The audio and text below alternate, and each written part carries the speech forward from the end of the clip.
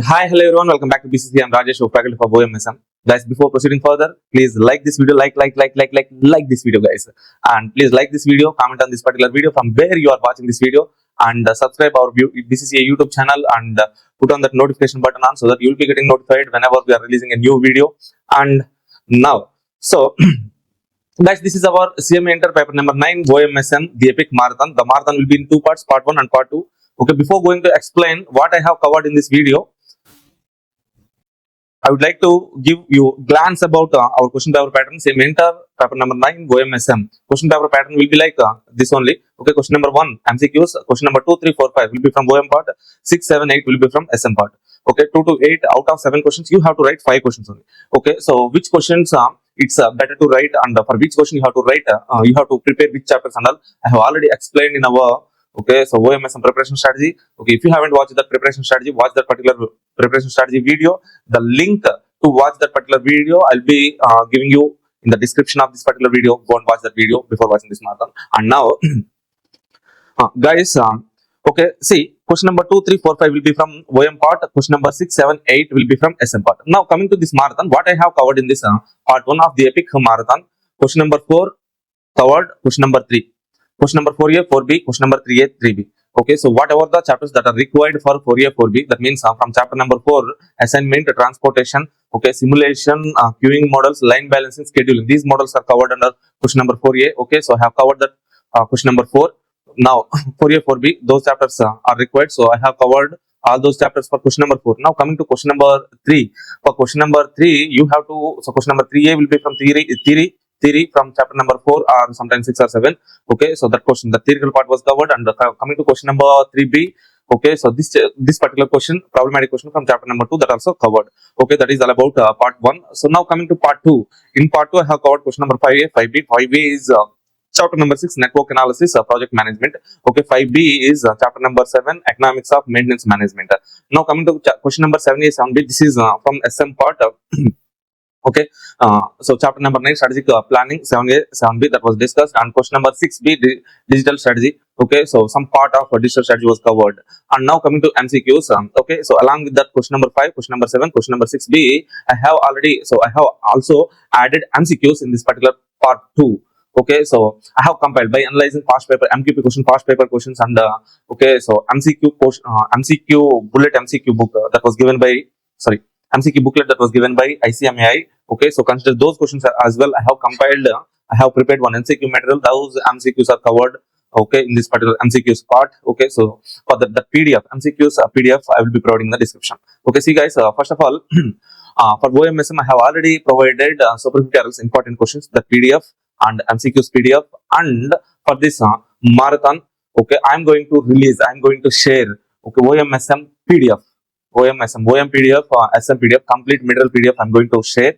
Okay, so that those PDFs will be shared in our Telegram channel. Okay, join the Telegram channel. There you can find our material. Okay, the link to join the Telegram channel will be given in the description. That's it, guys. Now coming to next one, sir. In total, from part 1 and part 2, I have covered 93 marks.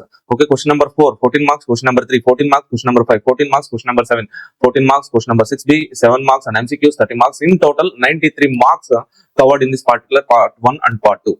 Now coming to remaining questions, sir. Question number 2 was not covered. Okay, for that we have to read theory, chapter number 1 and chapter number 3. Okay, so for the theory, important most repeated questions I have already given. Okay, so that PDF, important questions PDF, go to the Telegram channel. There you can find important questions. Okay, so relevant PDF, relevant our material, BCA material, OMSM material PDFs are also okay there in Telegram channel. There you can find the questions and you can read those questions. Coming to SM part, from SM part 6A, chapter number 8, question number 8A and 8B, chapter number 10. Okay, for that questions as well, I have given important questions. Please go through those questions. Okay, for these particular question number 2, 6A, 8. These questions you can refer if you want to prepare for those questions as well. Okay, you can refer our WILDFIRE marathon. The link to watch that WILDFIRE marathon will be given in the description. Okay, that's it, guys. Okay, so once again, I'm telling you the strategy is like out of 7 questions, we have to write 5 questions. Okay, now out of these 5 questions, prepare for 3 questions perfectly. whatever the chapters required for 3 questions, select any 3 questions. Okay, so from which question, for which question, which chapter you have to read and all, I have already explained in preparation strategy. Okay, so identify 3 questions. Okay, so for the 3 question chapters, prepare perfectly. Try to write 3 questions perfectly, at least 10 marks you will get. Okay, let's say question number 3. Question number 3, A, B will be there. Question number like that. Question number 4, 5, 6, 7, 8. Okay, 2, 3, 2 to 8.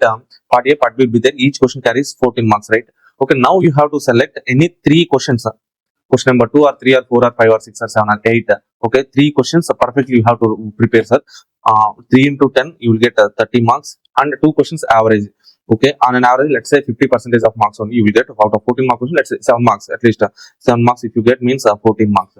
Okay, along with that, okay, if you prepare 3 questions perfectly, 2 questions average, at least 44 marks you will get, sir. Now, coming to MCQs. MCQs are also there. MCQs. I have compiled that material. Prepare those MCQs. Watch this video part 2. There I have covered MCQs. Some chapter number 4 was not covered. Okay, so for that MCQs are there in the PDF. Okay, so read that MCQs. Read that MCQs. Enough. Most repeated important MCQs was covered. Okay, so prepare those MCQs. I'm sure that out of 15, 10 MCQs will be definitely there in the examination from this PDF only. Okay, 10 questions means 10 into 2, 20 marks you will get. So that means if you follow this marathon and our preparation strategy, definitely there is chance like you can get 50 plus or 60 plus marks. Okay, that's it, guys. That is our preparation strategy. Okay, if you are getting scared about OMSM, okay, don't get scared. Watch this marathon part 1 and part 2. Okay, prepare MCQs, 3 questions perfectly, 2 questions average. MCQs, definitely sure shot you can get 60 plus marks.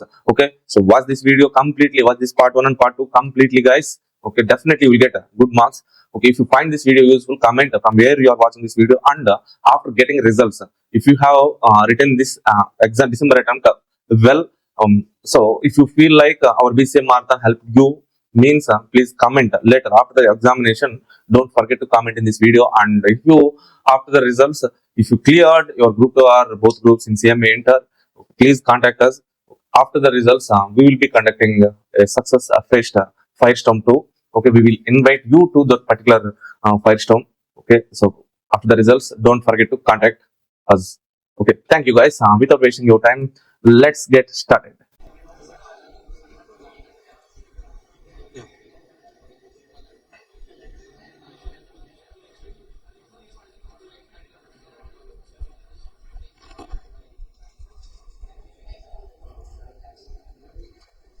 Okay. Yeah. Hi. Hello, everyone. Welcome back to BCCA. See, guys. In Group 2,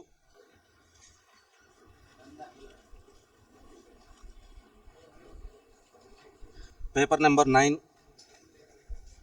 OMSM. Okay. In this particular paper, we have 2 parts, sir. OM, Operations Management, Strategic Management. Okay, OM is of 60% of weightage, SM is of 40% of weightage, sir.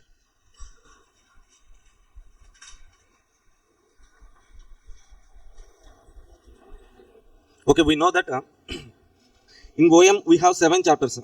Total 7 chapters, sir. Chapter number 1 to 7, 7 chapters are there. In SM, chapter number 8 to 11, that means 4 chapters are there. 8, 9, 10, 11.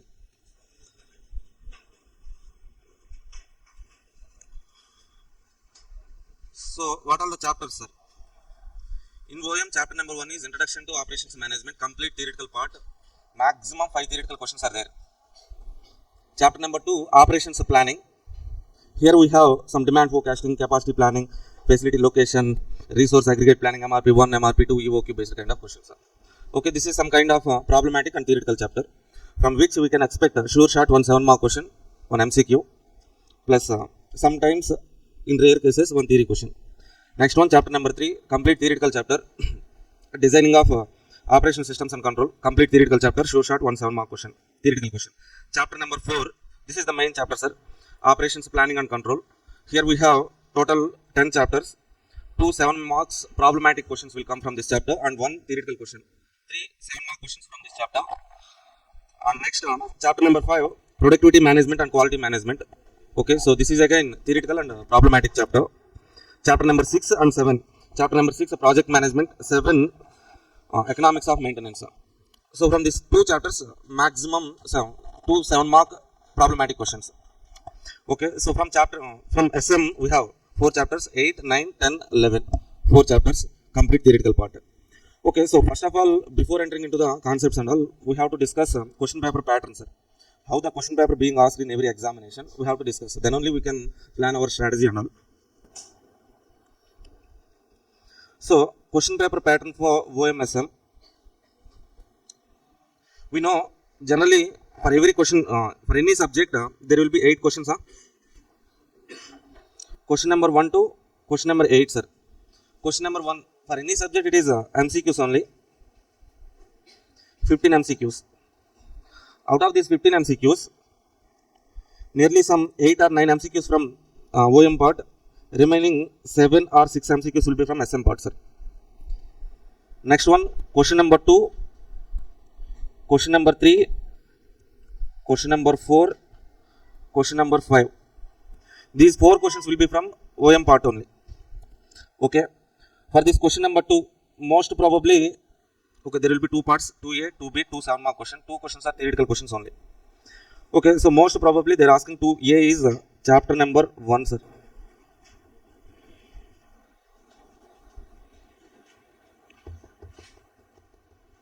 Okay, sometimes from chapter number 5 also they are asking theoretical question. Okay, most probably from chapter number 1 only. For this part B, 2B, so most probably from chapter number 3 theoretical question.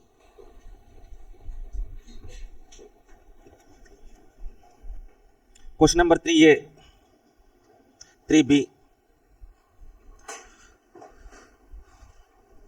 We know this 3B problematic question from chapter number 2. Most probably demand forecasting question or else capacity planning question. Okay, so what happens? Yeah. Actually, the course is group 2 gaani, like second group gaani, group 2 both groups. Okay, then fine. Photo is putting live. Okay, 1 minute please. Okay. Sit down, sir. Pause kottandi. OBS recording pause kottandi. Pause leda.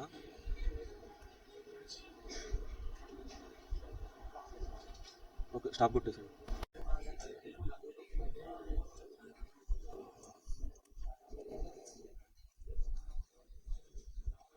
Yeah, hello all, welcome back.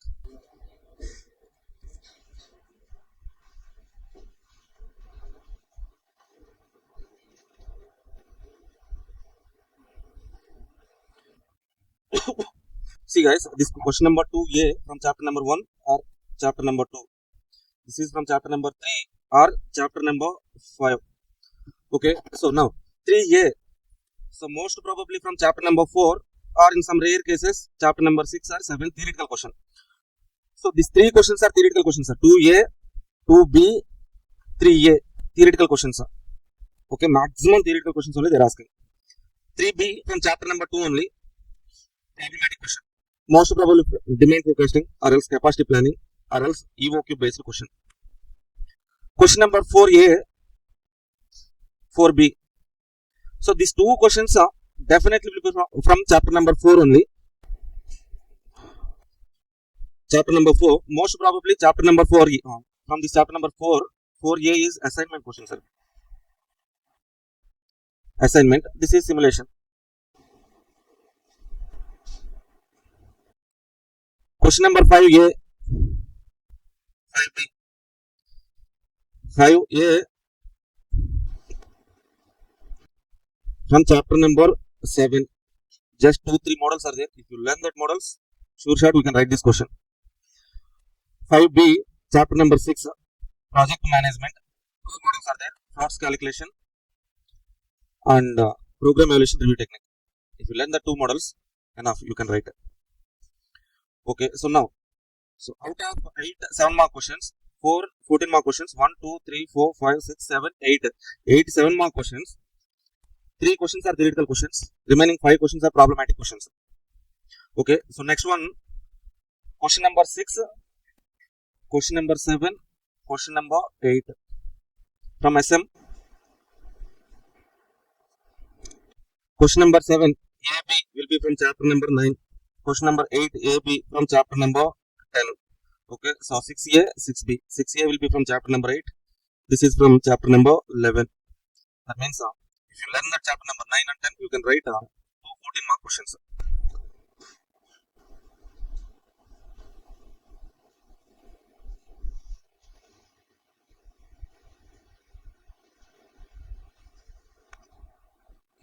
Yeah, hi, Purnima, Alekya, Jaswita, Jayalakshmi, Harshita, Sheshwardhan. Yeah, hello all.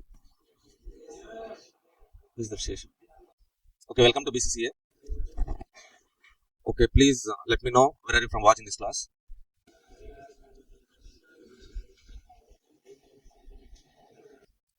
Done? Now, see guys.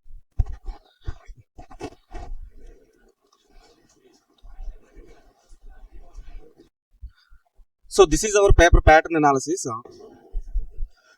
from starting from December 23 attempt, ending with December 25 MQP. Okay, all the past paper attempt suggested answer questions as well as MQP. Okay, I have done some analysis and all. Okay, let's see what kind of questions are being asked for question number 2A. 2A most probably from chapter number 1 or else chapter number 2. Recent trends in OM in our BCA book, page number 1.4.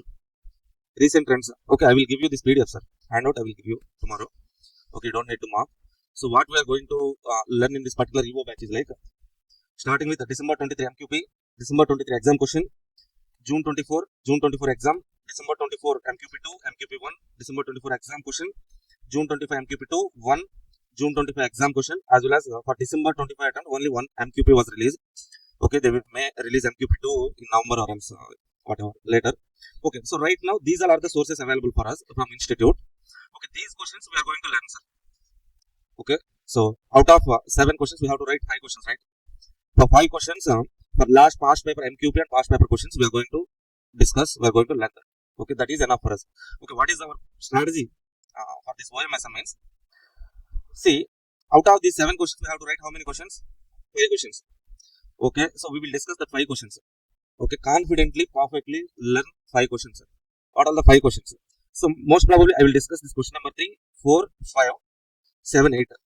These 5 questions I will discuss. For this question number 2 and 6, I will give you the questions what all we need to learn at all. Okay, see, now if you prepare for these 5 questions, at least you have to prepare like 4 questions you have to write perfectly, sir. Perfectly you have to present for 4 questions, sir. Okay, I will tell you some easy questions are there. Easy questions mean this 4A sure shot assignment question. Okay, 2-3 models are there. Simulation 4B simulation sure shot 7 mark question we can write. 5A chapter number 7 group replacement, individual replacement, machine replacement. 3 models are there. Okay, so 5B so project management, float calculation or else program evaluation review technical. These 4 questions. That means we can write easily. You can write these 2 questions, right? Then demand forecasting or else capacity planning. EOQ we know. Okay, demand forecasting chapter 2 or 3 questions are there. Next one, capacity planning. You can write this question as well. Okay, so if the question is being asked from chapter number 4, 3 or 4 questions are there, sir. Theoretical questions from chapter number 4, 3 or 4 questions. That's it. If you learn those questions as well as we have to learn from chapter number 6, 7, some 1 or 2 theoretical questions are there. Okay, we can write so with limited questions. Okay, if you learn some 20 to 25 questions, you will definitely write these 3 questions. For these 2 questions, you need to learn some nearly 20 to 25 questions, 20 maximum 20, sir. Repeated questions are there, 20 questions enough. Okay, if you learn conceptually perfectly, so 45 questions, so maximum 50 questions. Okay, I will give you that list of 50 questions. If you learn that questions confidently, definitely you will write that 4 questions. Out of 5, at least 4 perfectly you can write now. Or else on an average, 5 questions average, 4 questions perfect. Okay, 5 questions average. You can write on an average 5 questions or else 4 questions perfectly. That means, let's say, for example, how many marks? 4 questions, 14 mark questions, right? 40 plus 16, 56 marks. Plus, anyway, I will discuss, last day, I will discuss MCQs. Okay, so from what sources I will be discussing MCQs means, Institute has already released MCQ booklet. Nearly 200 MCQs are there. So, along with that MCQs, I will compile past paper and MQP MCQs. Okay, so I will prepare one PDF. bullet 250 MCQs. That's it. Last day I will discuss the 250 MCQs. If you perfectly learn this 250 MCQs plus that 50 questions, okay, so here 56 marks, sir. Okay, you will write 5 questions average, or else 4 questions perfectly. At least 56 marks. Let's say 50 marks you will get now. Okay, so I'm very much confident that definitely from these 250 MCQs only, 12 to 13 MCQs will be there in the exams. So by analyzing past papers and all, I'm saying this. From which source they're asking MCQs means institute released MCQ booklet is there. From that booklet only they're asking MCQs. Nearly sure shot 12 to 13 MCQs are there, will be there. So anyway, definitely you can answer 10 MCQs correctly. 20 marks, 50 plus 20, 70 marks.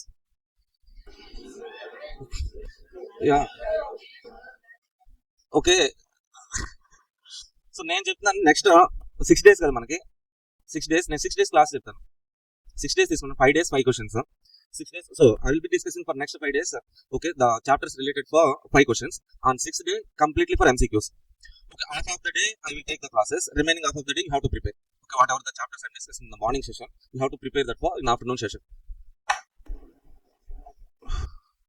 Okay, see, చాలా easy. ఓఎంఎస్ఎం pass out అనేది చాలా easy. Pass out అనే target పెట్టుకోకూడదు. 70-80 మన target. Okay, sure shot perfect analysis తో వస్తున్నాం ఈసారి కొడుతున్నాం, గట్టి కొడుతున్నాం. ఓకే, నేను చెప్తున్నాను కాన్ఫిడెంట్ గా నెక్స్ట్ 6 days కాన్ఫిడెంట్ కూర్చోండి. 40-45 క్వశ్చన్స్ పర్ఫెక్ట్ నేర్చుకోండి. MCQs 250 MCQs నేర్చుకోండి. మీకు 60 ప్లస్ ఎందుకు రావు నేను చూస్తాను. ఓకే, ఇక్కడ 70 రాశారు కదా సార్, 60 అంటున్నారు. సమ్ డిఫరెన్స్ ఉండొచ్చు కదా. డెఫినెట్లీ ఎగ్జామ్స్ కొట్టొచ్చు ఓఎంఎస్ఎం లో. ఆ confidence, so by the end of 6th day you will get sir. ఆ కాన్ఫిడెన్స్ అయితే వస్తుంది, మనకు కాన్ఫిడెన్స్ వస్తుంది. డెఫినెట్లీ 60 అయితే కొడతాం. ఫిబ్రవరిలో రిజల్ట్స్ వస్తాయి. ఇక్కడ ఫంక్షన్కి వస్తారు మీరు, మీతో ఒక ఇంటర్వ్యూ చేస్తాను. ఇప్పుడే మైండ్ లో ఫిక్స్ అయిపోండి. 40 to 50 క్వశ్చన్స్ ప్లస్ MCQs అంతే ఓఎంఎస్ఎం. ఈ టైంలో మనకి ఎడిషనల్ ఏం వద్దు, నేను చెప్పింది వరకు ప్రిపేర్ అవ్వండి. MCQs చదవండి. MCQs ఎవడో చూపిస్తాడు, ఏదో చేయొచ్చు, అది వద్దు మనకి అసలు. MCQs చదువుకునేది డెఫినెట్లీ 10 to 12 అయితే మీరు ఆన్సర్ చేయగలరు. ఓకే, 60 గ్యారంటీకి వస్తాయి. నేను చెప్పింది చదువుకుని వెళ్ళండి, వస్తాయి, పాస్ అవుతారు. మనం ఇంటర్వ్యూ చేద్దాం ఫిబ్రవరిలో, మామూలు ఉండదు. మీ పేరెంట్స్ ఇంటర్వ్యూ అదంతా చేద్దాం, ఉంటుంది. ఓకే, అది plan. Next let's see the paper analysis. Question number 2A sir. Question number 2A, recent trends 2 times the question is there. Major decision areas under OM, scope of OM, both are same sir. Decision areas are scope of OM, both are same question. And next one, scope of OM, 3 times repeated. Characteristics of modern operation functions, characteristics. Okay, from chapter number 1 we have 5 questions sir. Out of these 5 questions, 3 questions only they are asking repeatedly. What is the question means? Scope of OM. Okay, so major decision area, so that is scope of OM, characteristics, recent trends, that's it. 3 questions sir. Okay, remaining questions are layout, plant layout question, objectives of MRP, plant layout principles, 3 questions. Okay, that means for this question number 2A we have to learn 6 questions enough. Okay, next question number 2B sir. From question number 2B in December MQP they have given, okay, from chapter number 5 some different pattern they have given, but so I don't think in this pattern they will ask the question. Okay, same June pattern only they will ask, changing some questions from, so here they have to ask theoretical questions, but they have asked what means from chapter number 5 problematic question they have asked, which we have already discussed. Okay, so the reference in our BCCA book I have given. Then June 25 exam, tools used for increasing productivity. June 25 MQP, again increasing productivity, same question. Okay, the question which they have asked in MQP1 was asked in June 25 exam. Next one, MQP2, product life cycle, design thinking, product design. So again, industrial productivity, chapter number 5, good product design, chapter number 3, chapter number 5, chapter number 3, chapter number 3. So from chapter number 3 or 5, they're asking the questions. That's it. Now, this is our target. Question number 3A theoretical question from chapter number 4 or else sometimes chapter number 7 or 6. See, first of all, let's analyze what are the questions being asked from chapter number 4. So 6 types of production control. Types of production control, sir. Next one, objectives of production control. Objectives. Production control types. Production control types. Functions of production control. That means 3 questions. Repeatedly, what questions they have asked means production control types. Next one, functions. Next one, objectives. From chapter number 4, those 3 questions are only there. Okay, what is in our syllabus means in our study material or else in our material, 3 questions are there in our material. That's it. Okay, if they have to ask question from a question from chapter number 4 means from these 3 questions only they have to ask a question. Or else, if not from chapter number 4, they're asking from where, sir? Chapter number 7, group replacement. So problem they have asked. So next one for this December 25 MQP, they have given some group replacement question. So which was actually being asked in question number 5A, group replacement. But changing the pattern in December 25 MQP, they have given question here. So next one, preventive maintenance advantages, routine maintenance, preventive maintenance advantages. One question is there from chapter number 7, that is preventive maintenance. From chapter number 6, project management and core process are there, that theoretical question. That means here also again 6 theoretical questions enough. 3B, question number 3B. So demand forecasting, regression analysis, y is equal to a plus bx, y equal to x plus bx, same demand forecasting. 5 times they have asked demand forecasting question. Or else EOQ and stock level, EOQ formula, stock level formulas. You can write this question. Same question again repeated in December 25 MQP as well. Now capacity planning question, sir. So number of missions calculation will be there, that question. And capacity planning, break-even point analysis, location selection. That means, okay, so from demand forecasting, regression analysis question, capacity planning, break-even point, location selection, or else EOQ. These questions are okay. So question number 4A, sir, assignment, either minimization or else maximization. See, MQP, what they have given is like maximization 4x4 matrix. Profit matrix is given in that particular problem. 4x4 matrix. Regular assignment procedure, step 1 to 6, we can solve that question. This is also same. 5x4 means unbalanced matrix. We have to balance the matrix. Okay, next one, assignment, maximization 4x4, minimization 4x4, maximization 5x5, maximization, minimization. Okay, so one model, minimization. Second model, maximization. Third model, unbalanced matrix balancing. That's it. If you learn the 3 models, enough. Okay, one model only, maximization, one single adjustment, unbalanced, one more adjustment. That's it. Next, northwest corner method, they have asked June 25 attempt. Northwest corner, transportation, northwest corner method. That's it. Sequencing, one question was given. Okay, we will discuss that question as well. Okay, that means here, how many models we need to learn? Assignment chapter, 1 question, 1 model, 2 adjustments. Okay, northwest corner method. Okay, this question sequencing. Okay, the sequencing question means FCFF, we know this one. First come, first serve, SPT, shortest processing time, least slack, critical ratio. Okay, so I will discuss this with you. Okay, okay, next one, 4B, scheduling, process scheduling. So which was there in queuing models, we will discuss. Simulation questions. See, simulation demand forecasting. Simulation demand forecasting. 3 times. Next one, simulation production forecasting. 4 times. Okay, so sales and cost estimation. 3 questions in simulation, 3 models. Okay, demand forecasting, production forecasting, sales and cost estimation. Okay, so out of 5 questions are there in simulation, sir. 3 models only repeatedly they are asking. So queuing model, only 1 attempt they have asked. But anyway, we will discuss this queuing model. Some 6 to 7 formulas are there. If you learn that formulas, you can write this question. Process scheduling. Okay, so this is our target. Next one, question number 5A. So generally they will ask this question from chapter number 7, sir. Okay, from chapter number 7, group replacement. 4 times. Next one, machine optimal replacement period. Some illustration 8 is there. That question only repeatedly they have asked for how many times? 4 times. 4 times group replacement, 4 times machine optimal replacement period. Okay, next one, 2 times breakdown maintenance versus preventive maintenance. In chapter number 7, if you learn the 3 models, what is the 3 models? Breakdown maintenance versus preventive maintenance. Next one, machine optimal replacement. Third one, group replacement. 3 models, 3 questions enough, sir. Okay, so but in December 25 MQP they have given LPP bank loan problem is there. Linear program model, equations, formulation, objective function, constraint functions. We have discussed this question in regular class. Okay, anyway we will discuss that question as well. Okay, that is about question number 5. Coming to this question number 5B, sir. 5B, network analysis question. See, critical path, float. 5 times, 6 times, float calculation. Drawing network diagram. Okay, forward pass, backward pass, floats calculation. That's it. Single model. Okay, 5 times or 6 times they have asked. Next one, program evaluation review technique. So in that model as well, they are asking standard deviation and variance calculation, expected time calculation. That's it. And network diagram. So this MQB, some basic questions they are giving, sir. Network diagram drawing and critical path calculations. That was given for 2 times, 3 times, 4 times. Okay, that means basic network diagram drawing.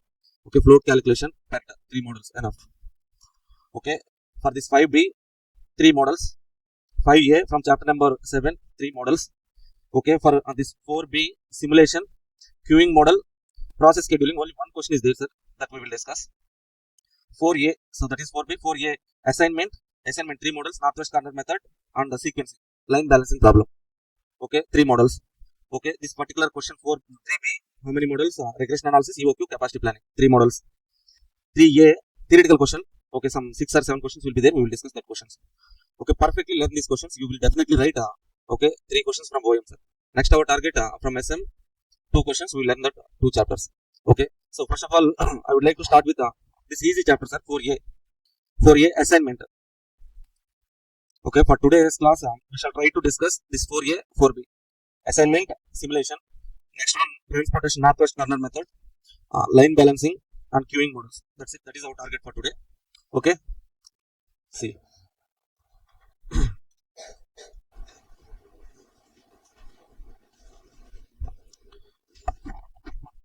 First of all, we have to learn some basics about OMSM. OM. What is OM, sir? Why we have to learn operations management? Okay, what is operations management, sir?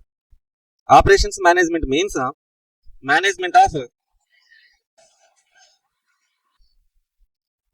of operations and activities. Activities means what, sir? Nothing but operations only. Sir, what is operations, sir? Activities. Sir, what is activities, sir? Activities means okay, some process you will do to convert raw materials into finished goods or else to render the services. So that activities are called as operations. Management of activities or operations which are responsible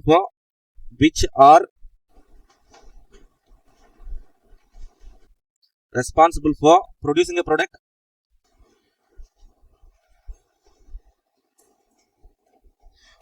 or rendering service.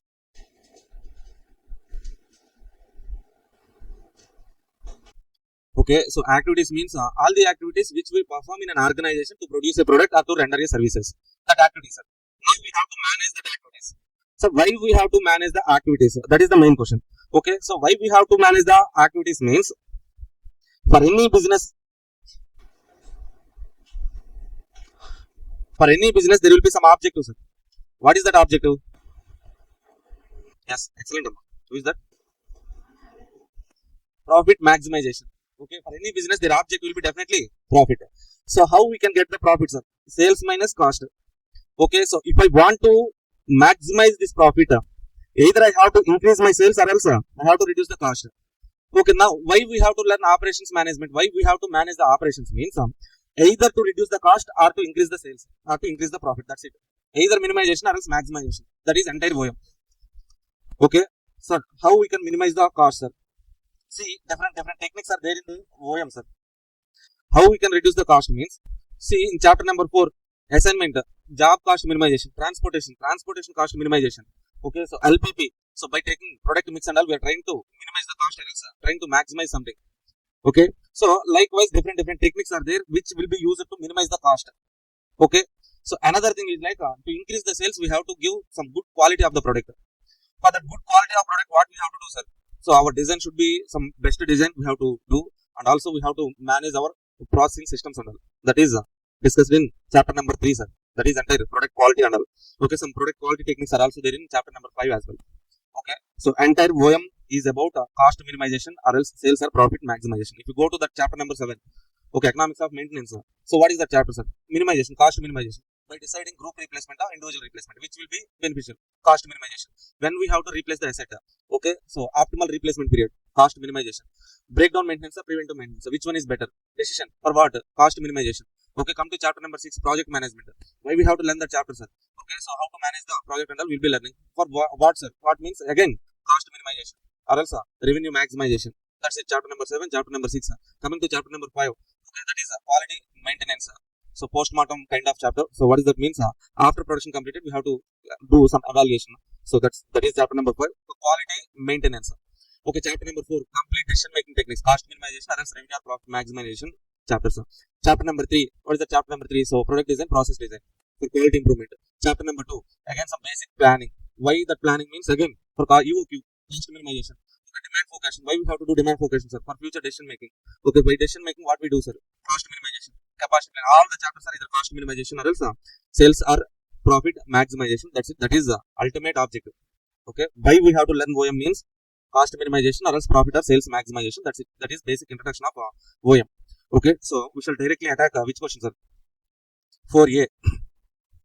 See.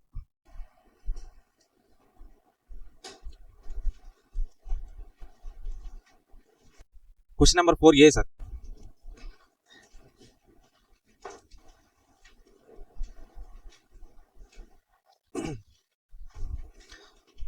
Okay, so our EVO class is not like I'm teaching, you are learning. So I'm teaching, you are listening. That is not our class. What is our class means? Okay, I will explain the concept, then you have to practice. In the class itself, okay, I will make you practice that question. Okay, so by the end of the day, so for the particular chapters, we have to practice the questions. That is our target. Okay, now assignment, job allocation or job allocation. What is this concept, sir? So what is this concept means? Okay, so in any organization there will be requirement for human resource. Different job roles will be there. For the different job roles, we have to recruit some persons. We have to assign some persons on that particular roles. Okay, let's say for example, so one job 1 is there. Okay, so person P1 is there, sir. Person A, let's say person A. One job is there. Okay, so A is asking to perform that job, 5 rupees he is asking, sir. That means we have one vacancy in our organization, only one person is there. We have no other alternative. We will assign that person on that particular job. That's it. Simple. Say for example, we have one more person B. So one job but 2 persons. A is asking for job 1 8 rupees. B is asking 7 rupees to perform job 1, sir. In this situation, decision making situation, simple decision making situation. What kind of decision we have to take means only one job is there, 2 persons are available. Okay, so we will allocate for which person we will allocate this job, sir. Definitely A. Why? That's it. That is OM. Operations management. What activity you are performing here? Some decision making activity, assigning activity. So loading, we call it as loading. Okay, so work loading. Here we are taking a decision like assigning person A on job 1. How we are assigning means we are selecting 5. Why 5, sir? Minimum cost. That's it. Okay, let's say for example now job 2 is also there. Job 2. For job 2, A is asking for job 1 5 rupees, for job 2 9 rupees. B is asking for job 1 7 rupees, for job 2 let's say 10 rupees, sir. Okay, in this situation how we do the allocation means A to job 1 5 rupees, B to job 2 10 rupees. What is the total cost? 15. So why we have allocated here is like here 5 reached element. Next okay, so if I allocate person A to the job 1, next alternative is allocating job B, person B to job 2. Okay, what is the basic condition here is like one person, one job, sir. One job, one person. That is the basic condition in assignment. That means one person should be allocated to one job. One job should be performed by one person only. That's the basic condition. Say for example, let's say here.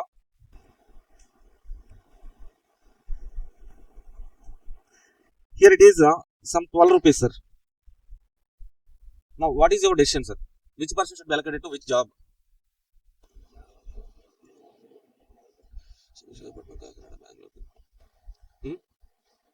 A to job 1, job 2. Okay, so let's say for example, if I allocate A to job 1, A job 1 5 rupees, B job 2 12 rupees, total 17 rupees. If I allocate A job 2 9 rupees, B job 1 7 rupees, total 16 rupees only. Okay, that means I have written 2 alternatives and definitely I will select this alternative, sir. Why means this is a least cost alternative. If number of jobs are increasing, job 3, job 4, person C, person D, like that. If one person or else one job or else 2 rows, 2 columns are there, easily we can make decision by writing all the alternatives. But if number of rows and number of columns are increasing, that means if number of persons, number of jobs are increasing, okay, to write all the alternatives, number of alternatives will be there, sir. Okay, 2 by 2 matrix means we wrote 2 alternatives. If that is 3 by 3 matrix, okay, how many number of alternatives will be there means n factorial. That means factorial means we know, right? Okay, let's say 5 factorial means what is the 5 factorial? 5 into 4 into 3 into 2 into 1. Let's say 2 by 2, 2 factorial. If that is 2 by 2 matrix, 2 factorial, 2 into 1, 2 alternatives will be there. 3 factorial, 3 into 2 into 1, 6 alternative. 4 factorial, 4 into 3 into 2 into 1. How many? 24? Okay, like that number of alternatives will be increasing.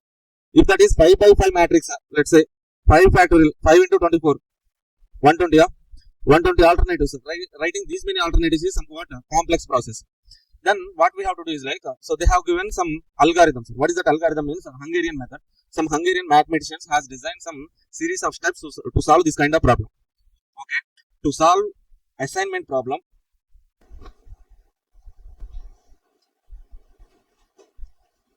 some series of steps are there which were given by Hungarian mathematicians. We have to learn that Hungarian method to solve assignment problems. Okay, so here we have done one method. What is that method means? Writing all the alternatives and selecting best alternative. This is called as a complete enumeration method, MCQ. Okay, generally we won't follow this approach. We follow Hungarian method. How to solve a problem under Hungarian method means, okay, we will discuss those steps. Before discussing that steps and all, we have to learn. So what is the objective of assignment problem? Objective of assignment problem will be or else maximization, sir. Either minimization or else maximization. When a problem is minimization means, when the matrix elements are cost elements, time elements, distance elements, time, distance. Okay, these kind of elements are there means that is minimization problem. When the problem is maximization problem, sir. If the matrix elements are sales, profit, contribution. Okay, if like that kind of elements are given means that is a maximization problem.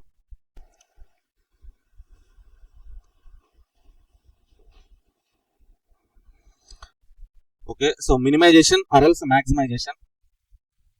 Cost, distance, time, minimization, sales, contribution, profit, batman score. One problem is there, sir. Okay, different batting positions, batmans, their batting, so score will be given. Okay, so definitely if your batting team means you will try to maximize the score, right? That is a maximization problem.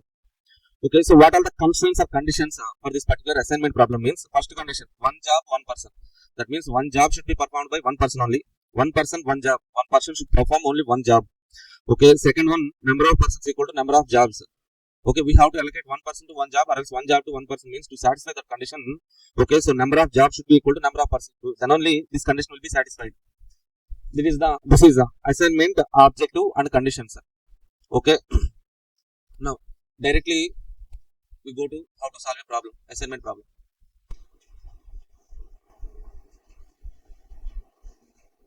How to solve an assignment problem, sir.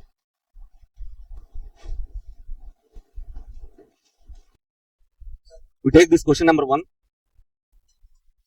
Question number 1 in our workbook, in our BCA material workbook, assignment chapter 4. Workbook part B, workbook part, chapter number 4.6.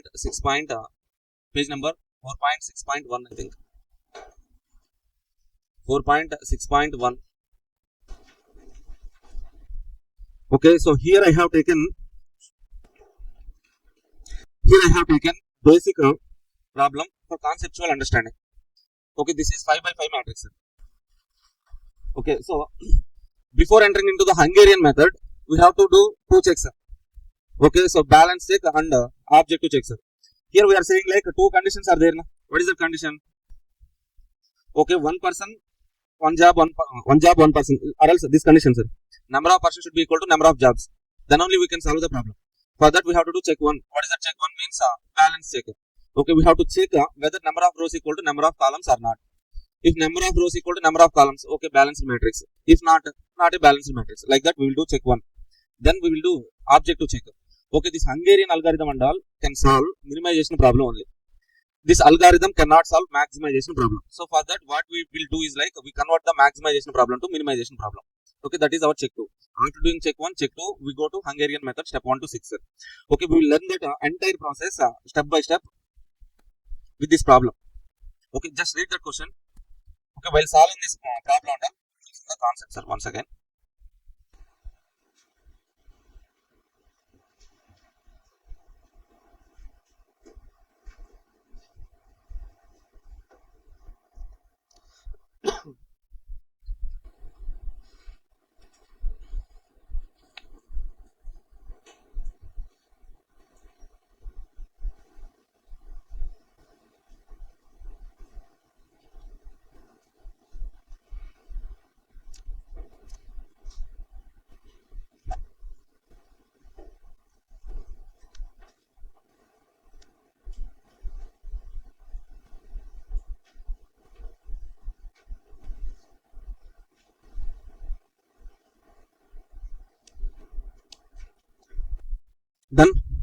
Okay, see, an equipment under breakdown has 5 repair jobs to make it operative again. The maintenance manager of organization has assigned 5 mechanics of his department to do the jobs. The estimated time for each of the mechanics to carry out the job are given in the following table. Okay, in the rows they have given mechanics, in the columns they have given different types of jobs. How many mechanics are there? 1, 2, 3, 4, 5 mechanics are there, 5 rows. How many jobs? A, B, C, D, E, 5 columns, 5 jobs. Okay, so what is our check 1?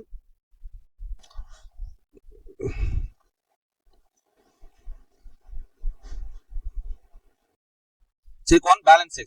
What is this balance check means? We have to check whether the matrix is balanced or not. Balance means what, sir? How can we check whether the matrix is balanced or not? Means we have to check number of rows equal to number of columns or not. In this particular problem, number of rows equal to number of columns, sir? Yes. Okay, number of rows equal to 5, number of columns equal to 5. So balanced matrix, we have to go to check 2. Okay. So, but sir, what if number of rows not equal to number of columns, sir? If yes, balanced matrix, go to step 1 to 6. Or else, no means number of rows not equal to number of columns. Then what we have to do, sir? We have to balance the matrix. Okay, if 4 rows, 5 columns are, then rows 4 only, but columns are 5. Insert one more row. Or else 3 rows, 2 columns. Columns 2, but rows are 3. Insert one more column. Okay, likewise by inserting row or column, we will balance the matrix. Okay, we will insert dummy row or else dummy column with zeros as elements. Insert dummy row or column with zeros as elements. Okay, if unbalanced problem. Okay, next one, sir. Question number 1. So while solving the problem, what we have to do is like, so write note 1. Answer, sir. In the answer, first note 1. Note 1, balance check.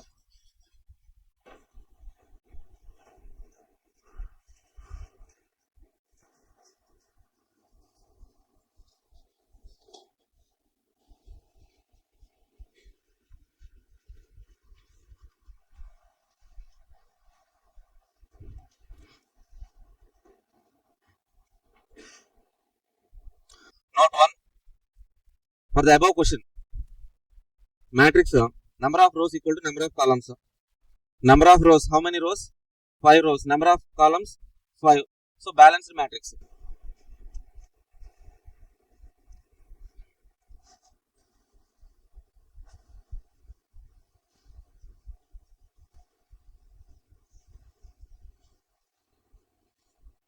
So all these conceptual part is there in our material, sir. Or else I will give you this PDF. PDF soft copy I will share in the group. If you want to take Xerox, you can take the Xerox. Okay. Next one. What is our check 2? So check 1, we are done with the balance check. Number of rows equal to number of columns. So balanced matrix. Come to check 2. What is this check 2, sir? Objective check. What is our objective? How can we identify the objective, sir? Okay, there are 2 types of objective, either minimization or else maximization. When the problem is minimization means, okay, if the matrix elements are cost elements, distance element, time elements means minimization. If the matrix elements are sales elements, profit, contribution, batman score, like that kind of elements means maximization. Sir, how can we identify whether that is cost or distance? How can we identify the matrix elements, sir? In the question they will specify matrix elements are cost elements of matrix, like that, something like that. They will give some single line sentence. Okay, from that we can understand the objective. Okay, cost, distance, time, minimization. Sales, contribution, profit, batman score, maximization. If the problem is minimization problem, so proceed to step 1 to 6, Hungarian method. If the problem is maximization problem, with the available algorithm, we cannot solve the maximization problem, sir. For that, we have to convert the matrix. Okay, so how to convert that matrix and all we will discuss, sir. Okay, see, if maximization problem, convert the matrix to minimization. So we have to write a relative loss matrix or regret matrix. How to write that matrix, sir? Across the matrix, identify the maximum element. From that maximum element, we subtract all the elements, so that we will get a relative loss matrix or else regret matrix MCQ. Okay, so they will ask this point as an MCQ, sir. Okay, converting maximization problem to minimization. The resulting matrix is called as dash.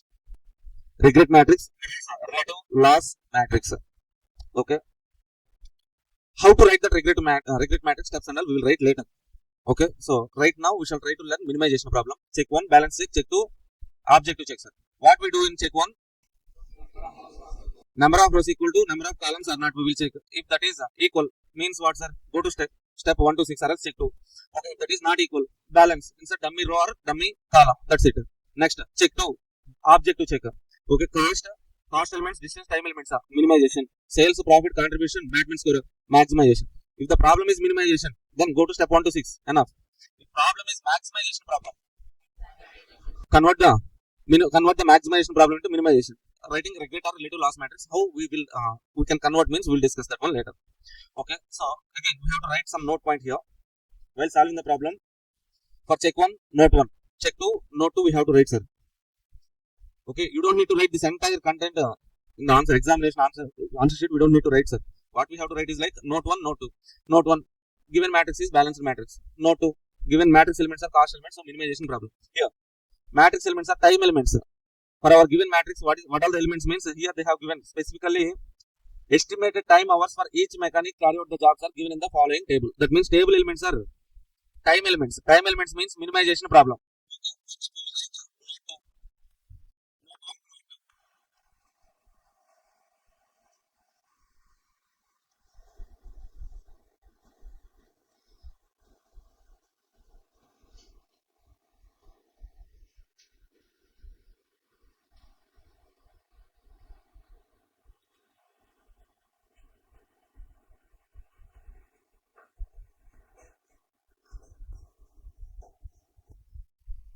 One.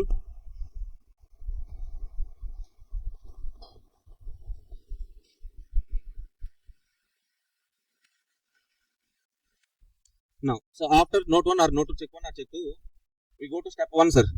This is Hungarian method, step 1 to 6, sir. If you learn this step 1 to 6, enough. Chapter is over. Okay, now, what is that step 1, sir? Row minimization, or else sometimes it is also called as row operation. Okay, so what we do in this step 1 means, we have to reduce the rows. Okay, what reduction we have to do, sir? In row minimization, in each row, identify the least element. That least element we have to subtract from all the elements of the matrix. Okay, so what is the process? From each row, identify least element. That least element we have to subtract from all other elements of that particular row. Okay, so let's go to the matrix. See, sir, this is the matrix, right? Okay, in first row, what is the least element? 5. Second row, 7. Third row, next row, next. Okay, now, so first row, minimum element 5. Subtract this 5 from all the elements of that particular row. 7 minus 5, 2, 5 minus 5, 0, 9 minus 5, 8 minus 5, 11 minus 5, 6. Okay, second row least element 7, 9 minus 7, 12 minus 7, 7 minus 7, 11 minus 5, 4. Sorry, 4, 3. Okay, like that we have to perform row minimization, row operation for each and every row, sir. Now, take side heading. Take side heading. Step 1, row minimization. This process and all we don't need to explain. Take side heading, step 1, row minimization. Then directly write the matrix. What matrix, sir? Directly resulting matrix. Okay, do the row operation. Write each and every element in each row. Okay, first row 2, 0, 4, 3, 6. Yes. First row 2, 0, 4, 3, 6. Second row 2, 5, 0, 4, 3. Second row 2, 5, 0, 4, 3. 2, 5, 0, 4, 3. Now, third row, fourth row, fifth row, do that row operation and write the resulting matrix, sir. Don't copy paste. Okay, look at that matrix and write. Look at this matrix and write. Okay, so after subtracting row minimum element, write the resulting matrix, sir. అర్థమవుతుందా? ఏం చేస్తున్నాం ఇక్కడ? In each row, identify least element, subtract that least element from all other elements of that particular row. Okay, take step 1, row minimization. Take step 1, row minimization.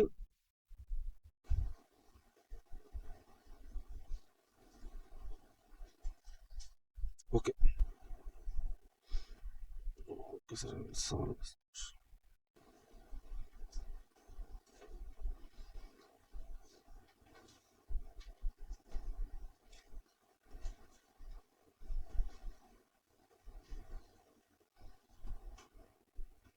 Okay, first of all, assignment problem, what we write, sir?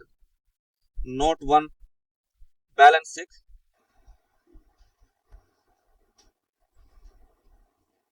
Okay, we will write some content here. Next, note 2. So, objective check. We will write some single liner note point. Then, what is our step 1? Step 1, minimization or row operation.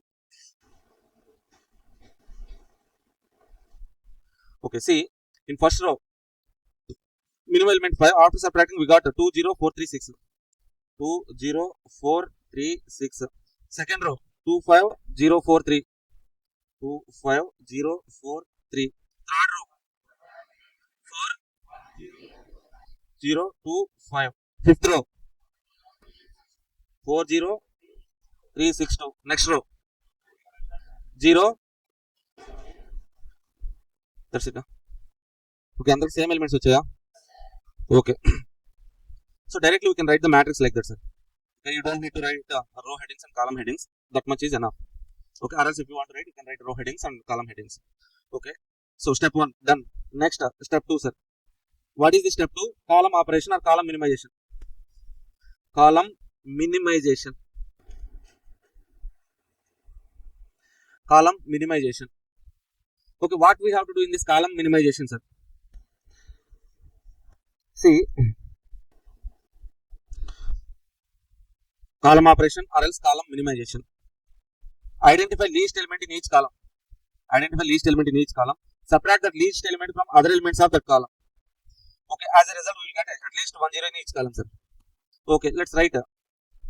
Identify single 0 in each column. Sorry, identify least element in each column.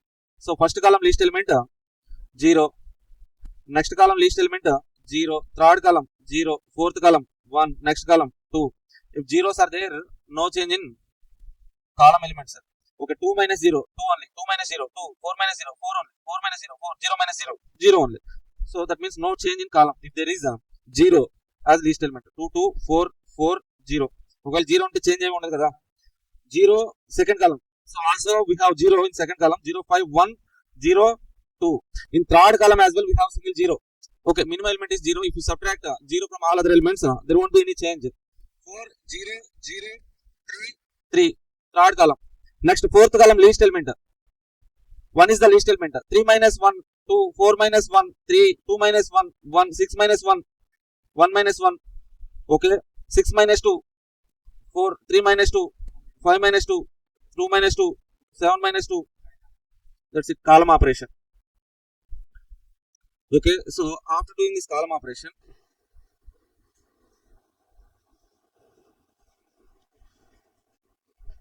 next step is step 3, sir. What is that step 3? Optimal test, sir.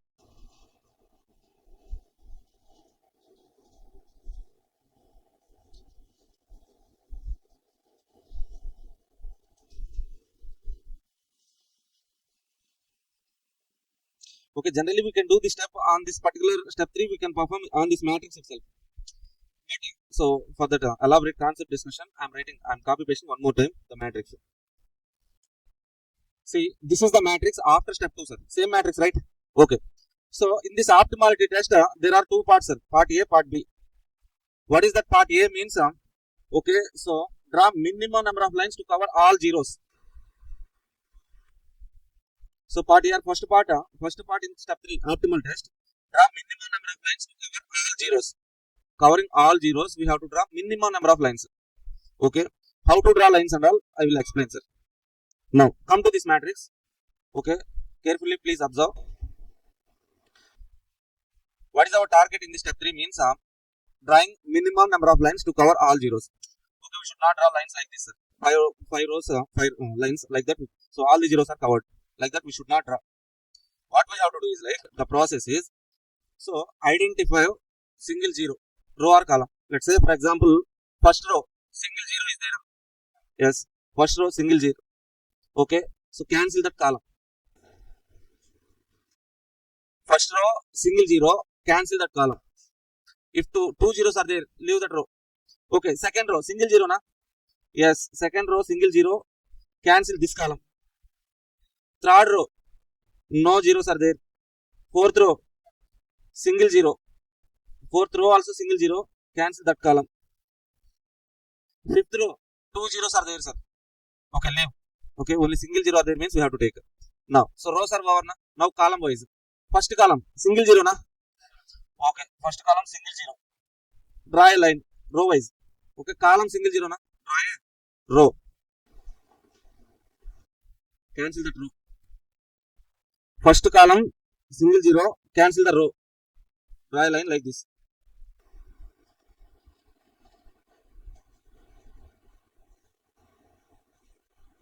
Okay, so are you able to understand this process, sir?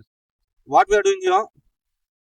Okay, so first of all, in each row, okay, so we are checking for whether there is single zero only is there or not. First row, single zero, na? Yes, single zero. Cancel column. Okay, what if two zeros are there, sir? Leave that row. Proceed. Next row. Second row, single zero is there, na? Yes, single zero. Cancel the column. Third row. Okay, so no zero. Uncovered zeros are not there. This zero is there, but this is covered with line, na? Okay, uncovered zeros are not there. Leave. Fourth row also no. Yes, single zero is there, na? Okay, cancel the column. Okay, so last row, two zeros are there. Leave that row. First column. Now, so rows are over, na? Column wise. First column, single zero. Okay, so cancel the row. That's it. So this is part A, sir. Part A, first part. We are saying this as a test. Okay, what is the test, sir? The test is like we have to check for whether the number of lines drawn is equal to order of matrix. Sir, what is order, sir? So order of the matrix means 5 by 5 matrix, 5 rows, 5 column, 5 by 5 matrix. Okay, so matrix will be either 3 by 3, 4 by 4, 5 by 5, 6 by 6. That means order of the matrix here is 5. Number of lines are 4 only. Okay, so we have to check whether the number of lines drawn equal to order of the matrix or not. The condition not satisfied. Okay, once again, look at this rule. What is that point here is like, after drawing the minimum number of lines, if minimum lines drawn is equal to order of the matrix or not. If yes, optimal solution, directly go to step 6, sir. If no, drawn line, minimum number of lines drawn not equal to order of the matrix, then non-optimal solution, improve the solution, go to step 4. Here what we have to write is like, okay, so we have drawn the lines, okay, we got 4 lines only, but order of the matrix is 5. Right, number of lines drawn not equal to order of matrix. So try to understand the single problem only, sir. If you understand the single problem, you can do any other question in assignment. Okay. I'm not discussing single problem, sir. Here I am discussing entire concept. So that's why I'm taking time. Okay. So number of lines drawn is equal to order of matrix or not? No. Number of lines drawn equal to 4 only. Order of the matrix 5 not equal. Non-optimal solution. Then what we have to do, sir? Improve the matrix. That improvement and all we will do in step 4, improvement.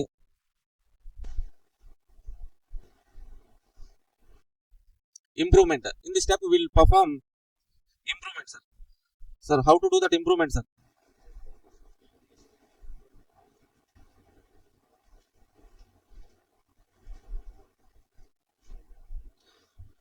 Okay, take the same matrix. Take that same matrix.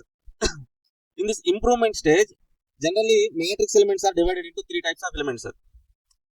Okay, in this improvement stage, step 4, improvement. Okay, so total matrix elements are categorized into 3 types of elements. What are the 3 types of elements? Means uncovered elements, covered with single line, covered with 2 lines are junction elements. Okay, see here. Oh, sorry guys. These elements are what? 2, 2, 4, 4 uncovered elements.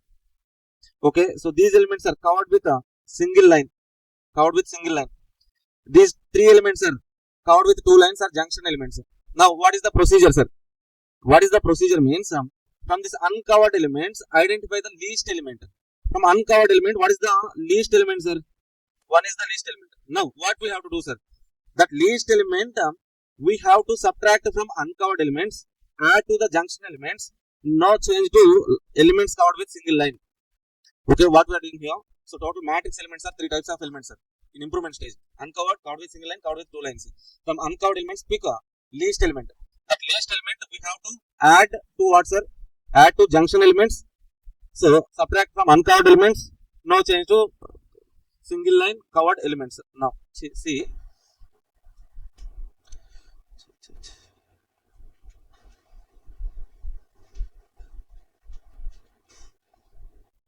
Least element is 1. Okay, now let's do that improvement. So step by step. First row, sir. First row. 2 uncovered element. What we have to do? 2 least element minus 1. 2 minus 1. 1. So next 0. What we have to do? Covered with single line. No change. Covered with single line. no change. 2 covered with a single line. No, uncovered elements 2 minus 1, 1. 4, first row last element 4 covered with single line, no change. Okay, second row, come to second row, sir. In second row 2 is what? Uncovered element. Uncovered element means 2 minus 1, 1. Okay, 5 covered with single line, no change. 0 covered with single line, no change. 3 uncovered, 3 minus 1, 2, 1 covered with single line, no change. Okay, third row 4 uncovered, 4 minus 1, 3, 1, 0, 1 uncovered, 1 minus 1, 0, 3 covered with single line, no change. 3, 3 only. Fourth row, sir. So 3, 0, 3, 5 minus 1, 4, 0, 0 only. Last row 0 covered with single line, 0, 2 covered with 2 lines. Junction elements add 2 plus 1, 3. Next 3, 4, 0, 6. Okay, are you okay with this step, sir? Now, on the step itself, we have to again perform step 3 optimal test. Okay, once you have completed with improvement and again do optimal test. Sir, ఇప్పుడు వరకు చేయాలి sir ఈ optimal test. As long as minimal lines non equal to order of the matrix. So, till then we have to perform this optimality test on improvement.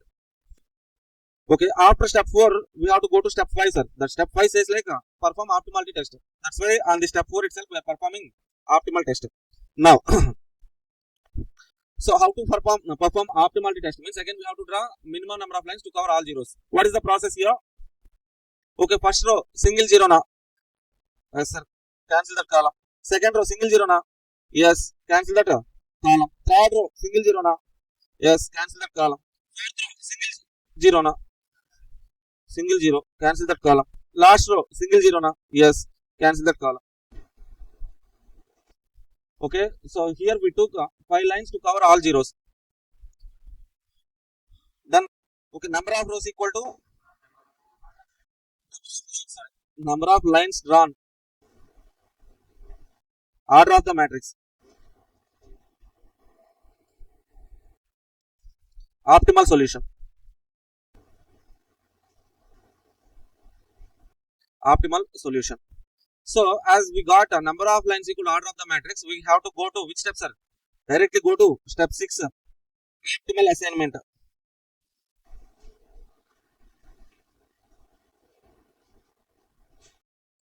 Optimal assignment.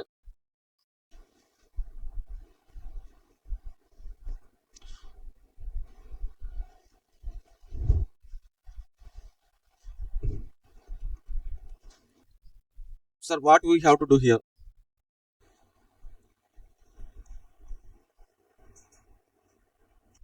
Copy paste the same matrix.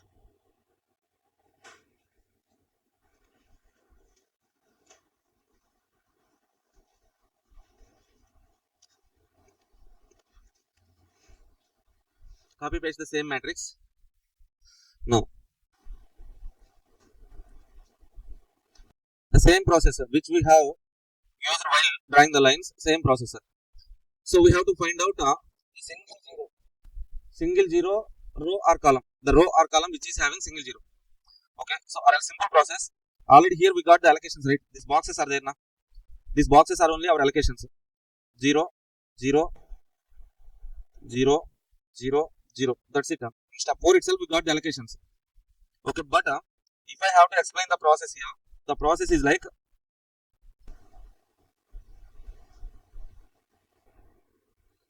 see, identify the row or column with single zero, sir. First row, single zero, na? Yes. Okay. So cancel the column. Same process. Okay. In the column, if in this row or column any other zeros are there, cancel the rows or sorry zeros. In this column, so single zero in this particular row, na? So that's why in column any other zeros cancel. Why, sir? Why means one person, one job, one person. Na? So that's why. That means okay. Let's write names here.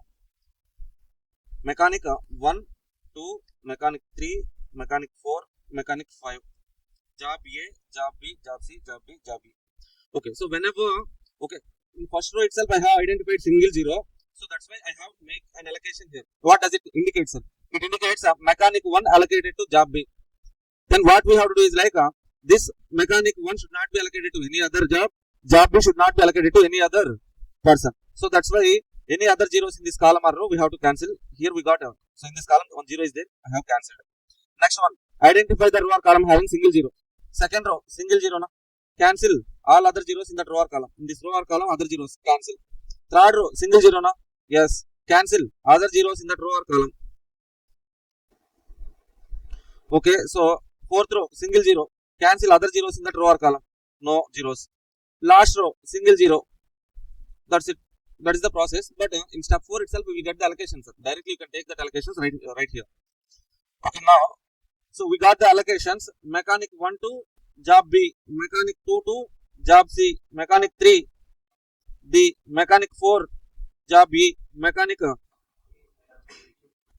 job A. Job time, matrix elements are time elements given in the matrix, right? Okay, 1B, what is the element in original matrix?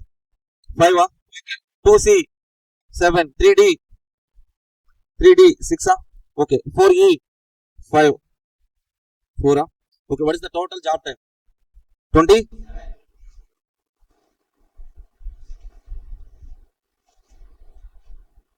Okay, so once again, let's revise the process again, then we go to other problems, sir. Okay, that's it. If you understand this, check 1, check 2 to step 6, chapter assignment is over, sir. Apart from these 2 adjustments are there. What are the 2 adjustments? Maximization problem, how to convert to minimization, one adjustment. Another one is unbalanced, how to balance the matrix. That's it, the 2 adjustments. Okay, now once again, from the beginning, what we have to do is like,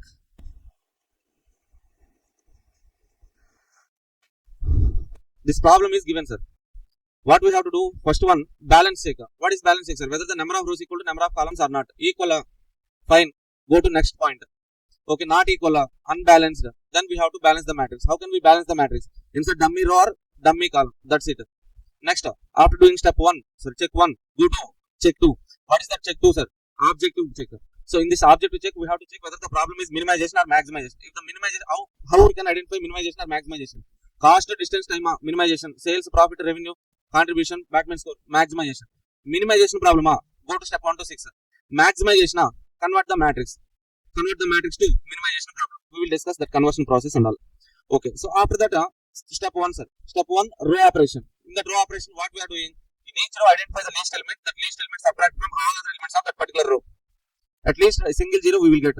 Why we have to do this row operation, sir? Conceptually, the point is like to satisfy one person, one job. Condition is there.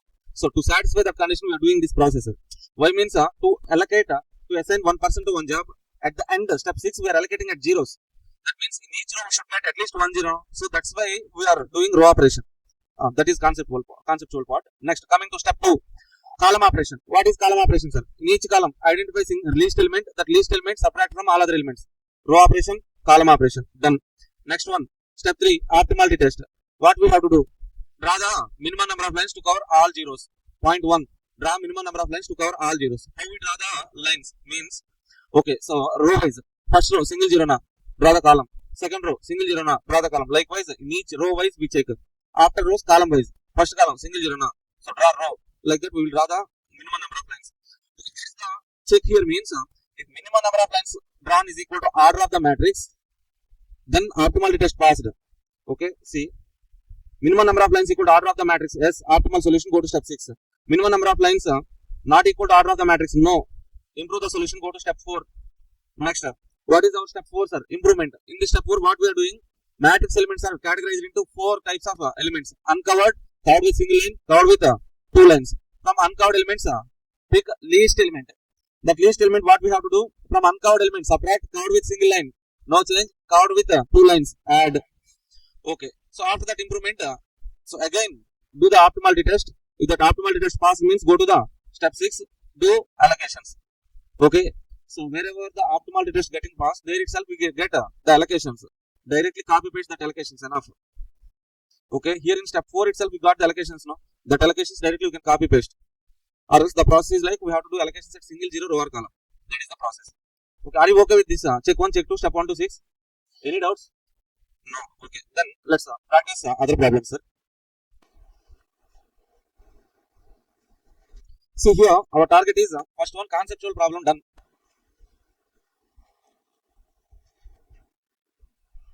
Next one, we will do minimization 4 by 4, minimization 5 by 5. Question number 1. I have taken right. some reference I have given, sir. For this minimization, this question number 1 is enough. Next one, let's go to maximization problem. Page number 4.6.16, illustration 29.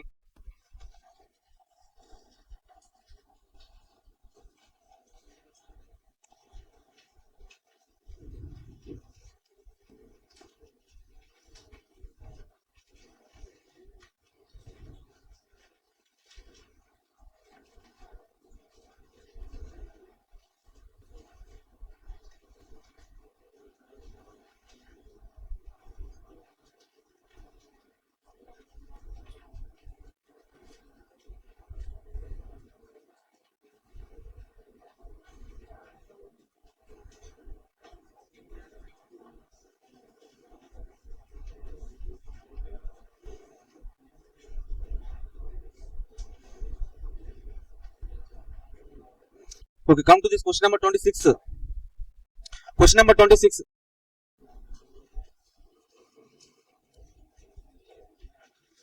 Maximization problem. Come to this question number 26. Page number 4.6.6. Maximization, illustration 26. First of all, we do this question. Yeah, yes, Purnima, definitely I will share the PDF in the group itself.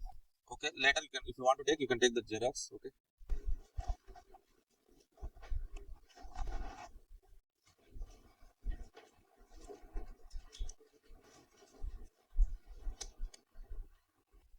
Read the question. A captain of cricket team has to allot 5 middle batting positions to 5 batsmen. Okay, the average run scored by each batsman at these positions are as follows. How many batsmen are there? A, B, C, D, E. 5 batsmen. How many batting positions? Third position, fourth one, fifth, sixth, seventh. 5 positions are there. 5 batting roles, 5 batsmen. Okay, so what is our check 1? Balance check. Whether the number of rows equal to number of columns or not. 5 rows, 5 columns. So right, start doing the problem, sir. Not 1.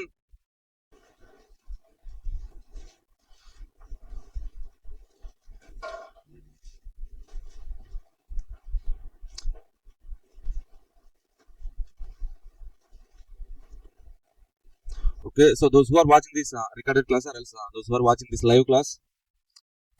Okay, so go to page number 4.6.6, question number 26. Start doing this problem.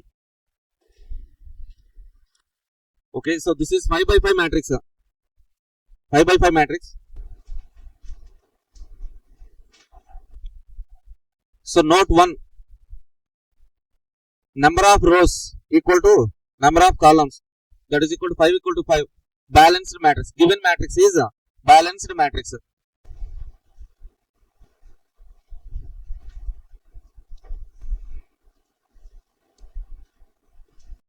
Note 1. Balanced matrix. Next, what is our check 2? Next check, objective check. Okay. So now we check for object. What is the objective of this particular problem, sir? Given matrix elements are what elements? Batting score. Batting score means batting team will always try to maximize the score. That means maximization problem. Okay, directly we cannot solve the maximization problem. No? Okay, we have to convert the matrix. The conversion process and all we will see, sir.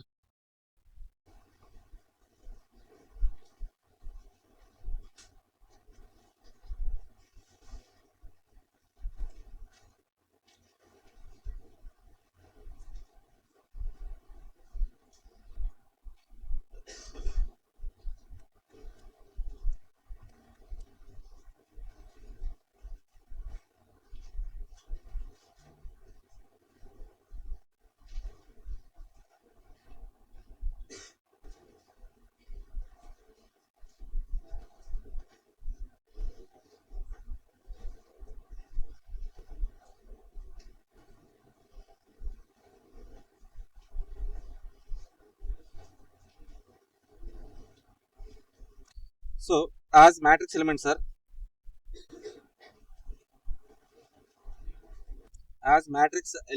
are Batman score, maximization problem.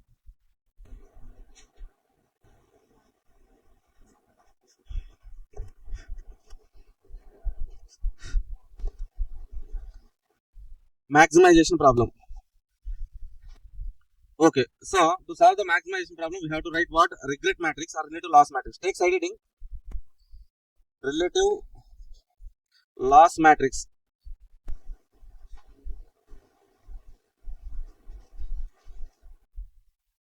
Relative loss matrix. How to write this relative loss matrix? Sir? Identify maximum or highest element across the matrix.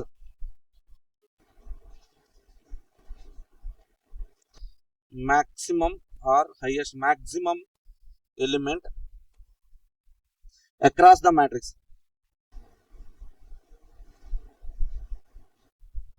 Across the matrix. Identify the maximum element. From that element, subtract all elements of matrix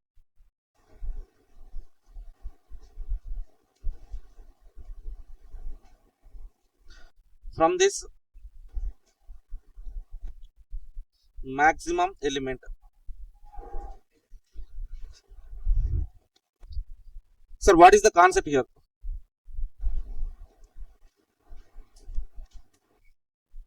What is the concept here means? Okay, so what is the maximum element across the matrix? 60 is the maximum element.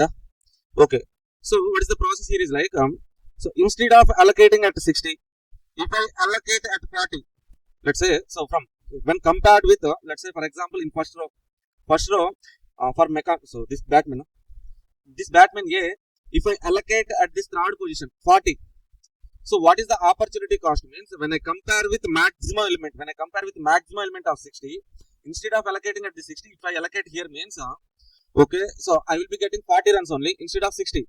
That means I am losing 40 runs. Okay, what is my regret means? I will feel regret for 20 runs. The 20 is nothing but opportunity cost. Regret. Are you getting that point, sir? Let's say this is profit, sir. Let's say profit. Here profit is maximum profit 60, but I am allocating at 40 only. Instead of getting 60 profit, I am getting 40 only. Then definitely I will feel for 20 rupees loss. Na? Okay, that loss is called as regret. So with that regret elements, if I write the matrix, that is called as regret matrix. Regret, manovedana. You know, right? Okay. So now we have to minimize that regret. So form the regret matrix, then minimize the regret elements, then ultimate. So finally, ultimate matrix will be maximized. Sir. That is the process. Okay. Now let's write regret elements.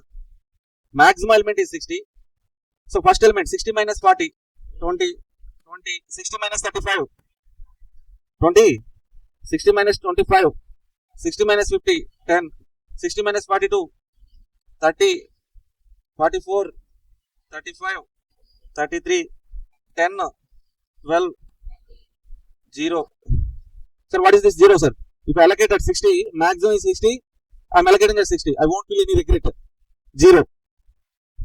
So 60 minus 50, 10, 60 minus 20, 40, 41, 40, 42, 35, 2, 0, 1, 5, 7. Now write this regret element, sir. 20, 20, 25, 35, 10. 20, 20, 25, 35, 10. Second row. 18, 30, 44, 35, 33. Next row. 10, 12, 20, 20 exactly. 20, 0, 10. 40, 41, 40, 42, 35. Last row. 201. Now, this is relative loss matrix, sir. Okay, check 1, done. Check 2, done. So, to this relative loss matrix, apply step 1 to 6, sir. Okay, now take a heading. Take heading step 1. Row operation. Row operation.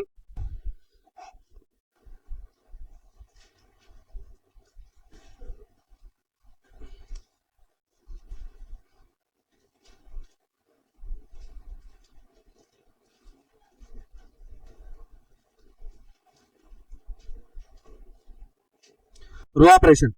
In each row, identify least element, sir. First row, least element, 10. Second row, 18. Third row, 0. Fourth row, 35, 0. Now subtract that least elements from all other elements of that particular row. 20 minus 10, 10, 20 minus 10, 10, 20 minus 25 minus 10, 15, 35 minus 10, 25, 10, 10 minus 10, 0. 10, 10, 15, 25, 0. 10, 10, 15, 25, 0. Like that, do row operation, write the elements, do the practice here itself. Okay, so if you are watching this live class, please try to solve that problem along with me. Take pens, papers.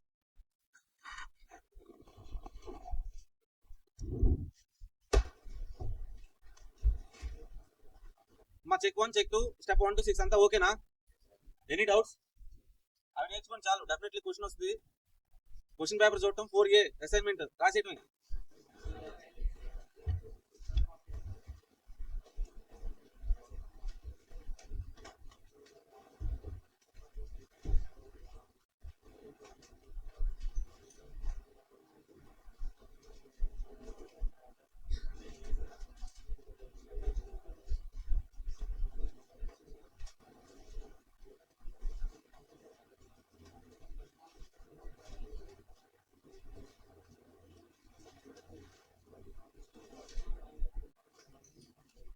Step 1 row operation or row minimization. ప్రతి రో లో least element identify చేయండి, ఆ రో నుంచి ఆ element subtract చేయడం అంతే, ఏం లేదు. ఊరికే తీసుకోవాలి చాలు. ఎడిషన్ సబ్ట్రాక్షన్స్ అంతే వదిలేమండి.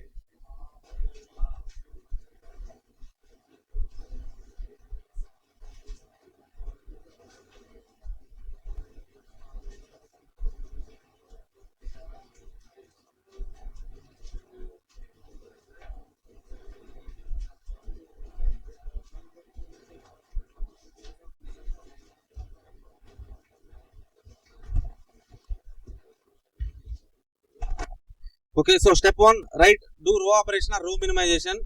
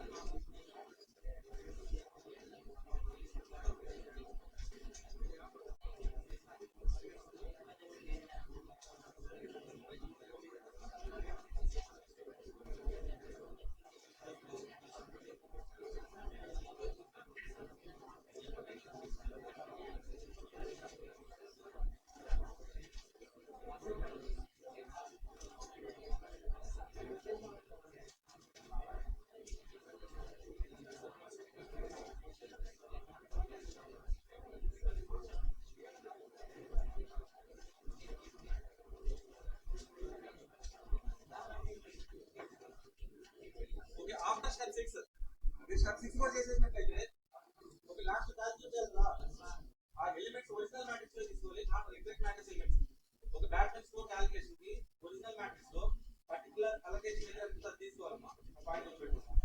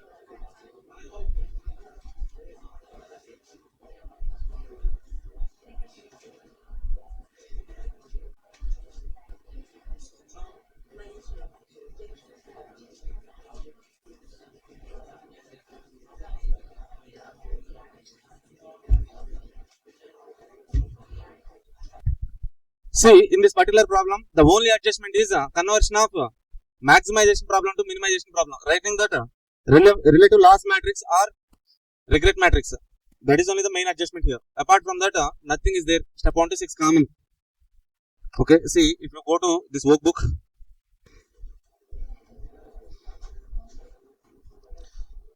see, first row minimum element 10, second row minimum 18, third row minimum 0, fourth row minimum 35, last row minimum 0. If you subtract this least elements from that particular row, you will get okay. So resultive matrix, this matrix, this is row operation. After this row operation, in each column, each column operation, right? In column operation, step 2 column operation, identify least element in each column. First column 0, second column 0, third column 1, next column 0, 0. That means 4 columns will have 0. There won't be any change in these 4 columns, sir. The only change is this third column, sir. 1 is there now. Subtract 1, 15 minus 1, 14, 25, 19, 4, 0. That's it. So resulting matrix you will get something like this. 10, 0, 10, 5, 2. Next one 10, 12, 12, 6, 0. Next one 14, 25, 19, 4, 0. Next one 25, 17, 0, 7, 5, 0, 15, 10, 0, 7. Okay, so this is a matrix after column operation. On this matrix itself, directly you can apply step 3, sir. Okay, you don't need to rewrite the matrix, copy paste one more time. So that's why on this step 2 itself, we can apply step 3. So take step 3, optimal step. Now, so in this step, what we have to do? Draw minimum number of lines to cover all zeros. So row wise, we have to check row wise. Row wise, first row single 0 na? Yes, draw column. Second row single 0 na? Yes, draw column. Third row single 0 na? Yes, draw column. Fourth row no 0. Fifth row, 2 zeros.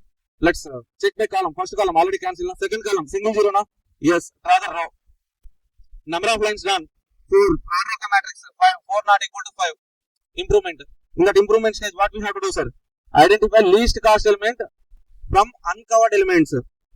These all are uncovered elements. Uncovered elements means the elements which are not covered with lines. Okay, from this uncovered elements, 4 is the least element. Okay, subtract this 4 from all other elements. All uncovered elements. Okay, so add to junction element. No change to elements covered with single line. You will get improved matrix. Okay, so can you guys tell me the improved matrix after improving? Okay, 1 minute. Okay, so first row 10, 10, 6, 10, 25, 0. Second row 0, 8, 21, 17, 15. Okay, next third row 10, 8, 15, 0, 10. Next row 5, 2, 0, 7, 0. Next row 6, 0, 0, 9, 11. Okay, so this is the matrix you will be getting after improvement, step 4, right? Okay, after improvement, again what we have to do the optimality test. Improvement and optimality test, sir. Again, in this optimality test, we have to draw lines. Okay, so first row, single zero na, draw a column. Second row, single zero na, draw a column. Third row, single zero na, draw a column.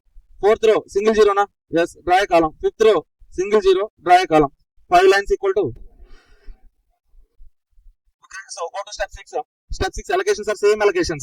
So what are the matrix row headings are A, B, C, D, E. Batting position 3, 4, 5, 6, 7. That means what all allocations we are getting is A2, 7. B2, third position. Next one, C2, 6. D2, 5. E2, 4. Okay, so here what elements we have to take means here we are trying to maximize the Batman score. Okay, these elements are not Batman score, sir. This is relative cost, least cost elements. So relative loss elements. Okay, so our regret elements. So that's why we should not take these elements. We have to take original matrix elements. Original matrix elements are A7. A7 how much? 50. 50. Next one B3 42. 60. So D5 20. E4 60. Total Batman score 232. That's it. Okay, so basic minimization problem. If that is maximization problem, conversion of matrix into minimization problem, but writing regret matrix, 2 adjustments. One more model is unbalanced matrix. Unbalanced means okay, either number of rows or else number of columns will be lesser than other one. So that means maybe rows are lesser than columns or else columns will be lesser than rows. Then what we have to do? Insert a dummy row per column. Okay. So for that we will do one problem after the break. Let's take a break. Thank you all. We'll meet you after the break. Yeah. Oh, nice Annapurna. Have you guys done with this problem? Purnima, Alekya, Jayalakshmi, Harshita, Annapurna, Jaswita. Please let me know. Have you guys done with this problem? If you're still doing the problem, please complete that one. We will meet after a small break at 12 o'clock. Okay, so thank you all guys. Bye.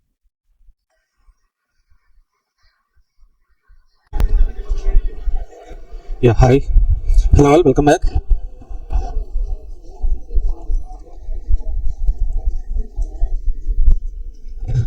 Yes. Hello guys, welcome back to BCCA. So for assignment chapter, from all these papers, only 3 models are being asked, sir. So first one, minimization. Second one, maximization. Third one, unbalanced model. For that unbalanced model, okay, so in our material one lengthy big question is there, sir. That is I think illustration 29, but so we do June 25 attempt question. This is June 25 examination question paper, sir. In this question paper, if you see this question 4A is assignment question. Let's read this question. Toxin Limited, a manufacturing company, has 5 jobs D, E, F, G, H. Okay, 4 machines M1, M2, M3, M4. These jobs can be processed on any 4 machines. Okay, so resulting time in hours vary with assignments. The required time in hours per job on machine given in the following table. That means table information, matrix information elements are what kind of elements are? Time elements. Time means minimization problem. So first point. Second one is like how many rows are there? 5. How many columns are there? 4. Unbalanced problem. What we have to do, sir? Dummy row or column? Okay, rows are 5 rows, columns only 4 now, so that's why insert dummy column 0 0 0 0 0. Okay, now if you see this matrix, this is balanced matrix. Elements, matrix elements are time elements, minimization problem. Okay, develop the assignment model of jobs to machines and assess corresponding total time. That's it. They're asking minimization. So check one is balance check. So 5 rows, 4 columns, unbalanced matrix, insert dummy column. Note 1. Note 2. Matrix elements are time elements, minimization problem. Done. Note 1, note 2. Next, step 1, sir. Okay, take this matrix, then follow step 1 to step 6. You will get the answer. So let's practice this question.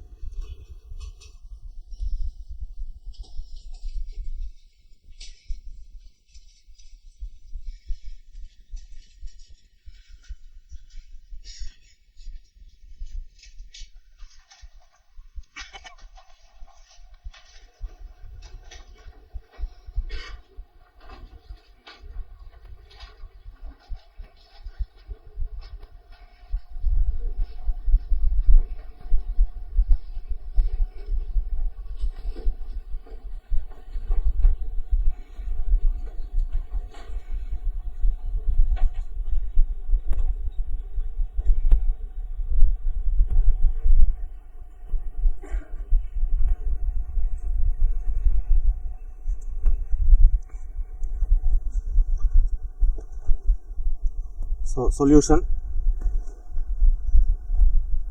So first of all, we're not having this question in our material, so just copy the matrix, sir. Just copy that particular matrix enough. Okay, write June 25 term question. Just matrix enough.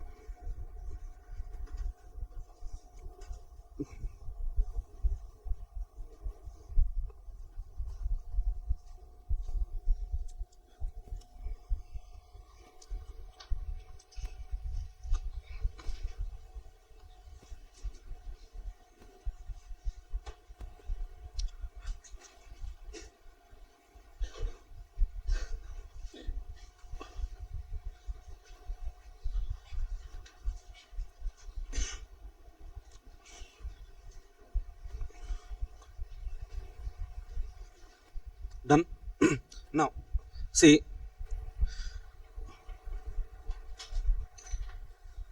note 1. What we have to do, sir? Balance check.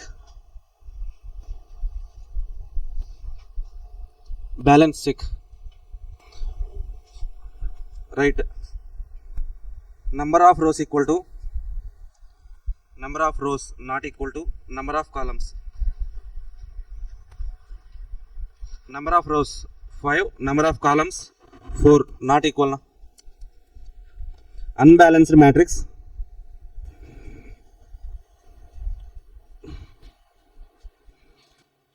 Unbalanced matrix.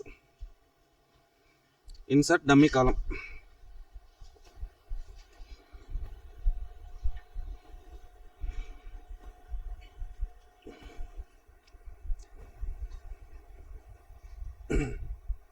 Insert dummy column. By inserting dummy column, once again write the matrix.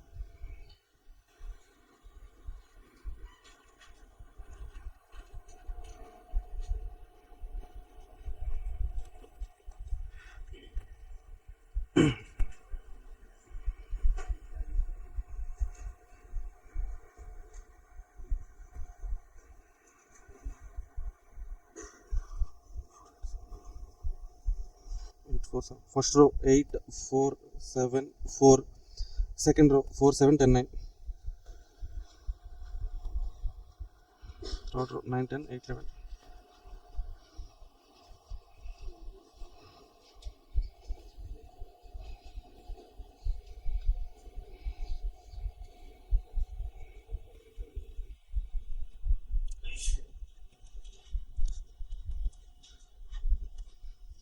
Okay. So number of rows are 5, number of columns are 4 on, then we have to balance the matrix. For that, insert dummy column. Why we are inserting dummy columns, sir? To balance rows and columns. Okay, that's it. Okay, that is note 1. In note 2, take note 2. Objective check. Matrix elements are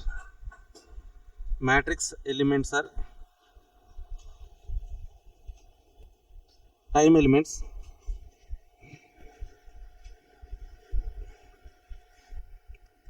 Matrix elements are time elements. So minimization problem.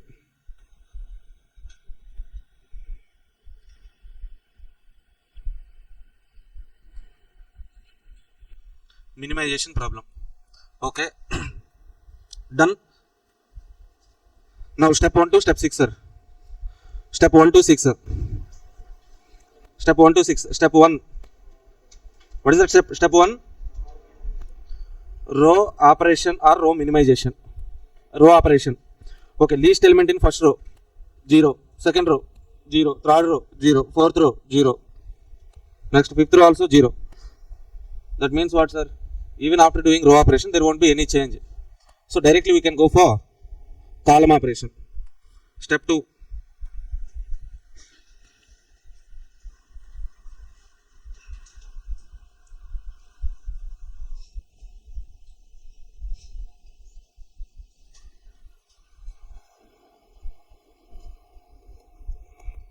Step 2, column operation.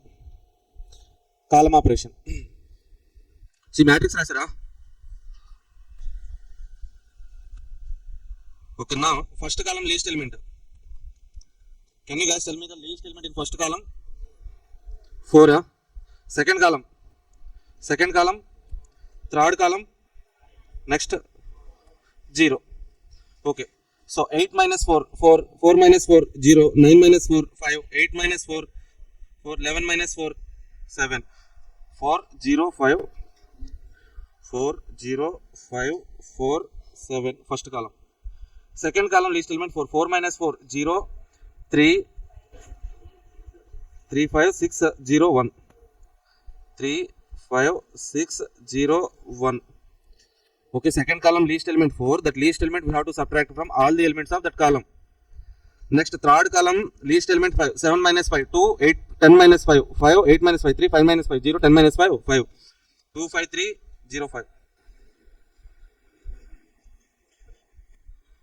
Next column 4 is the least element, 4 minus 4, 0, 9 minus 4, 9 minus 4, 5, 11 minus 4, 7, 2, 7, 0, 5, 7, 2, 7.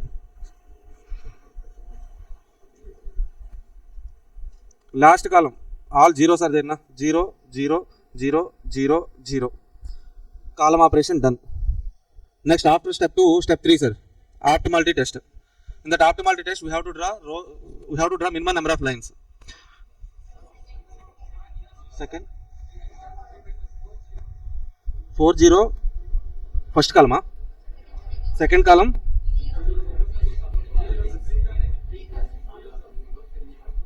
0 0 3 6 0 1. Okay, right, correct enough, bro. Now in step 3 we have to draw minimum number of lines now. Okay, so for that we don't need to copy paste the matrix once again. So in this side heading itself, and step 3 optimal test.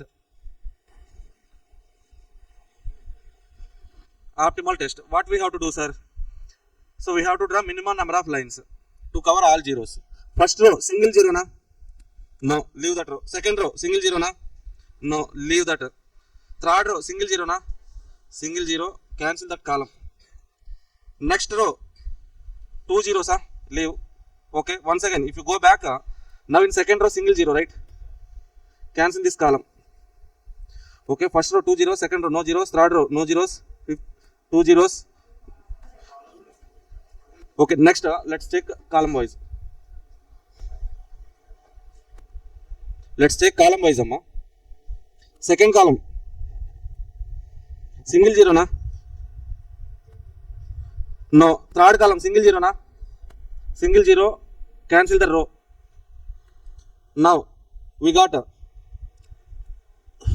here in second row single zero na, sorry, second column single zero na, cancel the row.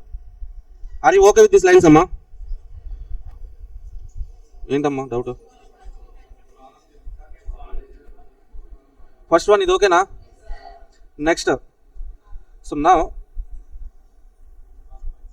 column wise. Why column wise? Okay, you want column wise, huh? See guys, from the beginning once again, first row no single zero, second row 2 zeros, third row single zero na, cancel the column. Okay, next row 2 zeros, next row no zeros. But once again if I check, in second row we have single zero na, now in second row single zero na, so single zero, that's why I'm drawing column. Okay, so now in ఏ రోలో కూడా single zero లేదు కదా ఇప్పుడు, అందుకని నేను కాలంకి వెళ్తున్నాను. Okay, no we have no row with single zero, so that's why I'm checking columns. Second column 2 zeros, leave. Third column single zero, row. Fourth column single zero, row. Okay, so how many lines? 4 lines. Order of the matrix 5. What we have to do? Improvement. Okay, let's do that improvement. Okay, we have to write single liner, sir. Number of rows not equal to number of minimum number of lines drawn equal to not equal to order of the matrix. Non-optimal solution.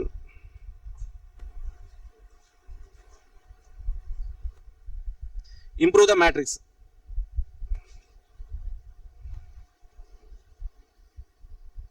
Now let's do improvement. Take side heading step 4, improvement. In this improvement, okay, so we have to select least element from uncovered elements. What is the least element from uncovered elements? 1 is the least element. Okay, so now okay,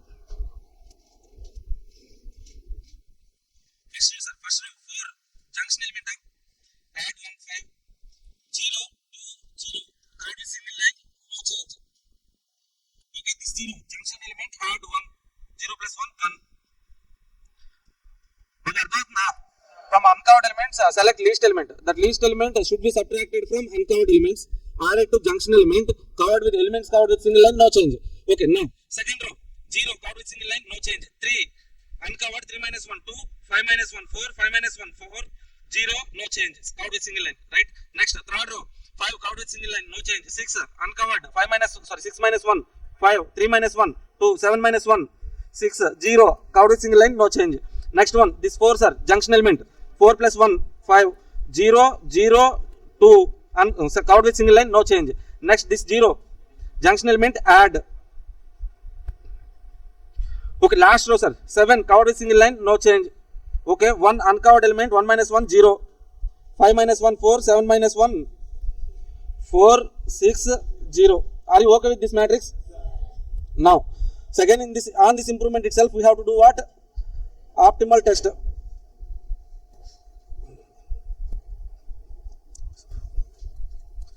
So in this optimal detached, again we have to draw what lines. First row single zero na, no. Second row single zero na, no. Third row single zero na, yes, cancel that column. Next row single zero na, no. Next row, last row single zero na, yes, cancel this column. Any row with single zero now? Second row with single zero na, yeah, first row with single zero, cancel the column. Second row with single zero na, second row with single zero, cancel the column. Fourth row with single zero, cancel the column. That's it. Number of lines equal to 5. Order of the matrix 5. Optimal t-test. Optimal solution. Optimal solution. Go to step 6. Optimal allocation or assignment. Same matrix copy paste.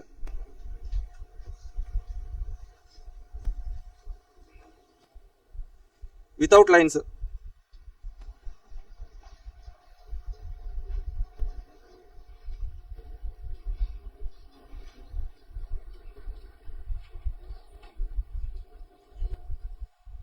D, E, F, G, H, M1, M2, M3, M4, D, dummy column, right?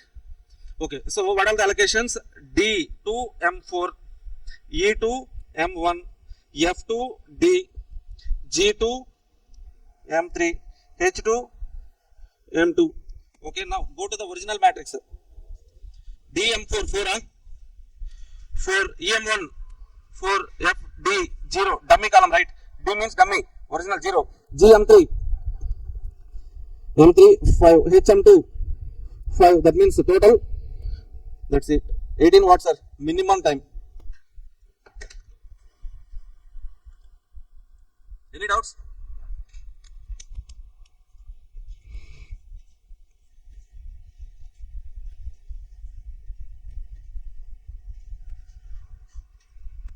Basic assignment procedure, check 1, check 2, step 1, step 2, step 3, step 4, step 5, step 6, these steps. Okay, if the maximization problem, conversion, unbalanced matrix, so balancing, this 3 adjustment, this is enough, sir. You will definitely, you could able to solve that particular problem. Now, for this question, in one MQP they have asked northwest corner method, in another MQP they have asked line balancing problem, FCFS, first come first serve, so that rules are there now. Okay, the 2 problems let us learn. Let's go to the transportation. Okay, these problems are enough. Okay, if you want to practice even more problems, so some students will be there, so who are trying to get some ranks, you know. Okay, so they want to get all India ranks. So if you are aiming for all India rank, so then definitely you have to solve main questions and additional questions from our workbook. Okay, yeah. If you want some 60, 70 enough, means okay, these questions are enough.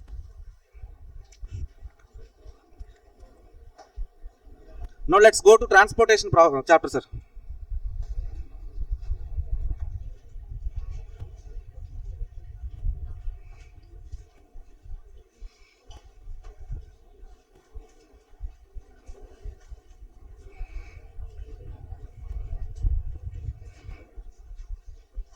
If you see, this is the original sequence, sir. Generally under linear program planning, okay, generally we write LP model. For that LP model, we write a dual. After writing some equations, we have to solve the equations. To solve that equations, we have 3 methods: simplex, graphical, transportation. That simplex, graphical methods are at there in final level. For the transportation, in the transportation again 2 types of problems are there: normal transportation and assignment. That means assignment is part of transportation. Transportation is part of linear program planning. Okay. So now, what are the methods we have to solve assignment problem? Means complete enumeration method and Hungarian method, right? Okay, apart from these 2 methods, we can solve the assignment problem by using transportation algorithm, graphical method, simplex method, MCQ. Okay, so in MCQ they will ask like, so what are the methods to solve assignment problem? Okay, option A, Hungarian method, option B, simplex method, option C, transportation, option D, all the above. Generally, so we tend to write what? So Hungarian method is the method to solve assignment problem. That's why definitely we pick what? A. Then answer is D. 2 marks gone. Okay, so are you getting the point? As assignment is part of transportation, these 2 are part of linear program planning. We can solve assignment problem, simplex, graphical methods as well. That's it, simple. Now let's go to the transportation, sir.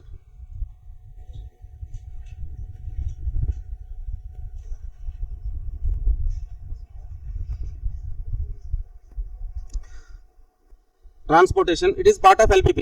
We know. In any production process at different stages, we incur transportation cost. Yes.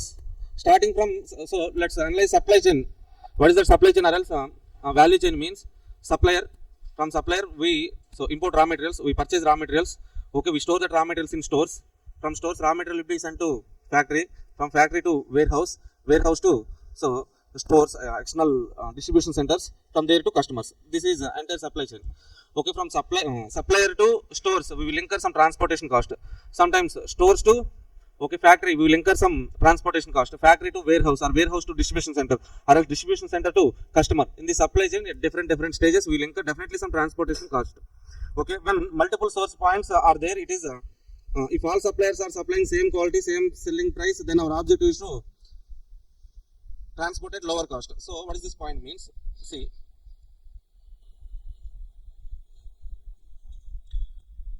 say source point. Let's say supplier, sir. This box is supplier. This is our stores. Okay, only one supplier is there. Only one store point is there, sir. Okay, we don't have any other option. We will purchase from that supplier only. Okay, you have to buy chicken. Only one chicken shop is there in your city. So up down. Then what we have to do? Okay, we will purchase from that supplier only. Right? That's it. That is the process. Next one. Okay, one store is there, but multiple suppliers are there, sir. Then here, so we will check for our requirement. Let's say you have to purchase 10 kgs of chicken. Okay, some function is there in at your home. Okay, now chicken shop 1, supplier 1, supplier 2, supplier 3. The basic assumption is like all the suppliers are supplying same quality of chicken at same selling price. Then what will be our objective is like definitely we will go to the supplier who is at shortest distance. Supplier 1 is at 1 kilometer distance, supplier 2, 2 kilometers, supplier 3, 5 kilometers. Okay, same quality, same selling price. Means definitely if you have some brain, definitely go to which supplier, sir? Supplier 1. Why? Shortest distance, to minimize the transportation cost. Let's say for example our need is 10 kgs, but supplier 1 is having 5 kgs only. Okay, so we will purchase this 5 kgs, sir. Okay. So additionally we need how many kgs? Remaining 5 kgs are needed. Then we go to which supplier? Supplier 2 or supplier 3? Then we go to supplier 2, sir. Next shortest distance. Okay, likewise, so first objective is to minimization of transportation cost. Next one is to, so satisfying demand and supply. Okay, by following these two questions we have to solve the matrix. If only one source point, so one, this is called as source point, sir. Starting point, origin point. This is called as destination point. Only one origin, one destination is there, easy. Allocation is easy, sir. Or else, only one destination point, so multiple source points. Okay, somewhat easy to make allocations. But the problem is when multiple origin points are there, multiple destination points are there.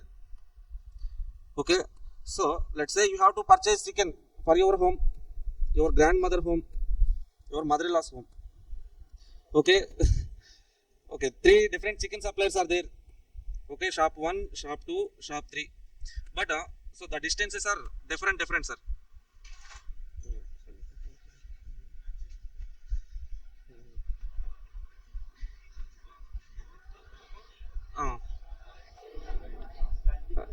Some black magic చాతపడి చేసే దాని లాగా ఉందా? అది కాదు అది.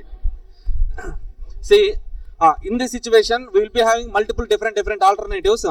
Okay, identifying best allocation from where to we have to purchase, where to transport, from where to where we have to transport the raw materials, how much to transport the raw materials. Taking that kind of decisions in this particular situation is somewhat difficult. For that, we have transportation algorithm. Okay, what is that algorithm means? See, okay, before discussing that algorithm and all, let's check what is our objective on the transportation problem. Okay, so we can solve minimization problem. So ultimate theme of the problem is to minimize the transportation cost. That is the theme. So what all the conditions are there means we have to supply total demand. Sorry, we have to satisfy total demand and supply. Okay, before that, but this transportation algorithm can be applied to minimization problems as well as maximization problems. Minimization, same. Minimization problem means cost elements, distance, time elements. Maximization, revenue, profit, contribution. Okay, so what all the conditions we have to follow? Total supply should be satisfied, total demand should be satisfied. To satisfy these two conditions, Okay, the first and foremost condition is total supply should be equal to total demand. That is the point, sir. Okay, here we have taken one basic example. Okay, but directly come to this chart, sir.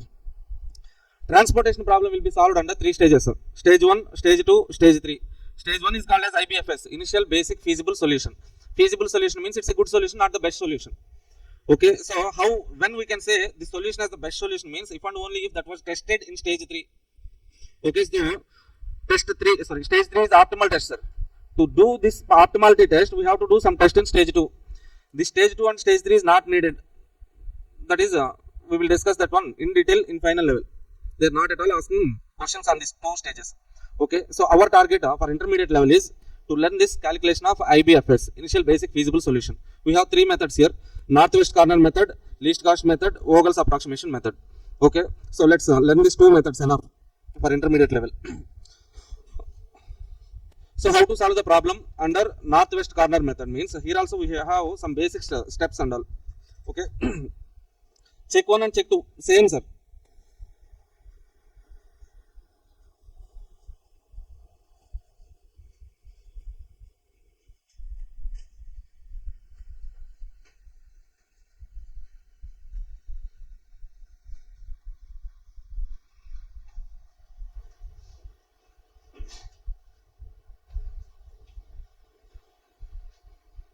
Okay, as like assignment problem, to solve transportation problem as well, we have to do that check 1, check 2, same. So what is that check 1? Balance check.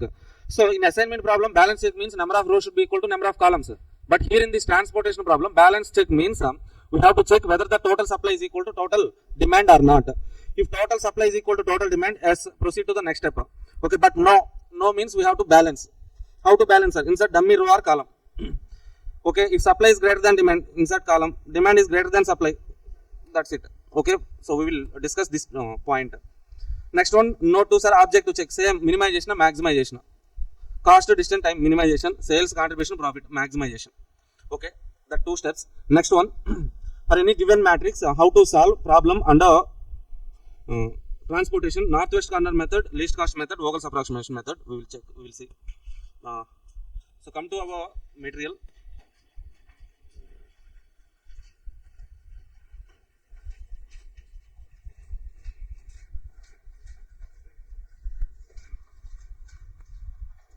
Transportation chapter, page number 4.5.1.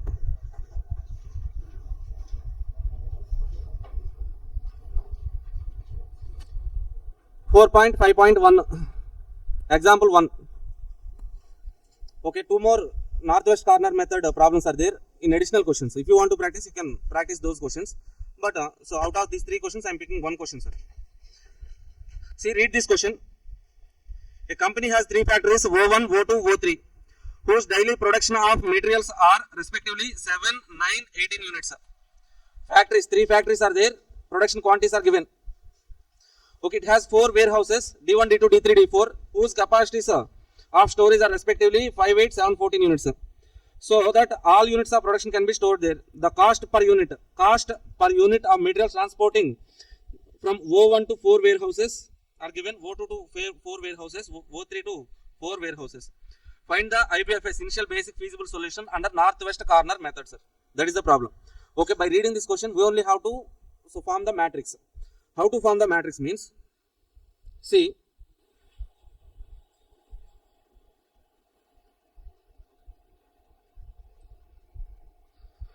here they have given factories and warehouses. Whatever the production was produced in factories, that will be transported to warehouses. That is the process now. Okay, from where to where we are transporting, starting point is factories. Okay, destination point is warehouses. Okay, how many factories are there? O1, O2, O3. 3 factories are there, sir. How many destination points are there? D1, D2, D3, D4. Always take source points or starting points in the rows. Destination points, ending points in the columns. Okay. Now, so from source points, we will have some supply. At destination points, we will have some requirement, demand. Okay, so factories are producing now, that is called as supply. Okay, so at warehouses, some capacity is there, that we are treating it as a demand. Okay, so what is the supply at O1, O2, O3? O1, O2, O3 daily productions are 7, 9, 18 units. 7, 9, 18. Okay, so demand at warehouses capacity is 5, 8, 7, 14 units. D1 5, 8, 7, 14 units. Now let's write them. Matrix elements. O1 to 4 warehouses 19, 30, 50, 10. 19, 30, 50, 10. O2 to 4 warehouses 70, 30, 40, 60. O3 to 40, 8, 70, 20. Okay, so these elements are called as matrix elements. This is supply elements, this is demand elements. Okay, this is cost cell. This is our original matrix. This is supply, this is demand. Okay, don't get confused with these elements. Okay, these total elements are not matrix elements. Only these elements are matrix elements. Okay, now, so after forming the matrix, we have to take a side heading. What is that side heading means? Calculation of IBFS under northwest corner method. Calculation of initial basic feasible solution under northwest corner method.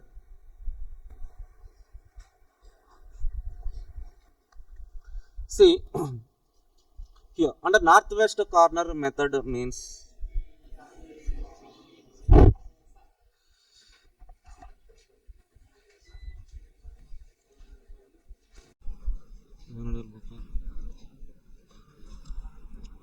hi guys, am I audible? Am I visible? Alekya, Jayalakshmi, Harshita, Annapurna, Purnima. Okay, done. See,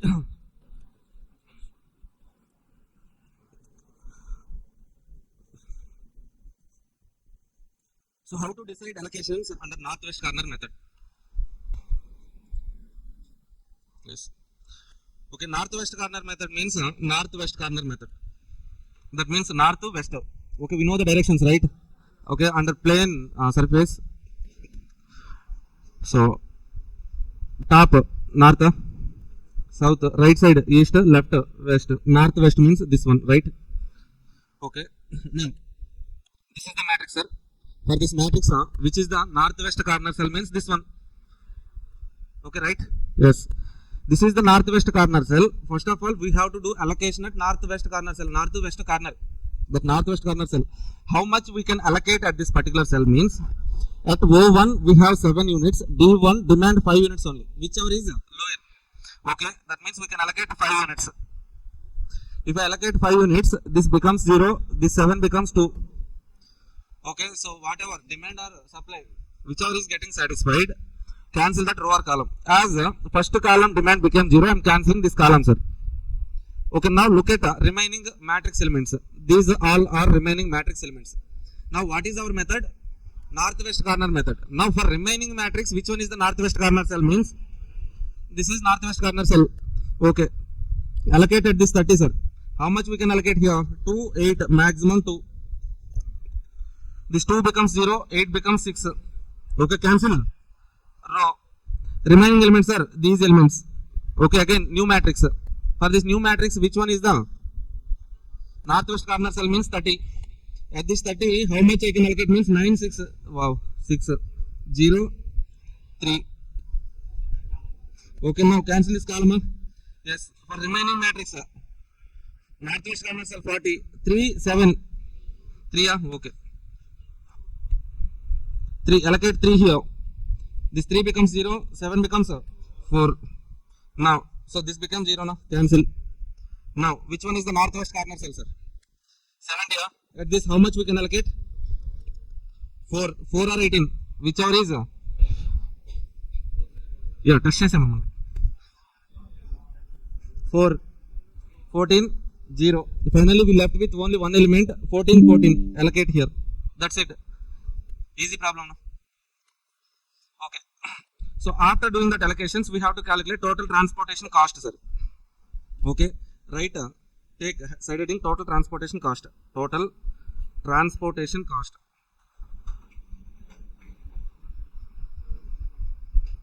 total transportation cost.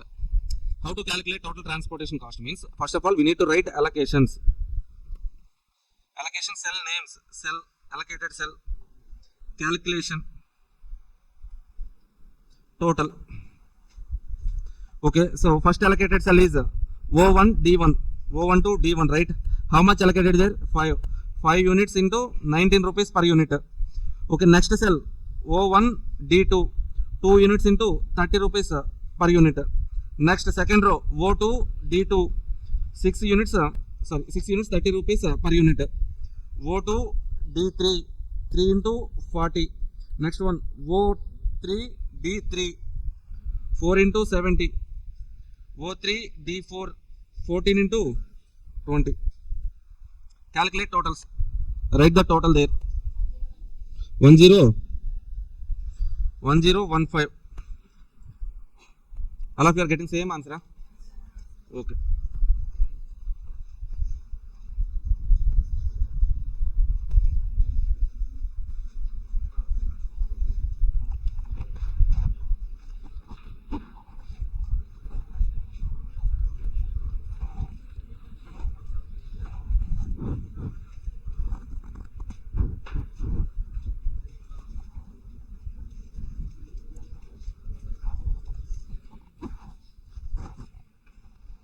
Done.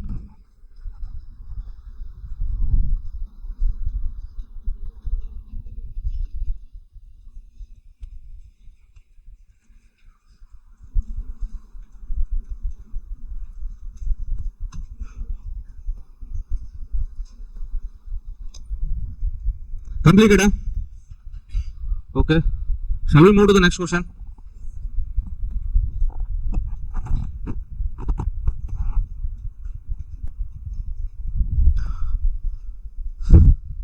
Okay, so in this IBFS we have three methods: northwest corner method, least cost method, Vogel's approximation method. We have done with northwest corner method, easy method. Okay, allocate at northwest corner cell, update supply and demand. So cancel row or column which is getting satisfied. Again, repeat the process. That's it, simple. Okay, in this northwest corner method, so what is our ultimate objective of transportation problem means minimization of transportation cost. But in this northwest corner method, we are not at all considering what cost elements. Then how can this northwest corner method minimize the total transportation cost? That is the question, right? Okay, our objective is to minimize the cost, but in northwest corner method, we are not considering cost elements. Okay, northwest corner cell, whatever the element that is, we are allocating at that particular cell only. Okay, that is not correct. So that's why we need a new method which considers cost elements, that is least cost element. So least cost method, sir. Least cost method.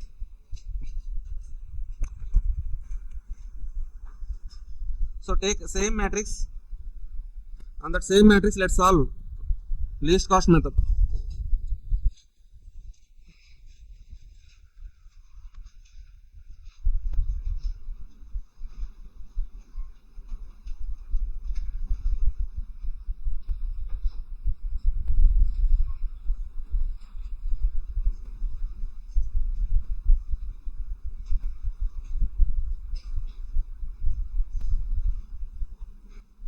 Okay, this is the matrix, sir.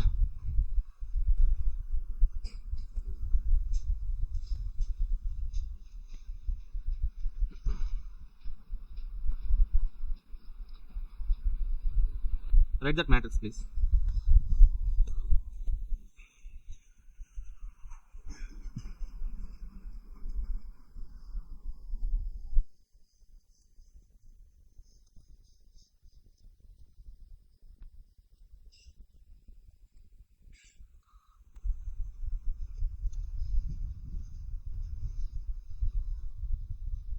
Let's practice this question as well. This method is enough. Okay, most probably in past papers they have been asking northwest corner method. Least cost method also they haven't asked, but let's discuss this question. Then we move to the next chapter. For this chapter, northwest corner method, least cost method, enough.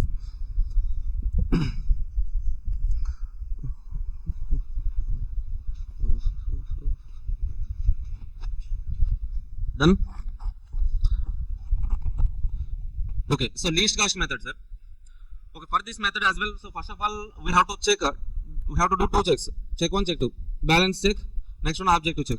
So balance check means total supply should be equal to total demand. Let's check 7 plus 9, 16 plus 18. How much?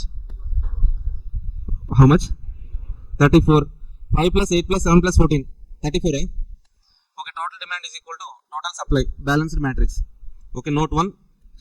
We will write that note points later. So balance check, matrix is balanced matrix. Objective check. What is the objective of this particular problem? Given matrix elements are cost elements, so the problem is minimization matrix, not an issue. Okay. So now let's calculate IBFS, initial basic feasible solution under least cost method, sir. What is the process under this least cost method means? Across the matrix. Across the matrix means this is matrix elements. From this matrix elements, identify least cost element. So what is the most repeated mistake by most of the students is like they will check this entire matrix. Okay, least element is 5. This is what, sir? This is demand element, not matrix elements. Okay, we should have some clarity. What clarity means? These elements are supply elements, these elements are demand elements, these elements only matrix elements. Okay, from these matrix elements, identify the least element. Which one is least element? 8. Okay, first of all, allocate at this 8, sir. How much we can allocate? Supply is 18, demand is 8, maximum we can allocate 8. Okay, 8 becomes 0, 18 becomes 10. Oh, cancel the column or row which is getting satisfied. As for this column 2, demand got 0, became 0, I have cancelled that particular column. Okay, now. So what is the next step is like repeat. From remaining elements, which one is the least element, sir? 10. At this 10, do the allocation. Okay, at this 10 we have 7, 14. Minimum is 7, allocate 7. 7 becomes 0, 14 becomes 7. Okay, cancel the row. Why I have cancelled that row, sir? For this row, demand, supply became 0 now, so that's why. From remaining elements, identify the least element. 20. At this 20, how much we can allocate? 10, 7. 7. Okay, this 7 becomes 0, 10 becomes 3. Okay, cancel this column. Okay, now from remaining elements, which one is the least element, sir? 40. There is a tie between 40. 2 40s are there. Sir, what we have to do when there is a tie between least elements, sir?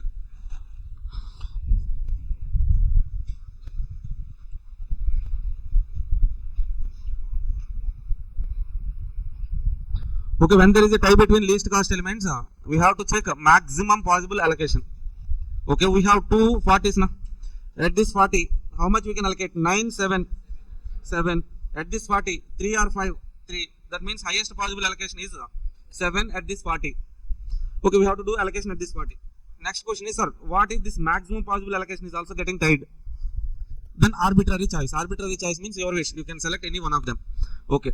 See, 40. Demand is 7. Supply is 9. Okay, so maximum you can allocate 7.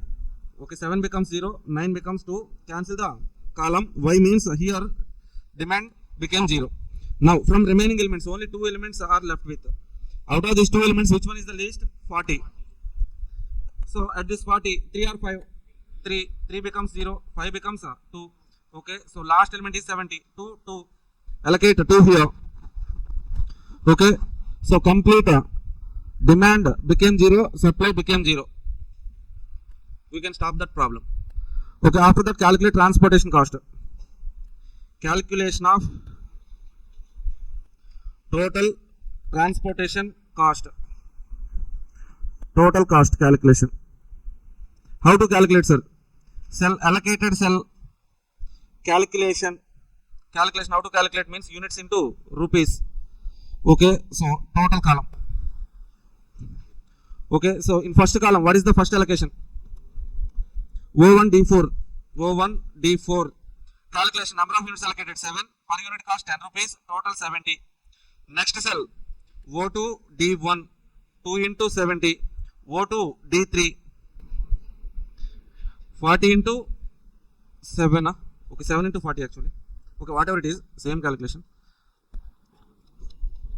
O3 D1. 3 into 40.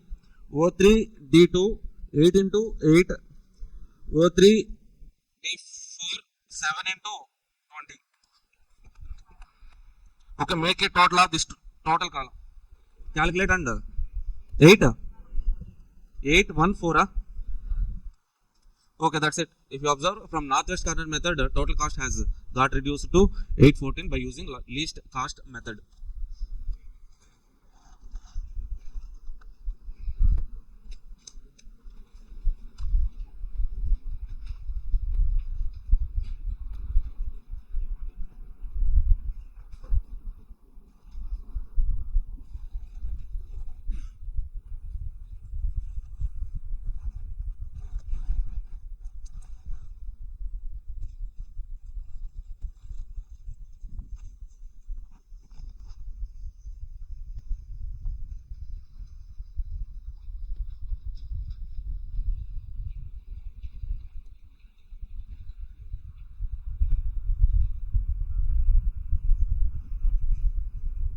Done.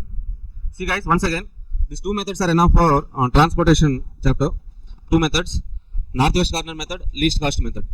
Okay, so generally the process is for northwest corner method, we don't need to do that two steps. Check 1, check 2 not needed for northwest corner method. Check 1, check 2 we have to do for least cost method. So what is the process for northwest corner method? Means directly go to that northwest corner cell, do allocation. Okay, update the quantities. Okay, either row or column, supply or demand becomes 0. Cancel. Repeat the process. That's it. For least cost method, what is the process? Across the matrix, identify least element, do allocation at that particular cell, update the quantities. How much we can allocate means at that particular cell, check demand and supply. Whichever is lower, we can allocate. Okay, after the allocation, update the quantity, supply and demand.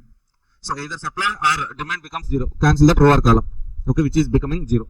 Okay, repeat the process. That's it. Simple process. 2 problems enough.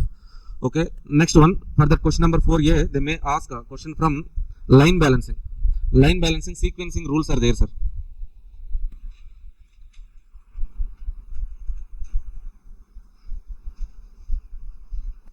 Okay, 4A, assignment problems, 3 models are done. Okay, they have given northwest corner method. Apart from this method, we have learned the least cost method. Now, the sequencing rules, line balancing, we call it as. Okay, this chapter is there after simulation. So, there are some 2-3 questions are there, sir. We will discuss those questions now.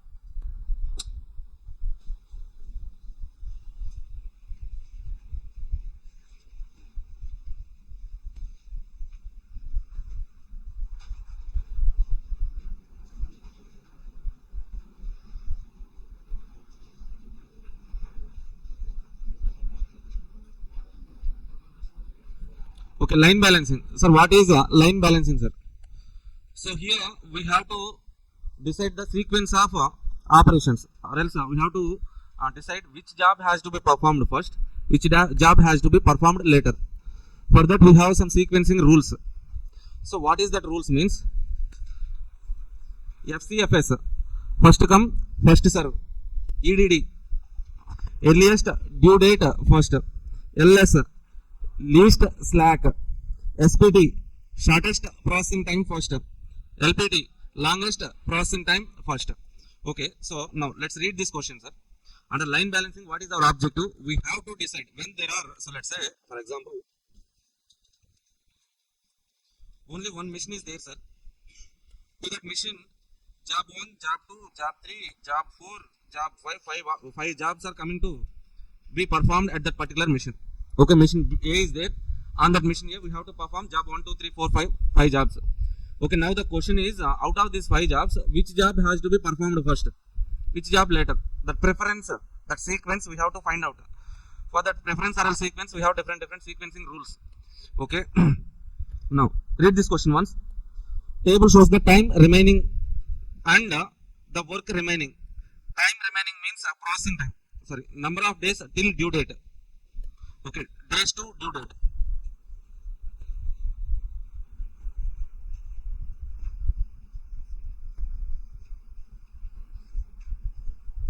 And the work remaining, number of days still required to finish the work. That means process time.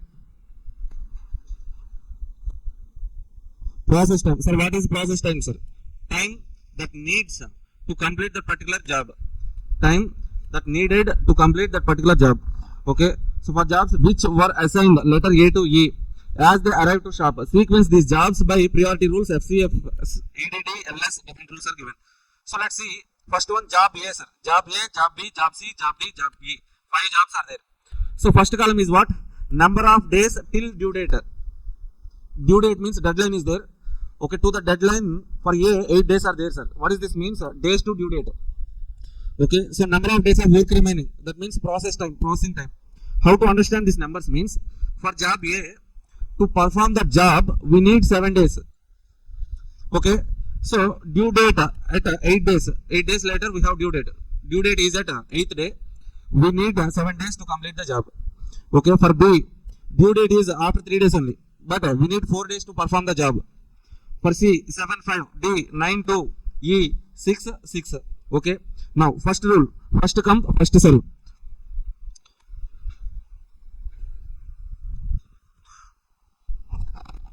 One point is missing here. Okay.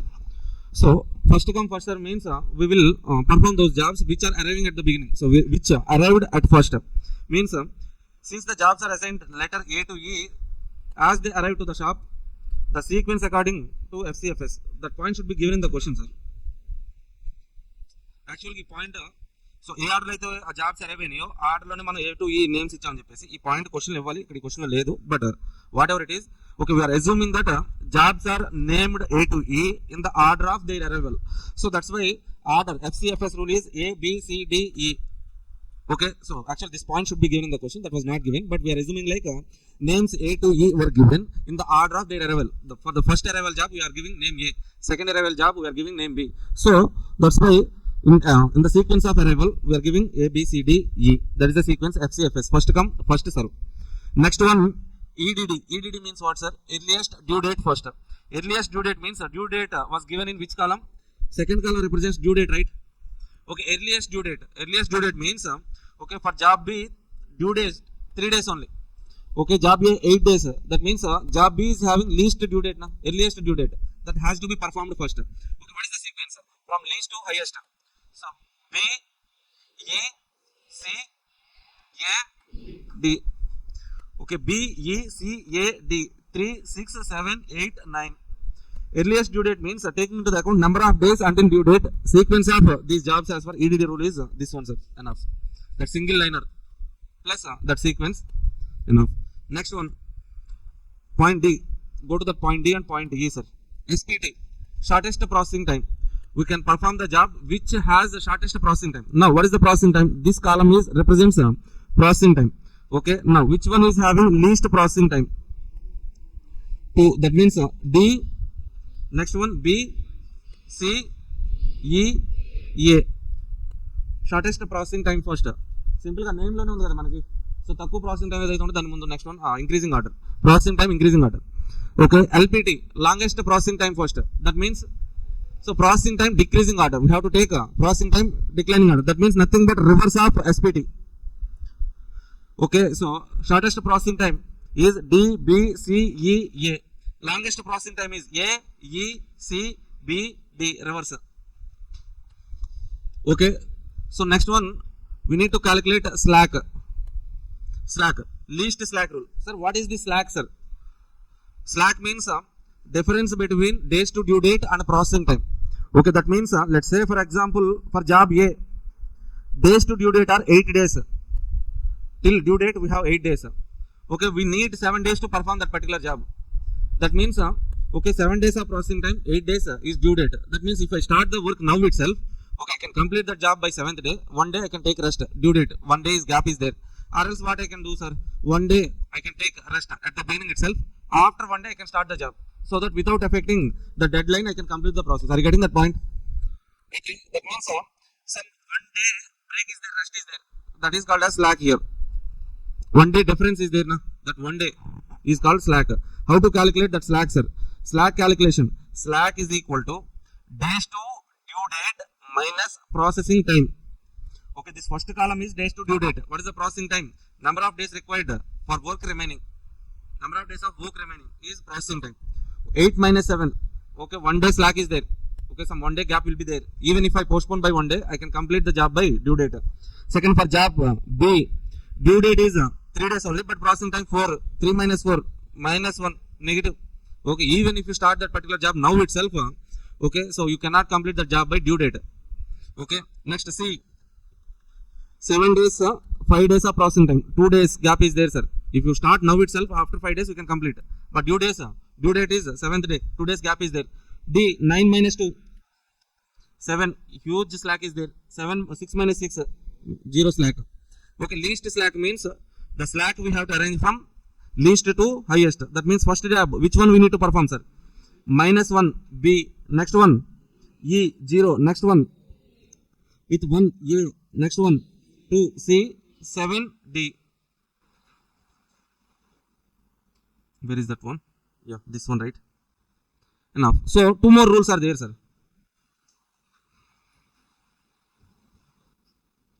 2 more rules are there. So another one is last come first serve. LCFS.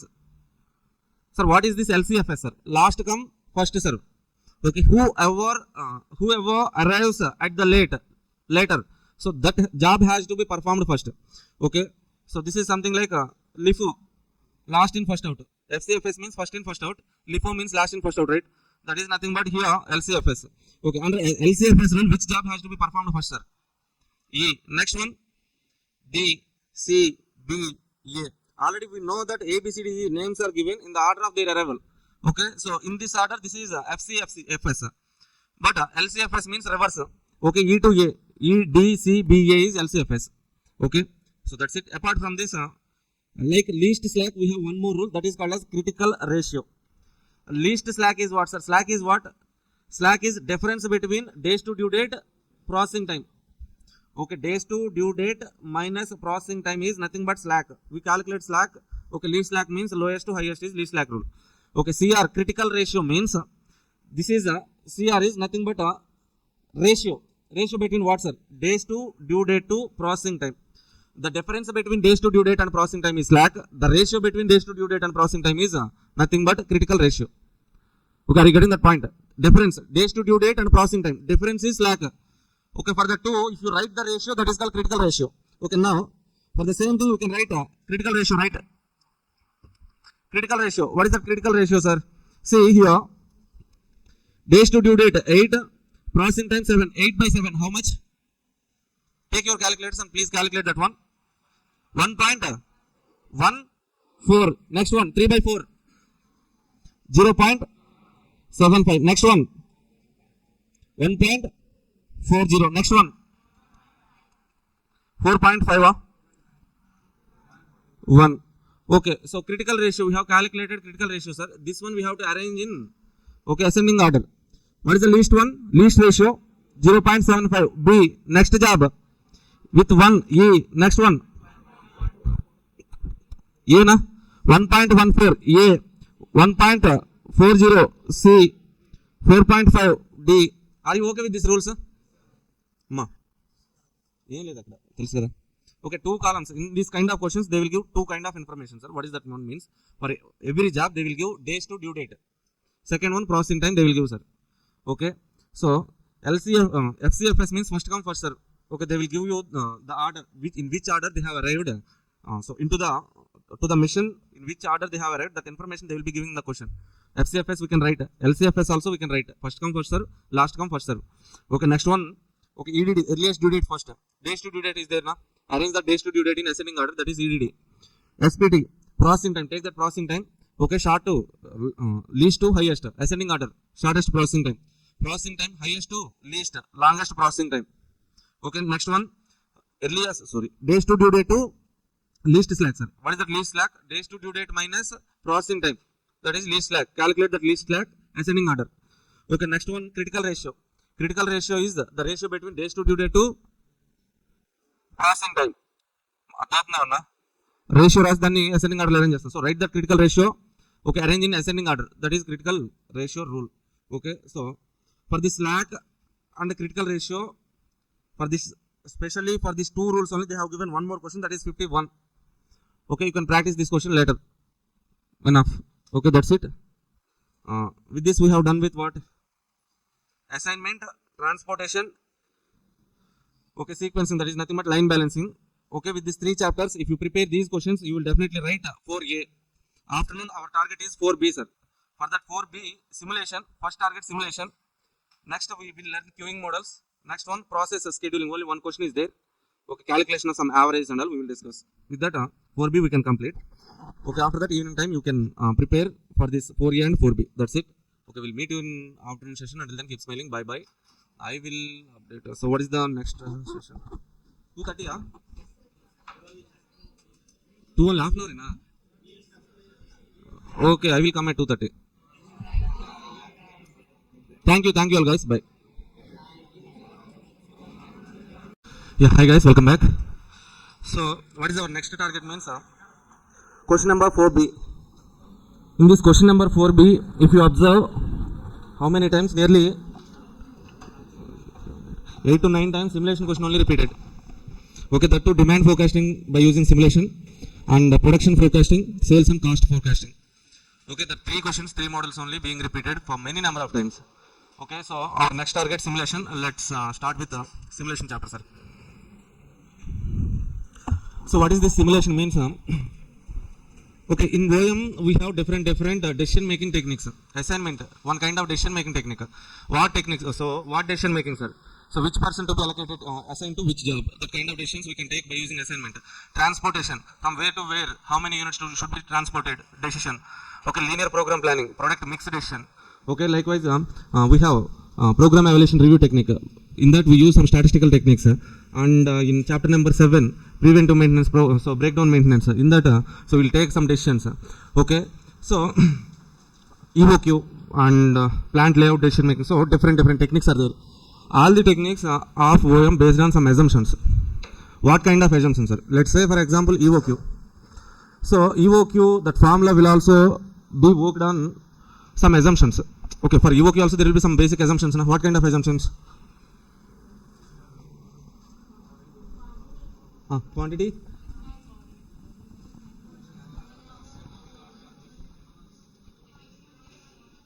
చెప్పమ్మా. పర్లేదు రైటే చెప్తున్నావు. అదే మరి problem అంటే మనకి ఏదో తెలుసు చెప్పడానికి కాన్ఫిడెన్స్ ఉండదు. ఎగ్జామ్లో కూడా అంతే, మనకి ఏదో వచ్చు అది రైట్ అని కాన్ఫిడెన్స్ ఉండదు. ద పాయింట్ ఈజ్ లైక్ నీకు రైట్ ఆర్ రాంగ్ కాన్ఫిడెన్స్ ఉండాలి కదా మనకి. That is not an assumption అమ్మా. Okay, so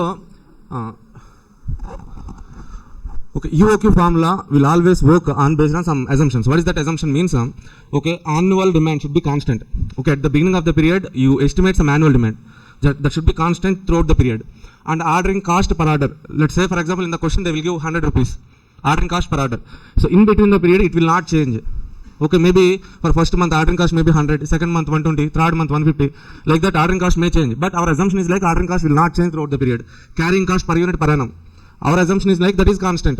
Okay, that will not change throughout the period. Based on some assumptions will be there for any decision making technique. Okay, if that assumptions are not working, okay, in real time always okay, so that kind of assumptions will not work, right? So in that situation to take a decision, okay, simulation technique will be useful, sir. So even in assignment technique we are having some assumptions. What kind of assumptions, sir? So all the persons are equally qualified, equally efficient. Okay, and in transportation technique, from all the sources, raw material quality, okay, and so raw material selling price, all are constant. So like that we take some assumptions. If that assumptions are not working in real life, okay, so these techniques will not be worked, right? So in that situation simulation technique will be used to make a decision. Okay, so what is simulation, sir? What is simulation means? Okay, read the 3 lines. It refers to creation of model. What kind of model means? Some kind of physical model or else mathematical model we create. Okay, this model represents characteristics of a real system. So in simulation we create a model. That model represents characteristics of a real system. Okay, why we are creating a model for real system means by analyzing this model we can evaluate real system characteristics, so that if any errors or problems in that real system, okay, we can identify that particular problems as early as possible. We can avoid future losses. See, for example, if you see this image, this is a car driving simulator, sir. Okay, so if the kind of ladies go to car driving school, okay, trainers directly they won't make them drive the car, real car, sir. Why means some risk is there, definitely, yeah. So that's why before giving them a car, okay, they will give some kind of model. What is that model means? Some kind of physical model. They will give some basic training. Okay, so she is a trainer. She is teaching some basics, sir. What kind of basics, sir? Okay, this is steering. Okay, some kind of basics, clutch, brake, accelerator and gear. So gearbox is there now. Laria. Okay, see, this is called model, sir. This is not a real car. Okay, this is some kind of physical model which represents real characteristics of a real system, means real car. Okay, so this model is representing characteristics of that real system. Okay, why we are giving some training, basic training on this model means if they are making any mistakes on this particular model means not an issue. Okay, if they are making some mistakes in real system means that will be the big issue, right? So that's why to avoid future losses we have to create some model. We will analyze that model so that we can identify errors or mistakes or problems in real system so that we can avoid future losses. Okay, so that is simulation, sir. What is the simulation means? Here we create a model. That model represents characteristics of real system. So by evaluating this model, we can evaluate the characteristics of real system. That is the point. This is basic definition of simulation.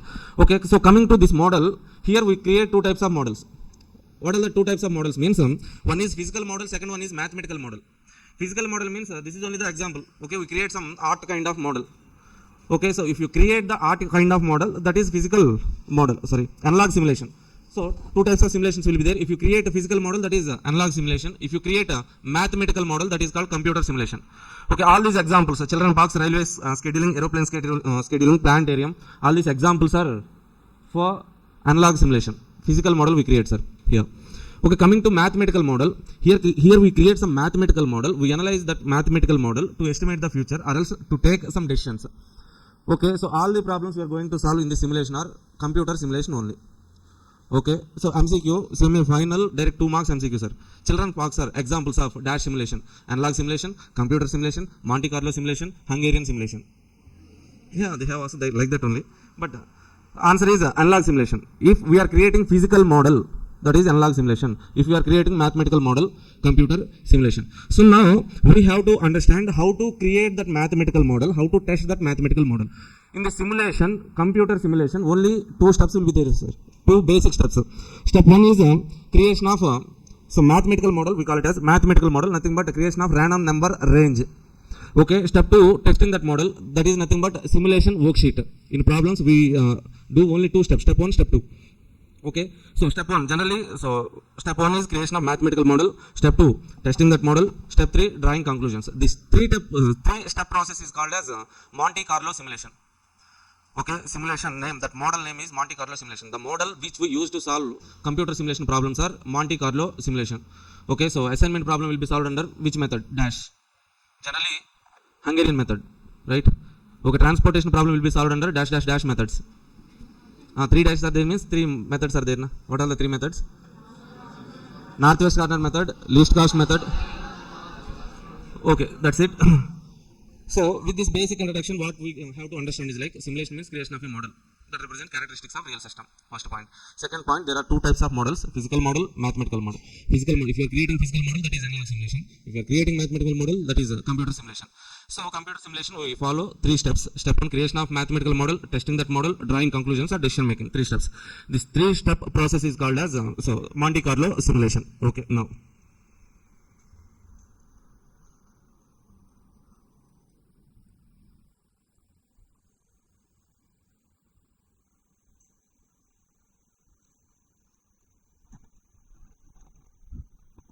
See, in this simulation, Monte Carlo simulation model,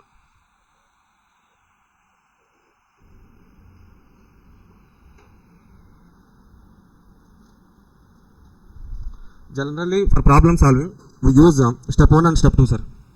Step 1, generally what is the step 1 means? Creation of a mathematical model. So in problematic point of view, that mathematical model writing means, what is that mathematical model means? We create some range, random numbers range. So creation of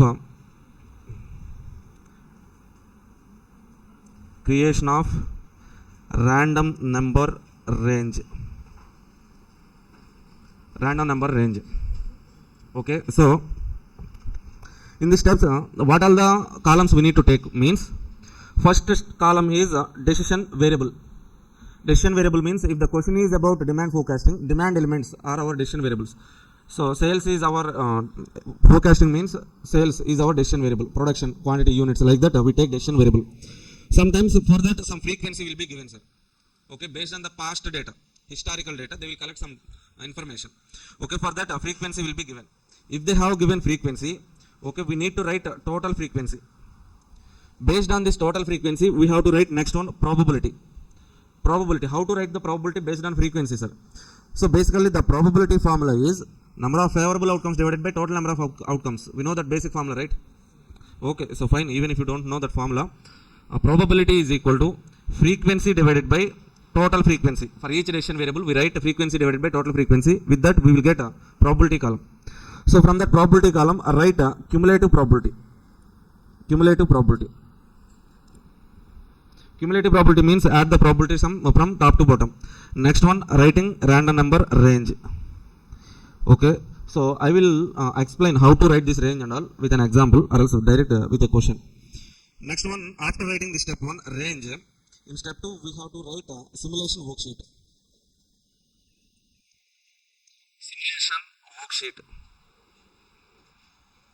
Simulation worksheet, or we can call it as simulation run. Okay, so in that, so first column generally we take a serial number. Okay, random numbers will be given in the question. Okay, if they have given 10 random numbers, take serial number 10, write 10 random numbers vertically, column, in that column, random numbers. Now we have to find out these random numbers in this particular range. So the particular range decision variable is our expected value.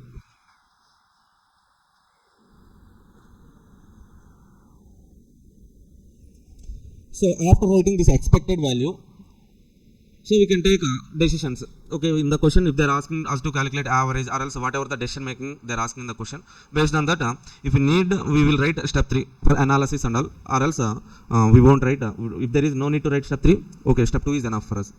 Okay, this is 2-step approach, sir. If you remember this 2-step approach, simulation is over, that's it. Okay, so first one, step 1, creation of random number range. Okay, we have to write the range. Step 2, simulation run. So what are the columns in step 1?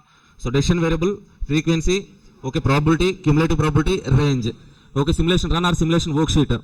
First column, serial number, random numbers, expected values. That's it. Now we shall try to understand how to write that range, how to calculate probability. Okay, so how to write expected values and all with an example. So not with an example, directly attack the questions. Let's take some basic questions. Basic question means basic conceptual question. Okay, demand forecasting question, illustration 38 in page number 4.8.1.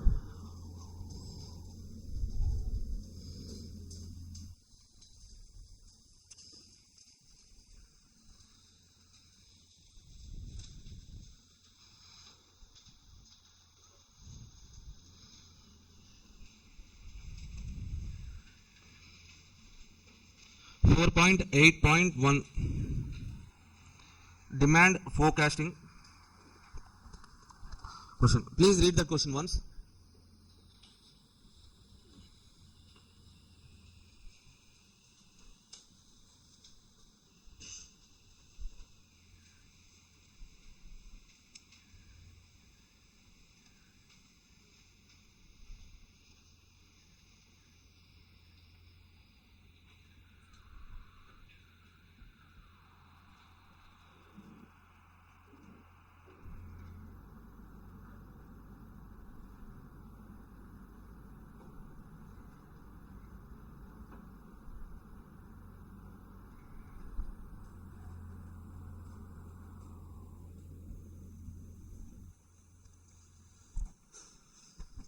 Done? Okay, see.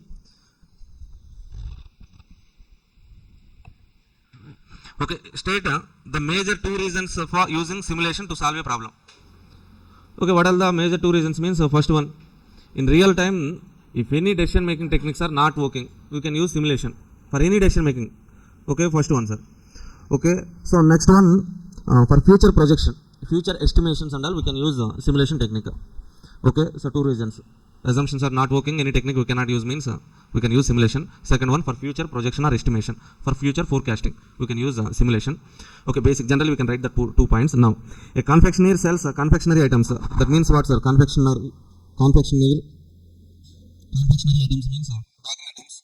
Based on demand per week in 100 kilograms, 100 kgs with frequencies given below. They are giving out historical data, past data. So how to understand this past data means demand per week and frequency are given, sir. Frequency, so what is the total frequency? 2 plus 11 plus 8 plus 21 plus 5 plus 3, that should be 50. Okay, so that means they have collected the data for past 50 weeks. In that past 50 weeks, so for 2 weeks 0 demand is there. Next one, for 11 weeks 5 is the demand. 5 means 100 kilograms. 500 kilograms is the demand. For 8 weeks 1000 kilograms is the demand. Next one, for 21 weeks 15 is the demand. For 5 weeks 20 is the demand. For 3 weeks 25 is the demand. Okay, what they're asking, using the following sequence of random numbers, generate the demand for next 10 weeks. We have to generate the demand for next 10 weeks. Also find out average demand per week. Okay, they are asking us to estimate the demand for next 10 weeks. That means future forecasting only. Based on the past data, by using simulation technique, we are estimating future. Find out average demand as well. Okay, we will calculate that one. So they're asking us to calculate 10 weeks demand only now. So we can use 10 random numbers for 10 weeks. For next 10 weeks we can take 10 random numbers, but they have given, how many random numbers are given? 15. Okay, 10 enough. Now see, so even though they have given 15 random numbers, so for us 10 random numbers are more than enough. Okay, as they are asking for 10 weeks demand only. Now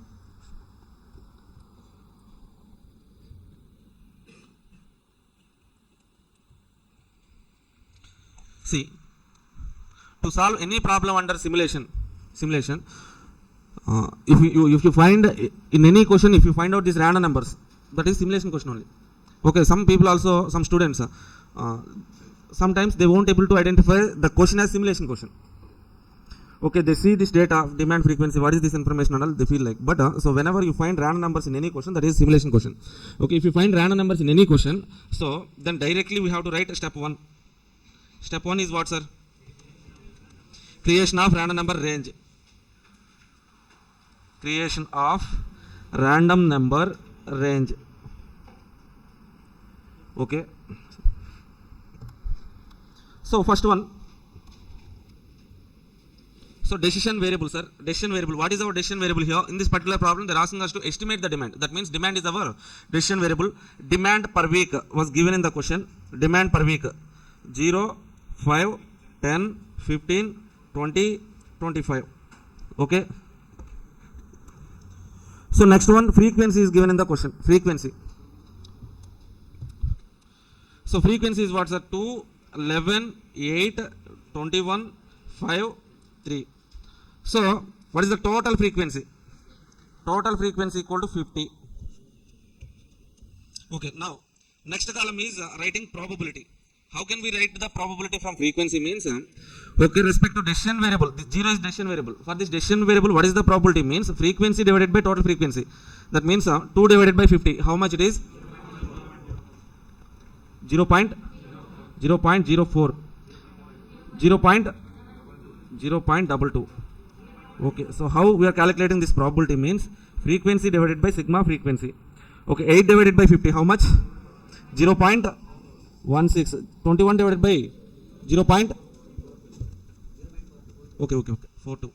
5 divided by 50, 0.10. Okay, next one, 3 divided by 50, 0.06. So if you make a total of it, you should get 1. Total probability will always be 1. Next one, we need to write what? Cumulative probability. We can write it like sigma p. That means cumulative probability. Okay, so how to write cumulative probability, sir? Add these probability elements from top to bottom.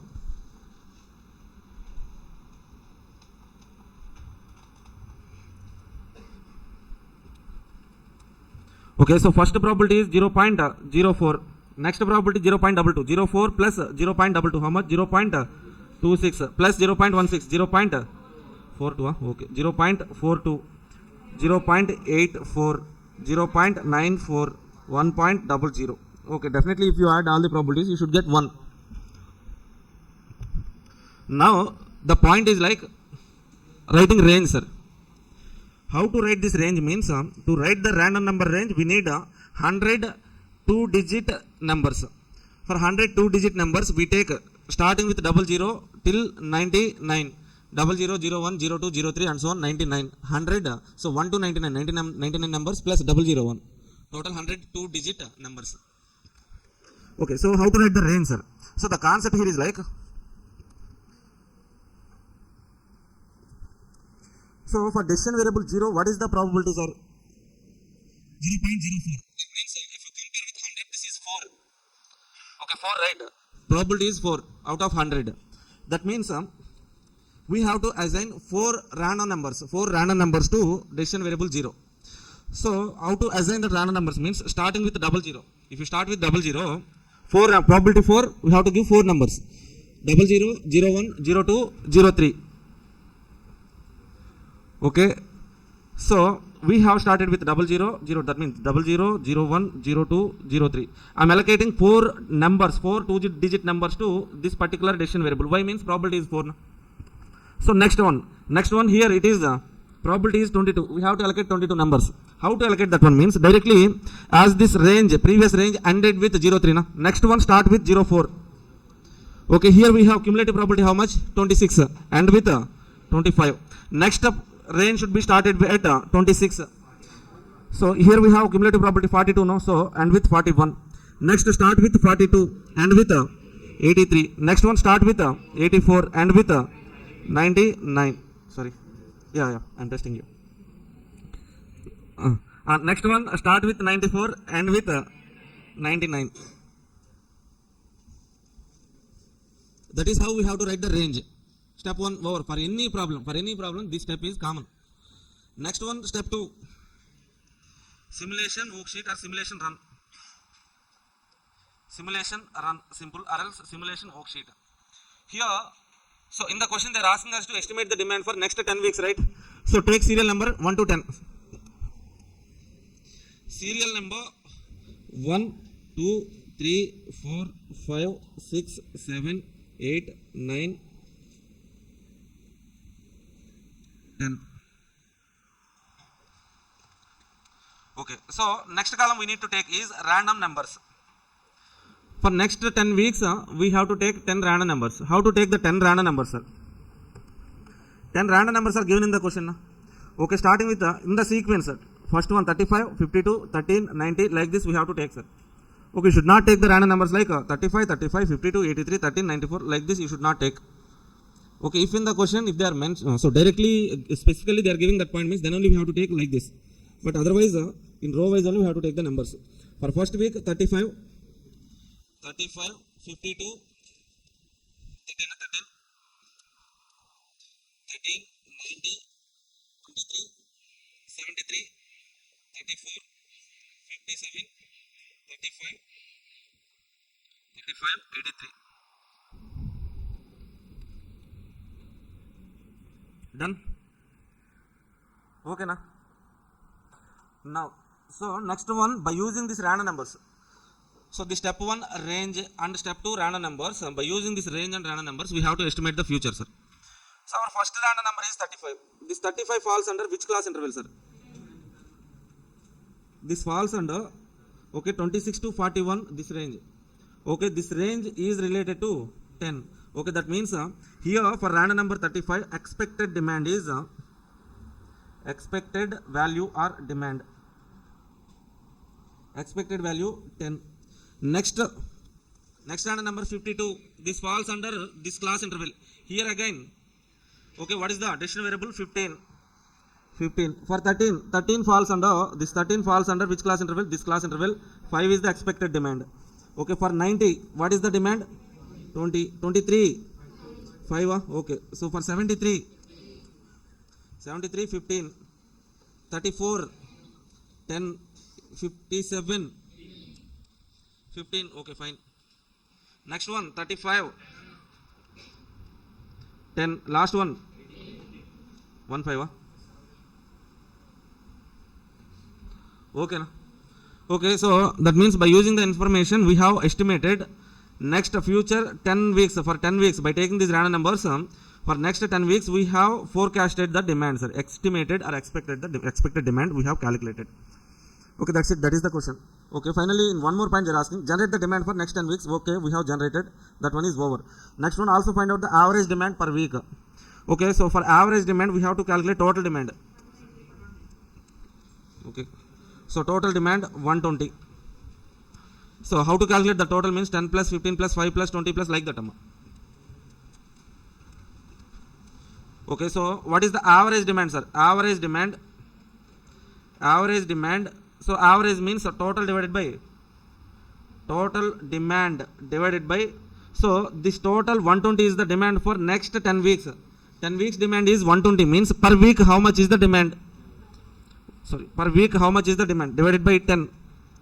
120 divided by 10. That means 12 is the average demand for next 10 weeks. On an average, 12 units can be sold. That's it. Any doubts? Okay, the key point here is like writing that range, sir. If you do any mistake in writing range, done. Okay, next key point is taking random numbers. Okay, searching that random numbers in range. Okay, identifying the decision variable. That's it. If you understand the 2 points means problem is over. For any question, they will be asking these 2 points only. Have you guys done with this problem? Super, Amma. I know you guys are dedicated. Okay, June 25 exam, simulation question, demand forecasting. June 25 MQP, production forecasting. So December, so June 25 exam, sir, demand forecasting. Next one, June 25, December 24, demand forecasting. That's it.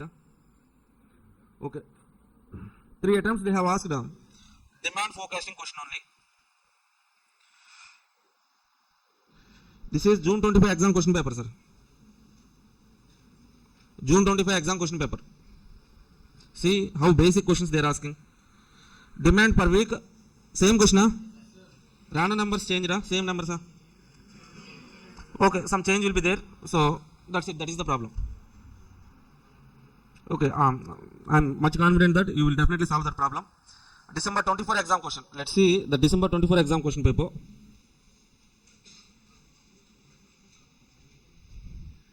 December 24 exam question paper. 4B, daily demand, number of days. Here they have given daily demand and days. Okay, in that question they have given demand per week. Here they have given per day. Okay, same process. Step 1, decision variable. Okay, number of days, that we should take it as a frequency, probability, cumulative probability, range. Random numbers are given such that random numbers in range. So estimate the demand. Okay, average demand per day. Okay, estimate the demand, average demand. That's it. The basic questions only being asked. Next one, next very important question they are asking is production forecasting question, sir. Production forecasting question. Let's go to that question now. Okay, this question is very important, sir. The same question was also asked in semi-final examination. The same question, semi-final June 23 attempt also they have asked. Okay, now read this illustration 41, page number 4.8.4.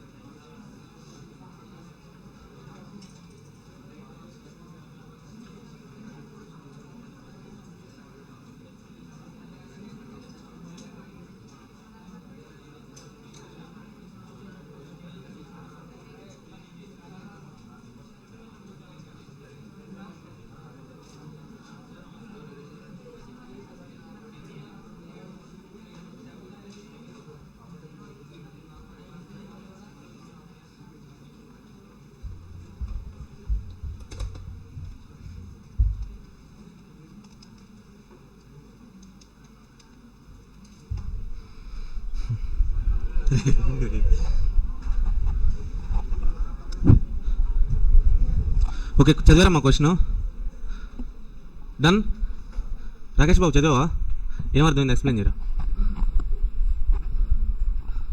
Excellent నాన్న okay C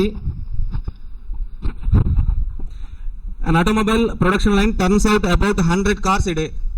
That means what, sir? That production factory can produce 100 cars per day. But deviations occurs owing to many causes. Deviations generally they will happen. Okay, so many causes will be there. Okay, they are standard. Standard production is 100 cars. They may produce more than 100 or else less than 100. The production is more accurately described by the probability distribution given below. The probability of producing 95 cars 3%, 96 cars 5%, 97 7, 98 cars 10%, 99 cars 15, 100 cars 20. The probability of producing 101 cars 15%, probability of producing 102 cars 10%, 103 0.07, 104 0.05, 105 0.03. So the point here is like in this particular question directly they have given probability. Okay, we don't need to calculate probability from frequency. Directly probability is given. So our step 1 is what? Step 1, calculation of random number range. So first column production, second column probability, cumulative probability, range. Step 1 over. Step 2, so random numbers given. Yes. Okay, step 2, simulation worksheet. Okay, serial number, how many random numbers are given? Take that random numbers, estimate the production future forecast. So future production, that's it. Okay, so 80% problem is over. For the 20% of the problem, we need to read entire BB. So finished cars are transported across the bay. Bay means what, sir? Yeah, some kind of port. At the end of each day by ferry ship. Okay, so whatever the cars produced, that will be transported through a ship. If the ferry has space for only 101 cars, the ship is having space of 101 cars. We can place only 101 cars in the ship. What will be the average number of cars waiting to be shipped? Average number of cars waiting to be shipped and number of empty space on the boat they are asking by using a series of random numbers 20, 63, 46, 16, 45. So whatever it is, they have given some random numbers, sir. So finally they are asking 2 points only. So first 2 steps. Step 1, random number range. Step 2, till production estimation we can do. That is general common procedure only. The remaining 20% is our adjustment here. So in that adjustments, 2 additional points they are asking. One is number of cars waiting to be shipped. Second one, empty space on the boat. How to calculate that number of cars waiting to be shipped, empty space, sir? Okay, by taking step 1, we calculate range. In step 2, generally what we do is like serial number, random numbers, estimated or expected production we write. Okay, after that expected production,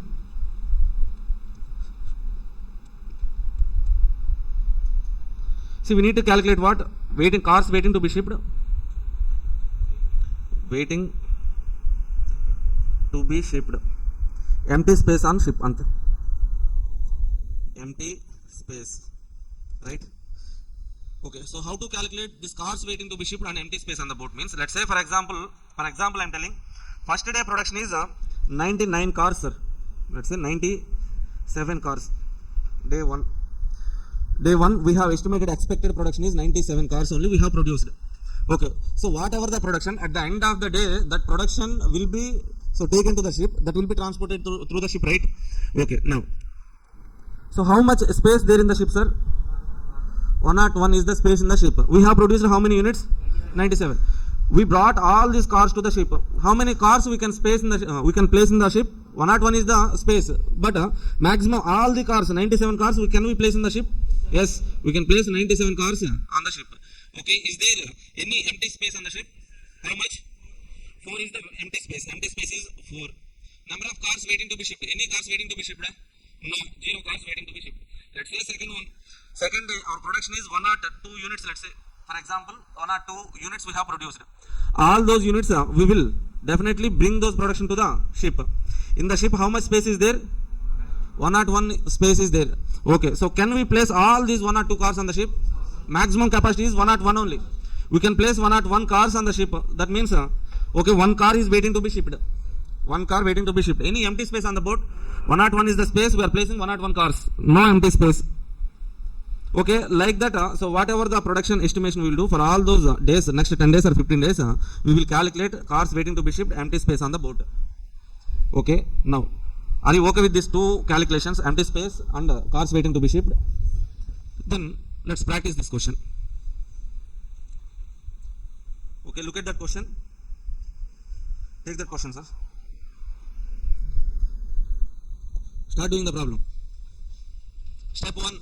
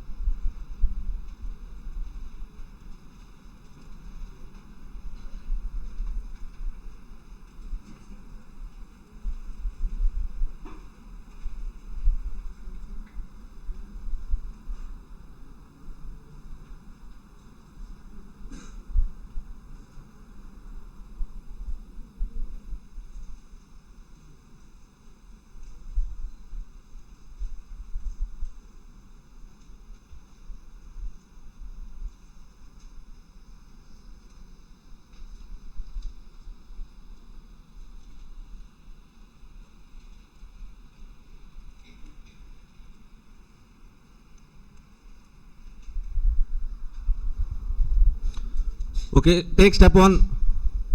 Step 1, calculation of random number range. In that, first column production per day, second column probability, third column cumulative probability. Cumulative probability means adding all the probabilities from top to bottom. Last column range. We have already discussed how to write that range.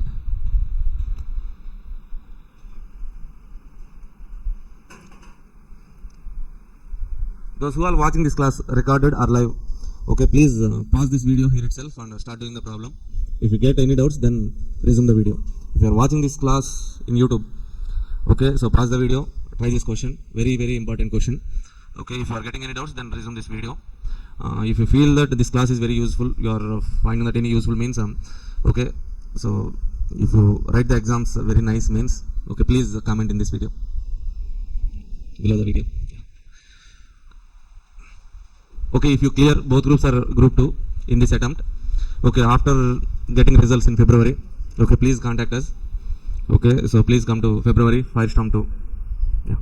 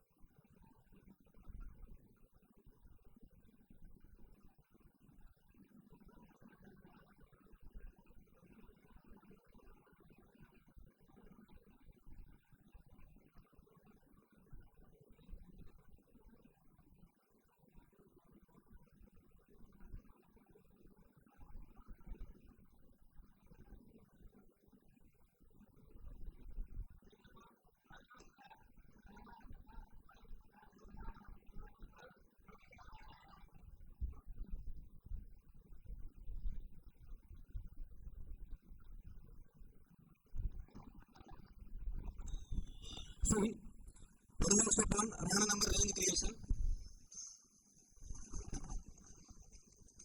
Production per day. So as we have to estimate the production here, our decision variable is production per day. Take that production 95 to 105. Probabilities are given in the question itself. Okay, total is 1. Cumulative probability means add these probabilities from top to bottom. Okay, so some simple calculation only. 3 plus 5, 8. 8 plus 7. Sorry, 3. 3 plus 5, 8. 8 plus 7, 15. Like that we do the calculations. Okay, we don't need to use calculators also. So random number range, how to write the range, sir? First probability is 0.03 na. Okay, so that means we have to assign 3 random numbers, starting with 00, ending with 00, 01, 02, and with 02. Okay, as we have started with 00, here cumulative probability is 03 na, and with 02. Next start with 03, cumulative probability 8, 7. Next one start with 8, 15 cumulative probability, that means end with 14. Like that we can write random number range. Okay, after writing random number range, simulation worksheet and analysis. Here take day column or else serial number column. How many random numbers are given? 1, 2, 3, 4, 5. So 15. Okay. Serial number 15. Then write random numbers given in the question. Okay, first random number 20. Okay, search this random number in this particular range. 20 falls under which range? This range. So here estimated production is 98. Okay, write estimated production. Like that for 20, so 15 random numbers, write expected production. After that our target is to calculate what? Okay, so number of cars waiting to be shipped, number of empty space on the boat. Okay, so 101 is the, once again I am telling you, 101 is the space on the ship. First day we have produced 98. We bring all the cars to the ship. We can place 98 cars in the ship. Okay, what is the empty space in the ship means 101 car space is there. We are placing 98. 3 is the empty space on the boat. Yes, any cars waiting to be shipped? No. Second day production 101. Okay, so space on the boat is 101 equal. Okay, no empty space, no number of cars waiting to be shipped. Like that we calculate for 15 days. Okay, so at the end totals we need to calculate totals. So what is the total of number of cars waiting to be shipped? Total 6. Okay, what is the total of empty space on the boat? 18. Okay, this is total, sir, but in the question they are asking average. Okay, these 6 cars are waiting to be shipped for over how many days? 15 days. That means on an average per day 6 by 15. Okay, this 18 is the empty space on the boat for how many days? 15 days. What is the average per day means divided with 15. 18 divided by 15, 1.2 per day, 0.40 per day average. That's it. Next one is okay, are you okay with this problem? Any doubts? Okay, now next question is this question, sir. Sales and cost estimation question. Okay, see, so generally 2 types of problems are there in simulation, sir. 1 series of random number, 2 series of random numbers. Okay, till now demand forecasting, production forecasting, these questions are single random number series only. So easily we can identify in the question if they are giving single series of random number. In step 1 we have to write single series of range, single series of estimated or expected values will come. That's it. If in the question 2 series of random numbers are given, then in step 1 we have to write 2 series of range. Okay, in step 2 we will get 2 series of expected values. That is the basic point. Now, so for this particular problem, illustration 4, page number 4.8.6. 4.8.6.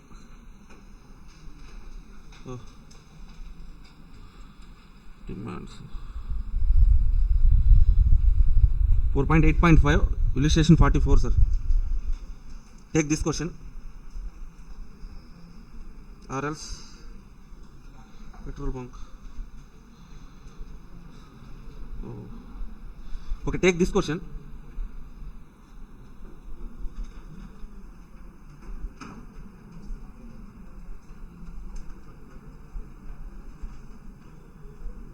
Page number 4.8.5, illustration 44. Read this question once.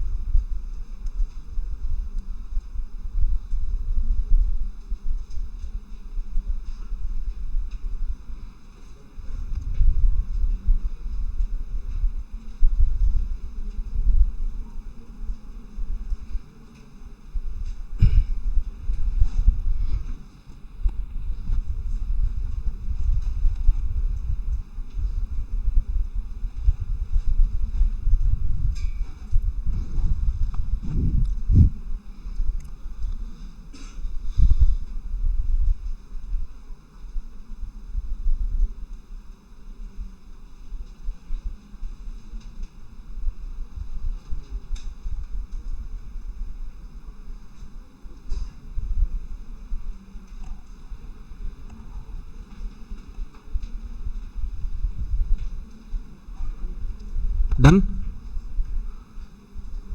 Completed? No.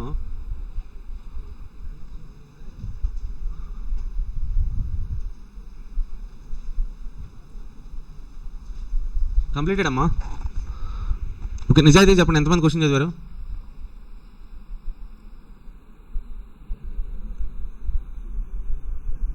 అందరూ చదివారు.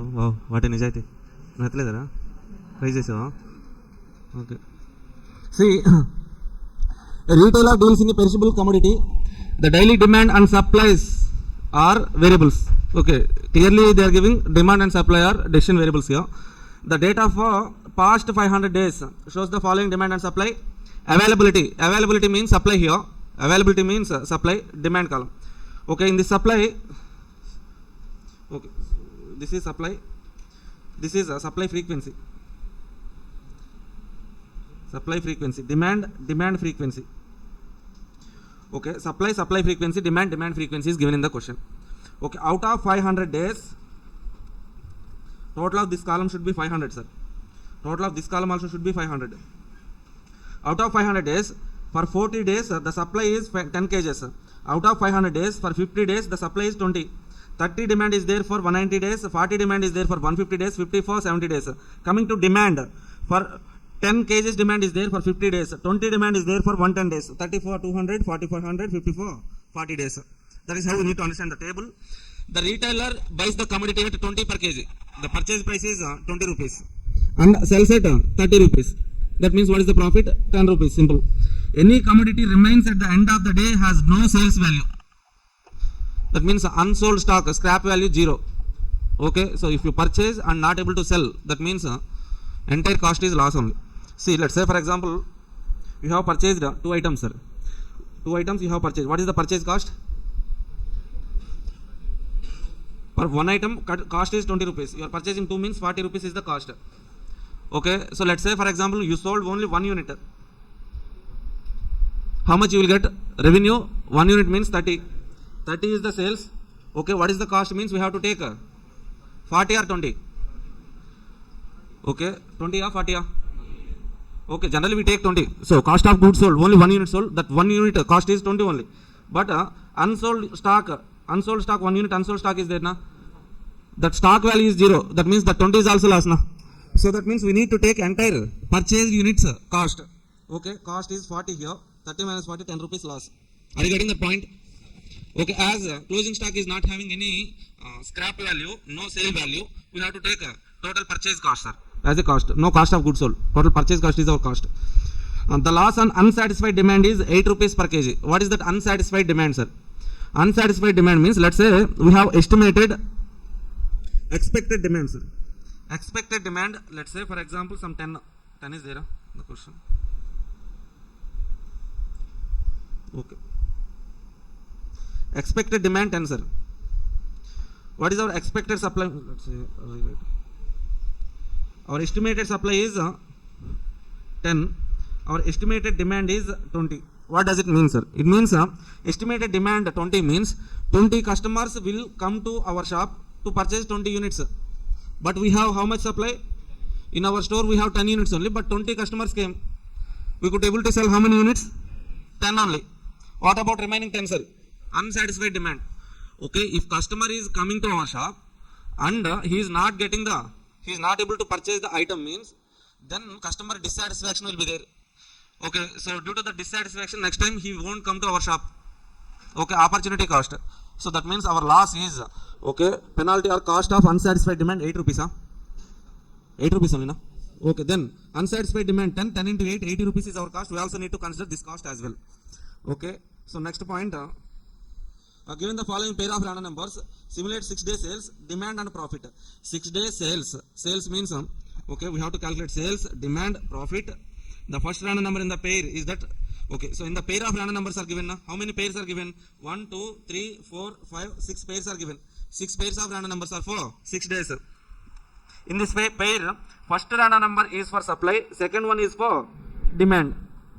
That's it. First one for supply, second one is demand. Okay, so if you want to take random numbers for supply, 31, 63, 15, 7, 43, 81. Okay, if you have to take random numbers for demand, then 18, 84, 79, 32, 75, 27, like that we have to take. Okay, so what are the points they're asking us to calculate?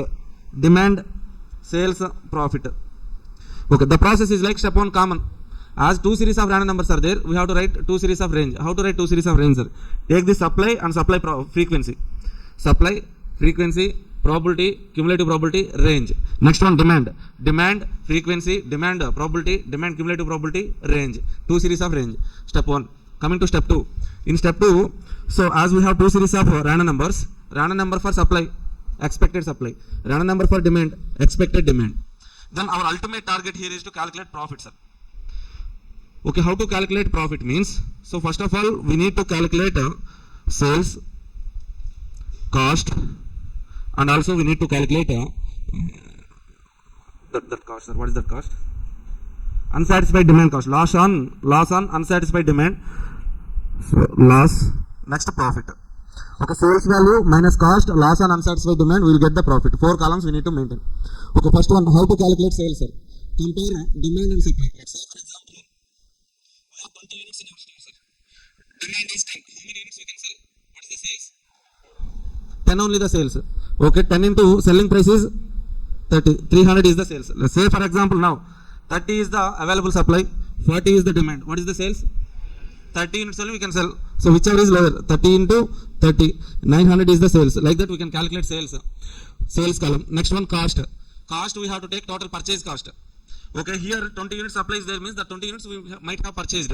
30 units supply means 30 units purchased. That supply into purchase cost 20 rupees, you will get total purchase column cost. Next one, unsatisfied demand cost. Okay, so we will compare supply and demand. We write unsatisfied demand loss. Last column, the sales minus purchase cost minus unsatisfied demand cost. So we will get profit. Okay, so start doing the problem. Step 1, write the range for supply, demand. Step 1. Step 2, write random number for supply, random number for demand, expected supply, expected demand. So remaining problem I will explain, sir. Okay, at least start doing and complete step 1. Step 2 and all I will explain. Right. Step 1, creation of random number range. Step 1, write that step 1. I will explain the remaining step 2 and all. Please do that step 1.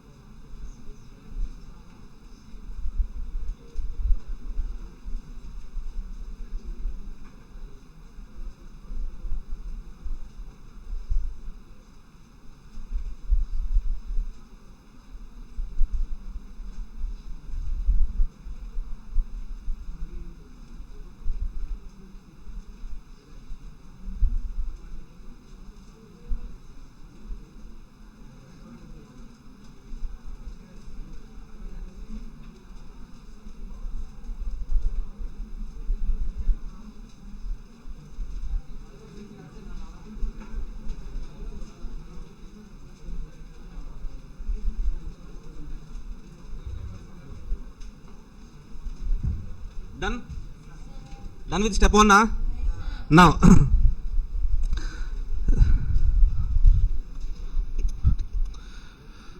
see, in step 1 we have to write random number range.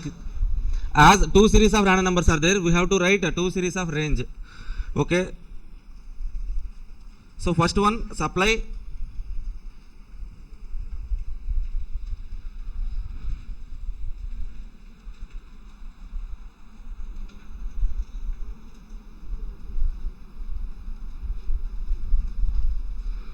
Okay, supply. Frequency is given in the question. Frequency, from the frequency we can write probability. Frequency divided by total frequency. 40 by 500, see here, 40 by 500, 50 by 500, 190 by 500, 150 by 500, 70 by 500, we will get a probability. Probabilities, next write cumulative probabilities. Okay, from cumulative probabilities we can write the range. How can we write the range means here, okay, cumulative probability is 0.08. Start with 00 and with 07. Next start with 8. Cumulative probability 18 and with 17. Like that we can write the range. Next one, so for demand elements, frequency, probability, cumulative probability, this column not needed, directly range. Step 1, two series of range, sir. Next, step 2, simulation worksheet.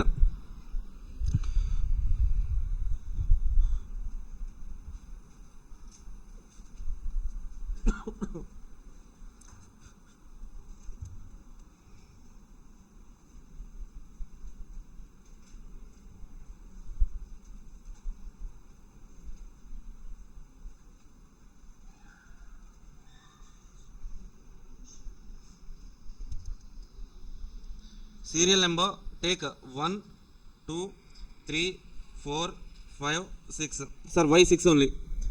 6 series of random numbers are given. Let's take random number for supply. Random number for supply. Okay, expected supply. Next one, random number for demand. Expected demand.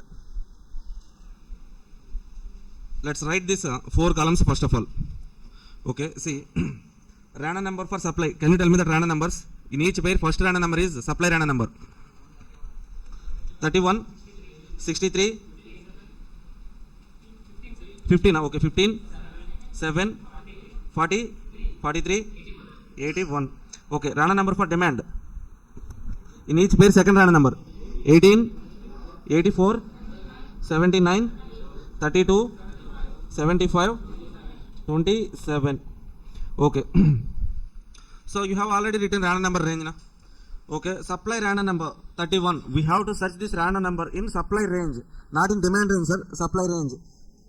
So the falls under 18 to 55. So our expected supply is 30, right? Okay, no, right, expected supply. Expected supply 30. For 63, expected supply 40, 15, 27, 10, 43, 30. So 81, 40. Next one, expected demand.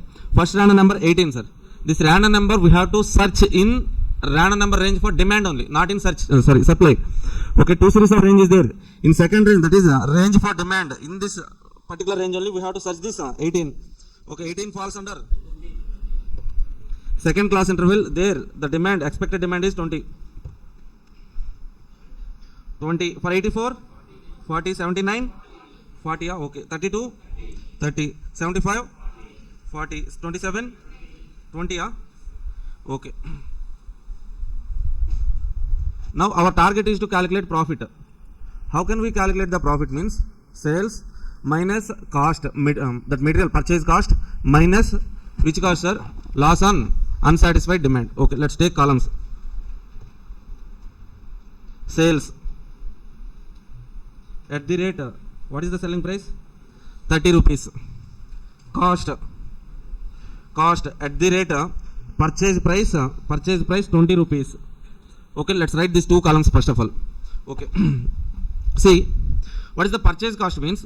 If you are having this much of supply means all those units are purchased, right? Okay, so what is our purchase cost means? Supply units, 30 is there in our store, that means you have purchased 30 units. 40 units there in our store, that means you have purchased 40 units. Okay, so the supply units into supply, 30 into 20, how much? 600 cost. 40 into 20, how much? 2800. 20 into 20, 10 into 20, 200, 30 into 20, 600, 40 into 20, 800. Total purchase cost we are taking, sir. Okay. So why we are comparing with total purchase cost with sales means here closing stock will have no sales value, that's why. Otherwise we might have calculated cost of goods sold.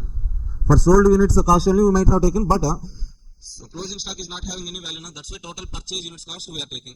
First point. Next one, sales. How to calculate sales, sir? Sales units we have to identify, sir. Supply, first day supply is 30. We have 30 units in the store, but what is the demand? 20. That means only 20 customers are coming and purchasing 20 units. What is the sales? 20 into 30. Sales are 600 is the sales. Okay, what about remaining 10 units, sir? Unsold stock.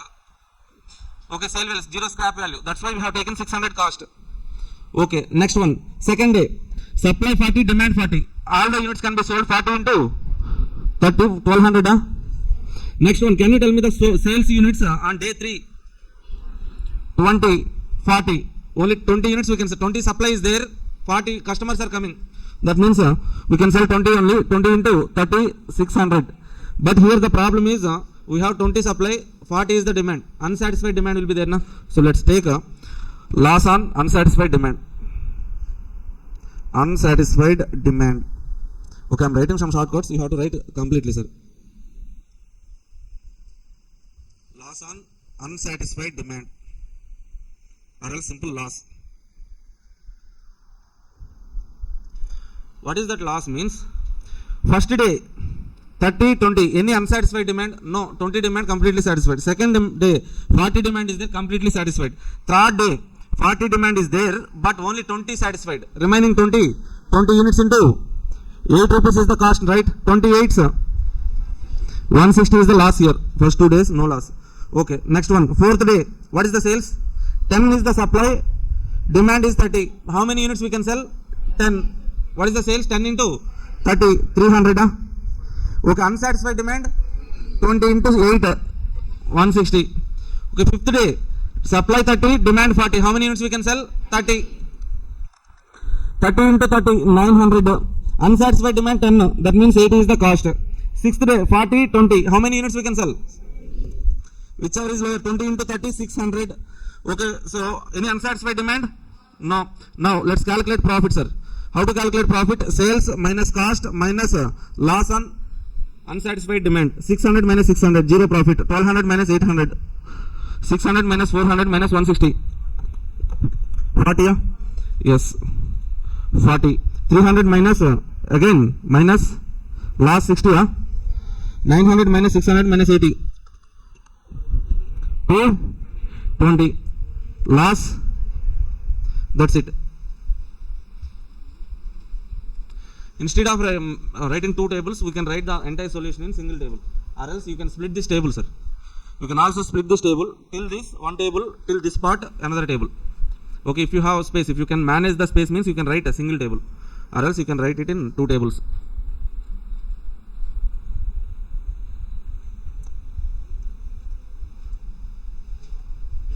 Done?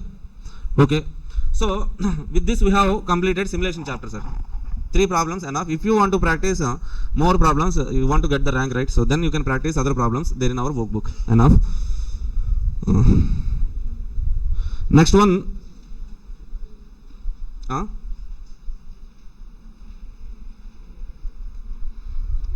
Here next model is a queuing model. In that queuing model, at the end we have one process scheduling problem. We will do that problem. Only one problem is there that has repeated for 2 times. But in December 23 exam they have given queuing model question. Okay, let's discuss some queuing model problems. Formulas. Then one basic question only there that we will try to solve. Okay. Now.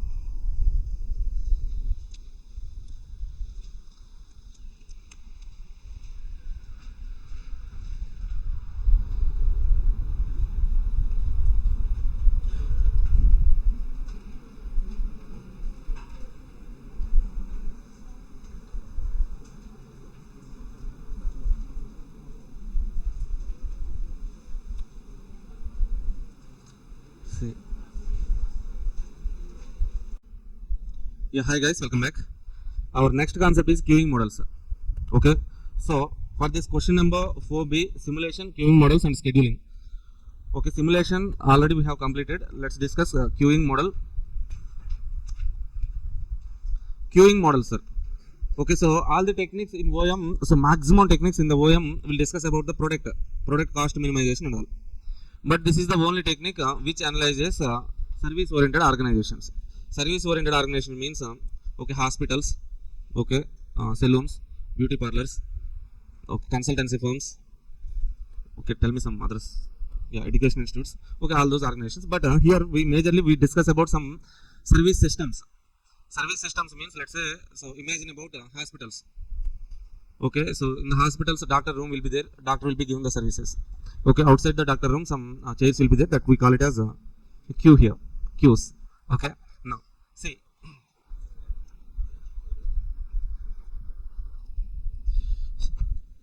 imagine this rectangle is hospital, sir. Okay, this circle is doctor's room. Okay, here doctor is sitting, he will be giving the services. Okay, outside the doctor room there will be some queue. Okay, customers, that means patients will be entering into the queue. Okay, after their turn, so whenever their turns come, they will enter into the doctor room, they will get the service, they will come outside of this system. Okay, this entire this rectangle hospital is called as service system. Service system. This one is queue, this one is called as service points. Okay, so here we have to learn some basic formulas. For that basic formulas, we need some basic variables and all. Okay, the overall objective of this particular queuing model is like analyzing the system. Say for example, okay, so here we will understand. Let's say first one, arrival rate, sir. Arrival rate means per hour how many customers are entering into the queue. Okay, per hour, per 1 hour, how many customers are entering into the queue, that is represented with 7. Okay, next one, let's say for example service time 15 minutes. Okay, so 15 minutes means one service point, or else one doctor can treat one patient within 15 minutes. On an average service time is 15 minutes. If service time is 15 minutes, for how many customers he can give service, how many customers he can treat per 1 hour.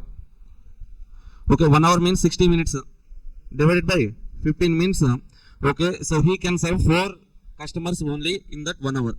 That 4 is called as service rate. Sir, what is service rate, sir? Service rate represents how many customers can be treated per an hour. How many customers can get a service per hour. Okay, so to how many customers a service point can serve. Okay, so that is service rate represented with mu. The service rate we can calculate by using 1 divided by service time. If service time is given in hours, numerator in hours. If service time is given in minutes, numerator in minutes. If service time is in seconds, numerator we have to take seconds. Okay, mu is equal to 1 by service time. Mu is what? Service rate. Lambda is arrival rate. Okay, so mu service rate is equal to 1 divided by service time. If you bring the service time to the left side, service time is equal to 1 by mu. Okay, so once again, if a doctor is taking 15 minutes to give service to one customer,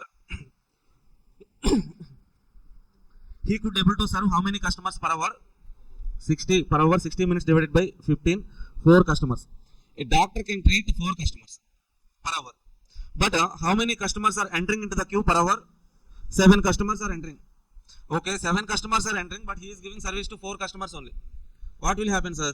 In the first 1 hour, 3 customers will not get any service.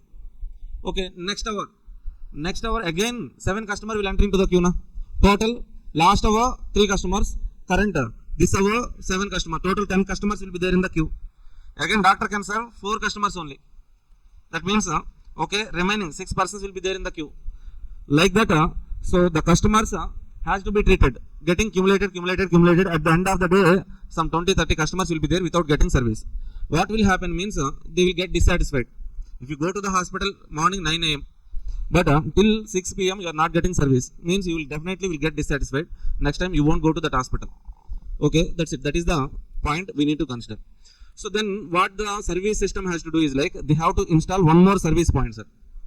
If they install one more service point, another doctor means he can serve 4 customers. He can serve 4 customers. 7 customers are entering into the service system queue. Okay, 8 customers they can treat per hour. 7 customers are entering. Okay, supply demand. This is supply. This is demand. Okay, unsatisfied demand will not be there. total demand will be satisfied. The service capability, the service rate is nothing but supply, sir. This arrival rate is nothing but demand. Okay, we have to match the supply with demand. That's it. That is the basic point here. Okay, so lambda, service time, mu. Here we need to calculate average number of customers being served at any point of time. So at any point of time, if you go to this doctor's room, how many customers are getting being served at any point of time? That how we can calculate means R is equal to lambda by mu. Lambda means demand, mu means supply. Okay, lambda by mu. This R value should always be less than 1. Okay, if that is more than 1, what does it mean, sir? Let's say here, arrival rate, demand is 7, supply is 4 only. That means value will be greater than 1. This R value should not be greater than 1. Why, sir? Arrival rate is higher. Okay, so arrival rate, demand is higher. Service rate, supply is low. Means unsatisfied demand will be there. Customer dissatisfaction. Okay, negative impact will be there on organization. That's why, okay, so we have to maintain numerator higher than denominator. Numerator means mu value should always be greater than or equal to lambda. Why, sir? Our service rate, supply should always be equal or greater than arrival rate, demand. That's it. That is the point. Okay, next one. Here we have done some example. Next, service system utilization. Okay, system utilization 5, sir. 5. How we can calculate this 5 means same formula, lambda by mu. Okay, here to calculate that 5, we have two models here, two types here. First one, if there is one service point, 5 is equal to lambda by mu. If there is more than one service point, 5 is equal to lambda by m into mu. Okay, so system utilization means what, sir? Okay, see again, we can sell 8 customers per hour. Okay, so only 4 customers are entering into the queue. We can able to serve 8 customers, but only 4 customers are entering into the system means our capacity. This represents 8 represents our capacity or supply. Okay, 4 customers only we are serving means we are utilizing half of our capacity. 4 divided by 8 means 50% of the capacity. See, once again, per hour a doctor can treat 8 customers, sir. Only 4 customers came to the hospital. Okay, for that 4 customers, doctor can treat within half an hour only, right? Okay, that means remaining half an hour means what, sir? Idle time. He will be chilling, enjoying. Okay. Then, what is the system utilization means? He is utilizing his 50% of capacity only. Okay, so that means numerator what? Demand. Denominator what? Supply. Or else in queuing models terminology, in numerator customer arrival rate, denominator service rate. Okay, see, one service point lambda by mu. If multiple service points are there, so previously I told you, like if I place one more doctor, a doctor can treat 4 customers, second doctor can treat 4 customers. Total mu is equal to how much? 2 service points into 4, 8. Okay, that is only we are taking denominator. Denominator m into mu. Okay, if the service point, one service point lambda by mu, multiple service points lambda by m into mu. M is what, sir? Number of service points. Okay, if only one service point, 1 into mu. If 2 service point, 2 into mu. 4 service point, 4 into mu. Next one. So till now we have discussed lambda, service time. Lambda means what, sir? Arrival rate, service time, mu, service rate. How we can calculate mu means 1 divided by service time. Okay, R, average number of customers being served at any point of time, lambda by mu. 1 minus R, idle time, sir. Idle time. Okay, 1 minus R, idle time. 5, system utilization. Okay, now here next one is like this entire rectangle we are saying like system. This is Q, this is service point. Okay, that means system is equal to Q plus service point, that is equal to system. See, where is that? Q plus service point, that is equal to system. Okay, so coming to time point of view. So if a customer entering into the queue, he entered into the queue, okay, he has waited in the queue for let's say 2 hours. In the queue, he has waited for 2 hours. Then he entered into the doctor's room. In doctor's room, doctor has given for 0.5 hours service. The kind of treatment he is giving for half an hour, 0.5 hours. Okay, what is the total time he spent on the system means 2 hours in the queue, 0.5 hours in the service point. Total time he spent in the system 2.5 hours. Okay, so that means what, sir? See here, waiting time. waiting time in the queue, waiting time in the queue, WQ. Service point, time in the service point, service time. Total that is equal to waiting time in the system. WQ means W, waiting time. Q means waiting time in the queue. Service point time, time spent on service point, nothing but service time. Okay, adding this two, we will get what? Time spent on the system. Waiting time in the system, WS. Okay, next one, length. Length means number of customers. Okay, so how many customers are there in the queue? Represented with LQ. Q, in the queue, how many number of customers are there? That is being represented with LQ. How many customers are there in the service point, or average number of customers being served at any point of time in the service point? That is nothing but R. So number of customers in the queue plus number of customers in the service point. So total number of customers in the system. Say for example, here in the queue 6 persons are there, sir. One person is getting service in service point. How many persons, how many customers are there in this entire system means 6 plus 1, 7. Okay, but here that notation is different. Okay, L means length, number of customers. Number of customers in the queue represented with LQ. R means average number of customers are there in service point in doctor's room. Okay, LS means length of system, that is represented with LS, number of customers in the total system. Okay, waiting time in the queue plus service time, waiting time in the system.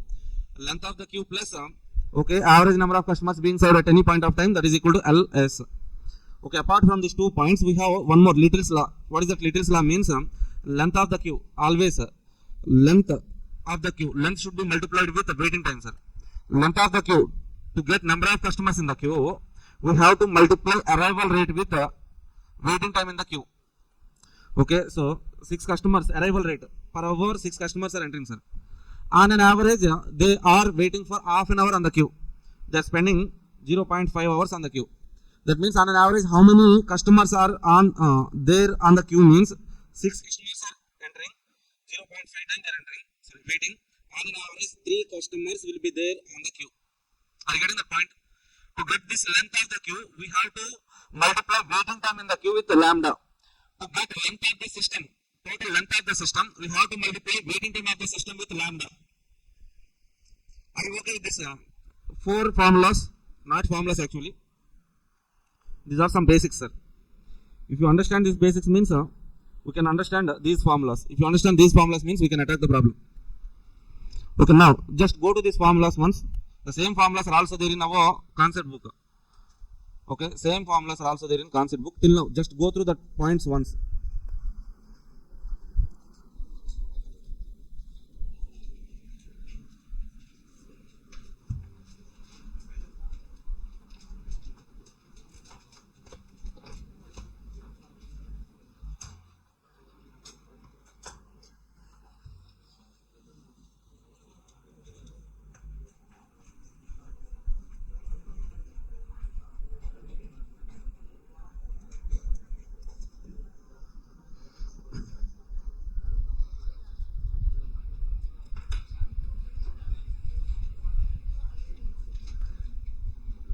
మా formulas ఒకసారి చూడండి అమ్మా. Queuing models అని ఉంటుంది, concept book పార్ట్లో part A ఉంటుంది. అందులో chapter number 4.7 అక్కడ వెళ్తే కొన్ని హ్యాండ్ రిటన్ స్క్రీన్ షాట్స్ పెట్టుంటాయి అక్కడ. Just go through that formulas once. Same formulas are also there on our concept book. Just go through these formulas once.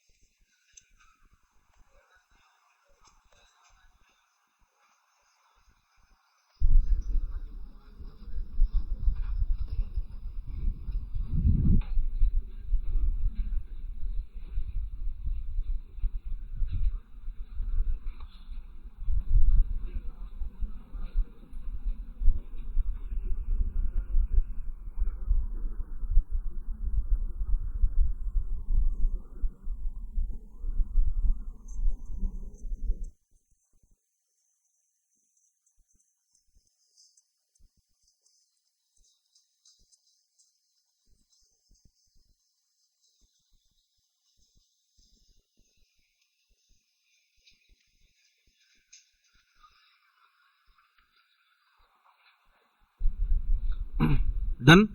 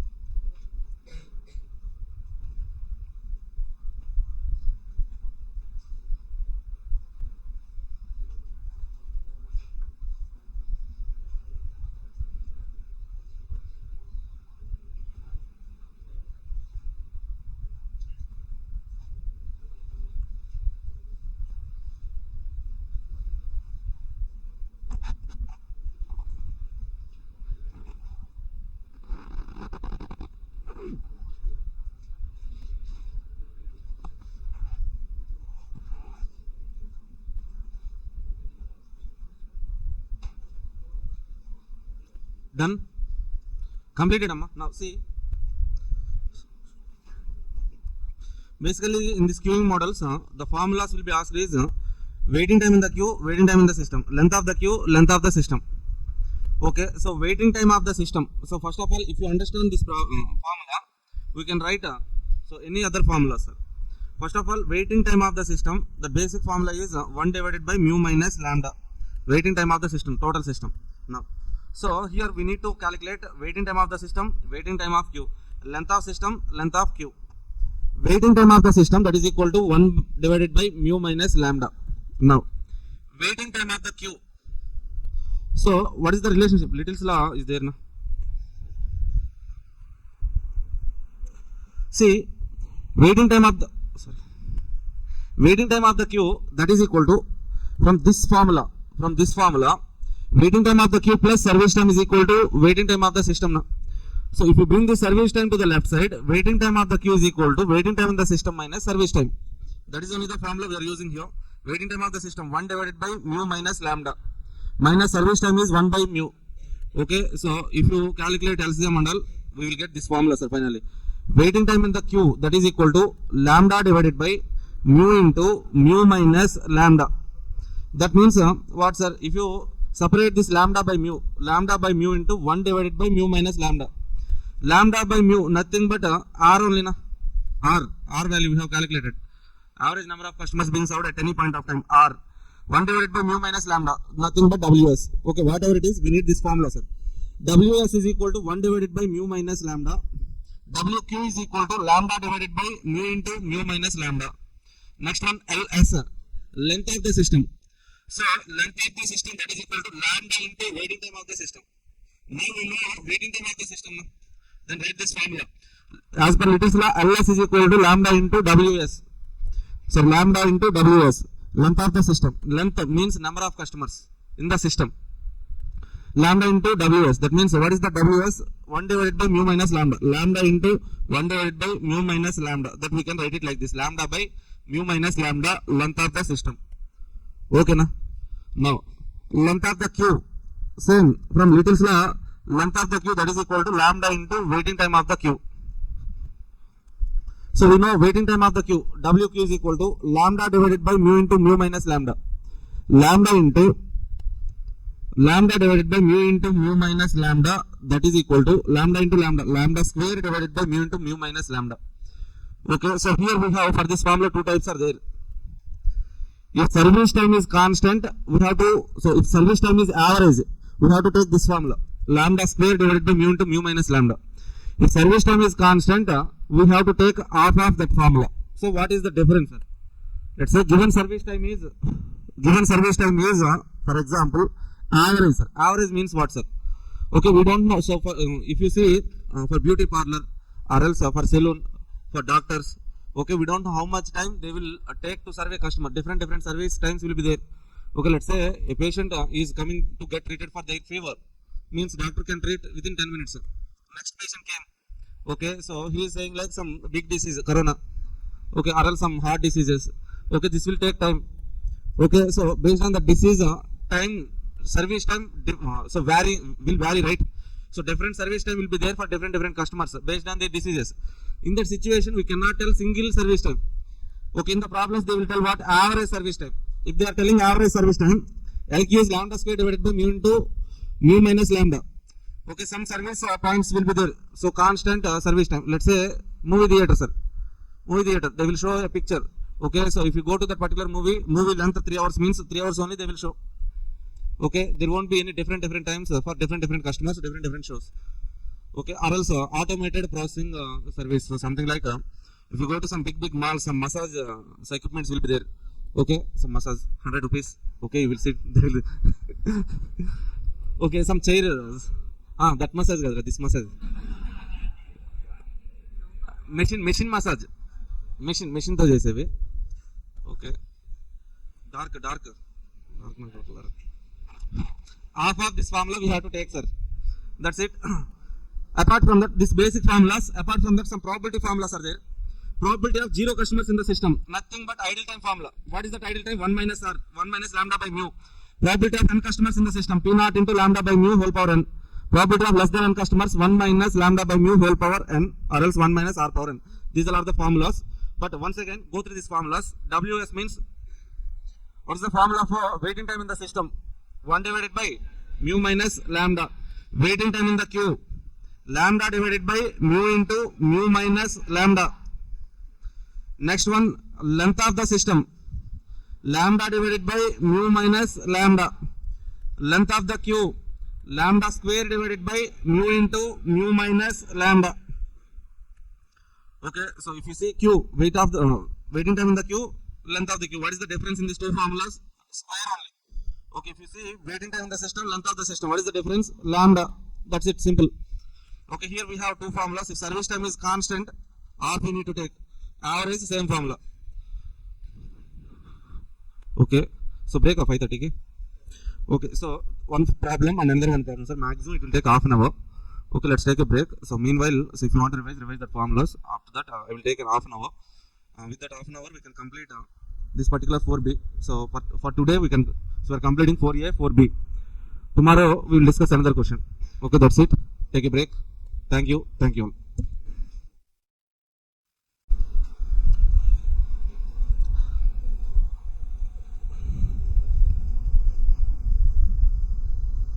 Yeah. Hi guys, welcome back.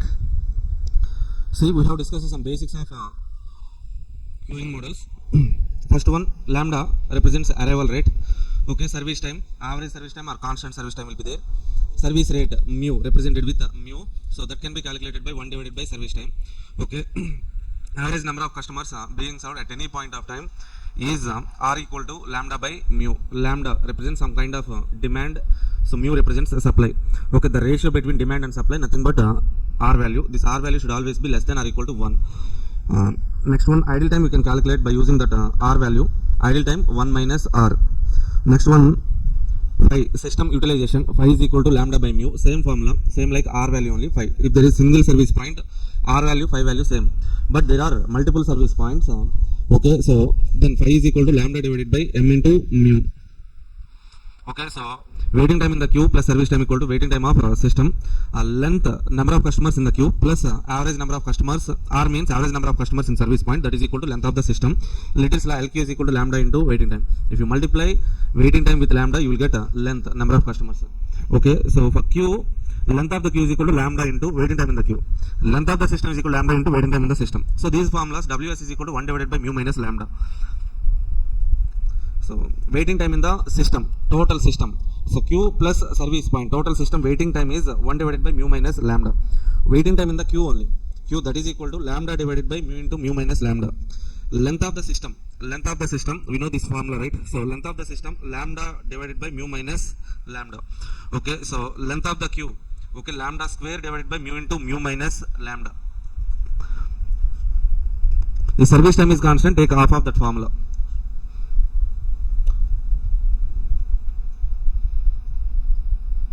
Let's go to our workbook and do one small problem, basic problem.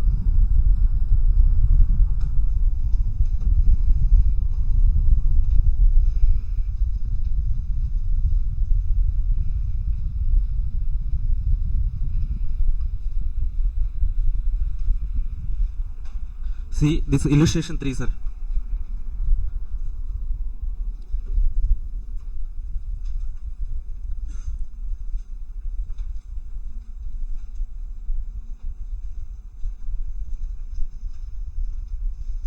Okay, that is illustration 33, not illustration 3, page number 4.7.2.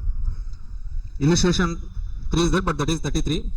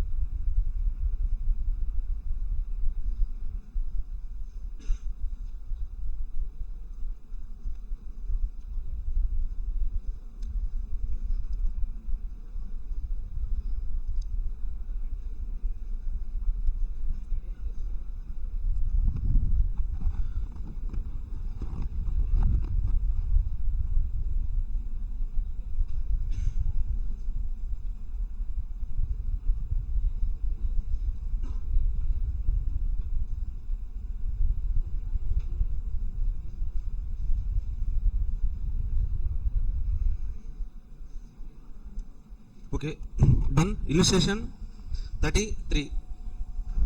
An airline is planning to open satellite ticket desk in a new shopping plaza staffed by one ticket agent. One ticket agent means one service point is there, sir. Okay, what is the service they are providing means ticket reservation counter. One service point is there. It is estimated that request for tickets and information will be average 15 per hour. That means what's a request? That means customer arrival lambda, that will be 15 per hour, and request will have Poisson distribution. Okay, service time is assumed to be exponentially distributed. Previous experience with similar satellite operations suggests that mean average service time should average about 3 minutes per request. Service time is equal to 3 minutes, sir. Can you guys tell me the mu value?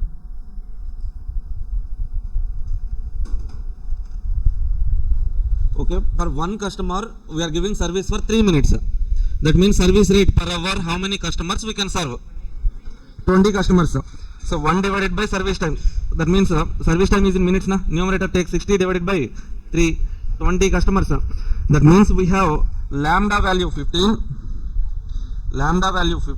mu value 20. Okay, so what are the point they are asking? System utilization. What is that formula? Phi is equal to lambda by mu. Lambda 15 divided by, that is equal to 0.75. Second one, idle time. Idle time means what, sir? 1 minus r, 1 minus lambda by mu. Okay, 1 minus lambda by mu already calculated, 0.75, that is equal to 0.25. Okay, so read that point C. Okay, tell me what they are asking, sir. WQ na LQ na, WS na LS LQ. Okay, expected number of customers waiting to be served. Number of customers means L. Waiting to be served means they are waiting for the service. They are waiting in queue. LQ. LQ. What is that formula? LQ. Lambda square divided by mu into mu minus lambda.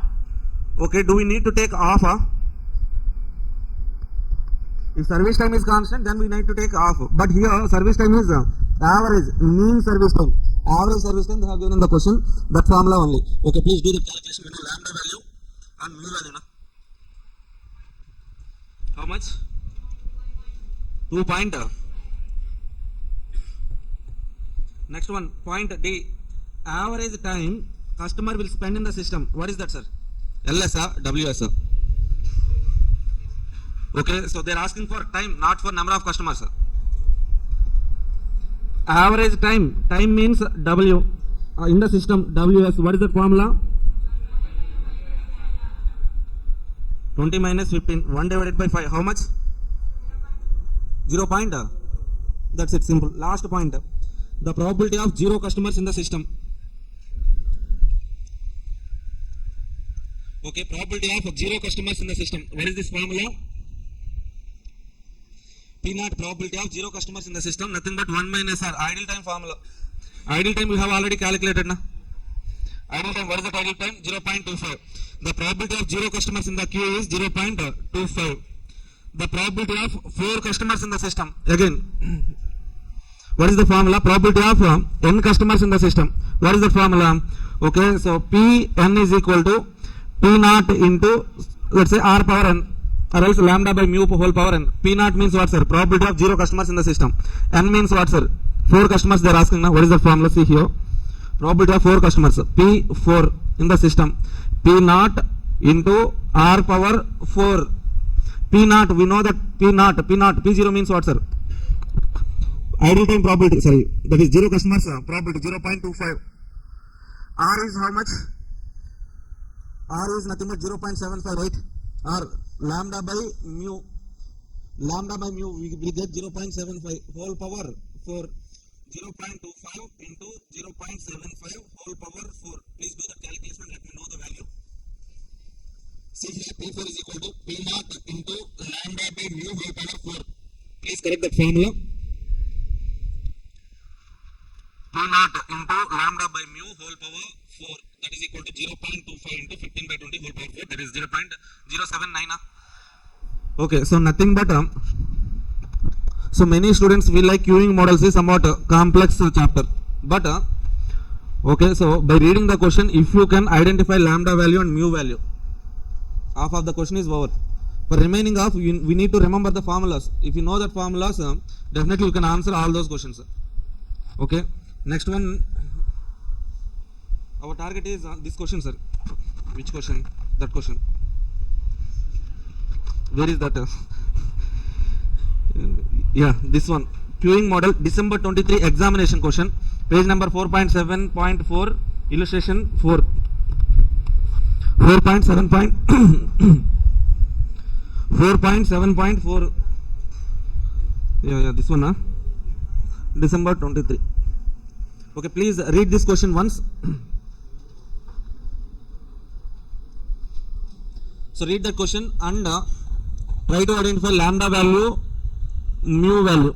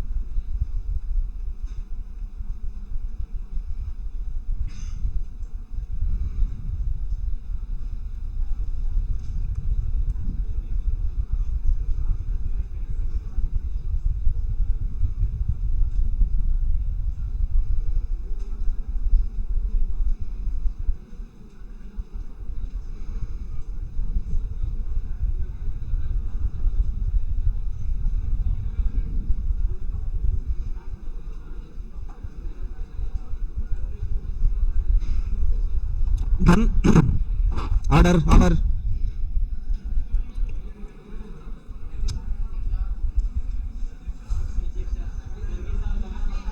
చెప్పధ్యక్ష. Okay. Ragan company has single machinist in repair shop. Okay. He works 8 hours a day. On an average 4 machines break each day. He takes on an average 1 hour to repair a machine. Simple queue conditions exist. So based on this information, can you tell me the lambda value and mu value?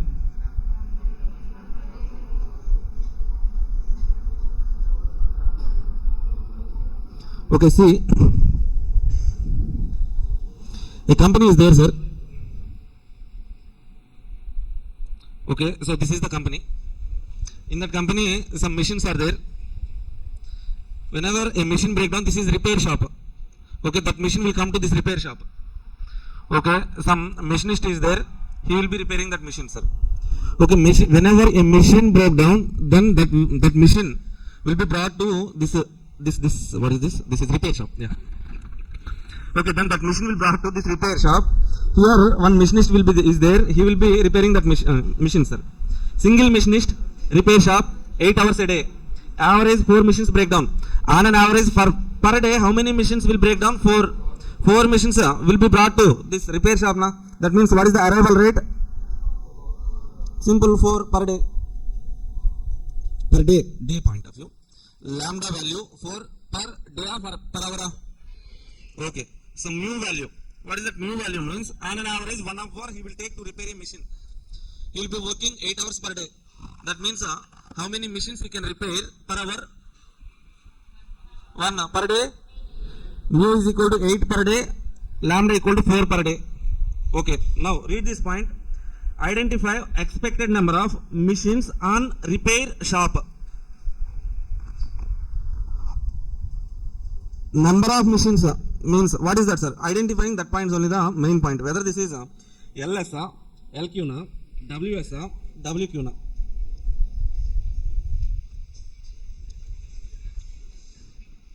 First point, number of machines, sir. L, okay. Repair shop means complete system or else complete system, right? That means they are asking us to calculate what? LS. What is the formula for LS? Lambda divided by? Calculate that value and tell me that final value.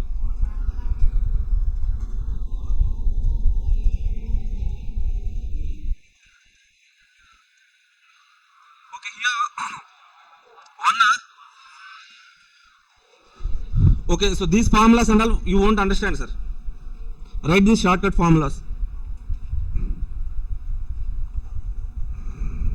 Okay, first point they are asking LS value lambda by mu minus lambda 4 by 8 minus 4, that is 1. Second point, read the second point. Determine expected number of machines. Number of machines means L.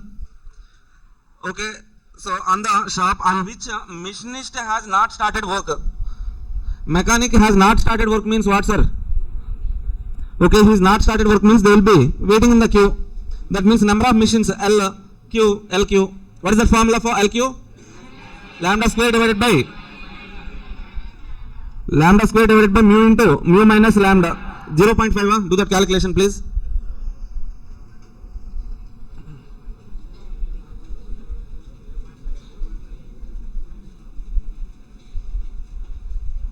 ఎంత వచ్చిందమ్మా value? 0.5 వచ్చిందా? Formula చెప్పా సరే, Lq formula. అరే nice అమ్మా, super. Okay, next one.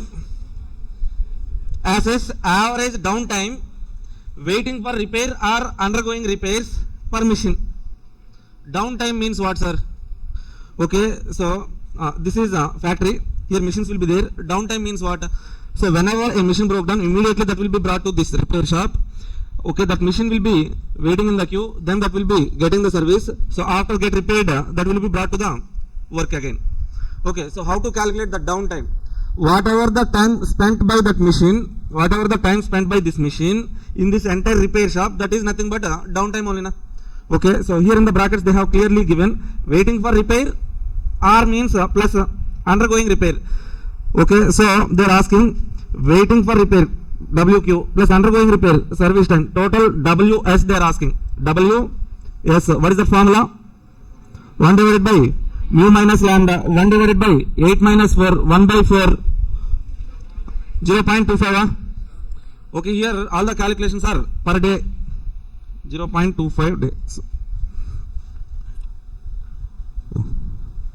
See, 0.25 we got now, 0.25 day. So 0.25 is the time. Here time is in days. Okay, 0.25 days means how many hours? Tell me that hours. Okay, better to stick with 0.25 days. Enough.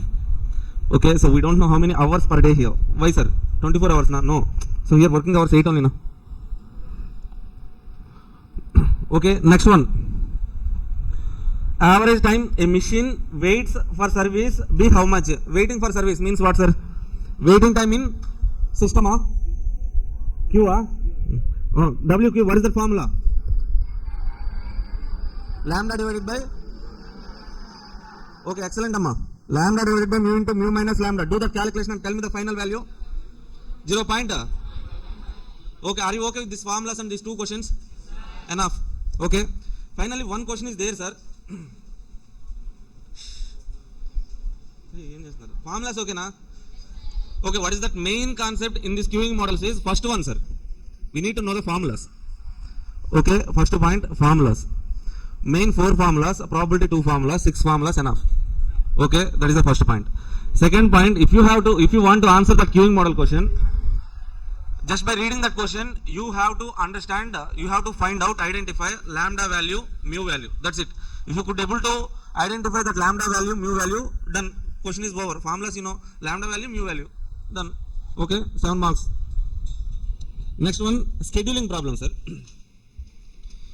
Some small concept is there, 5 minutes.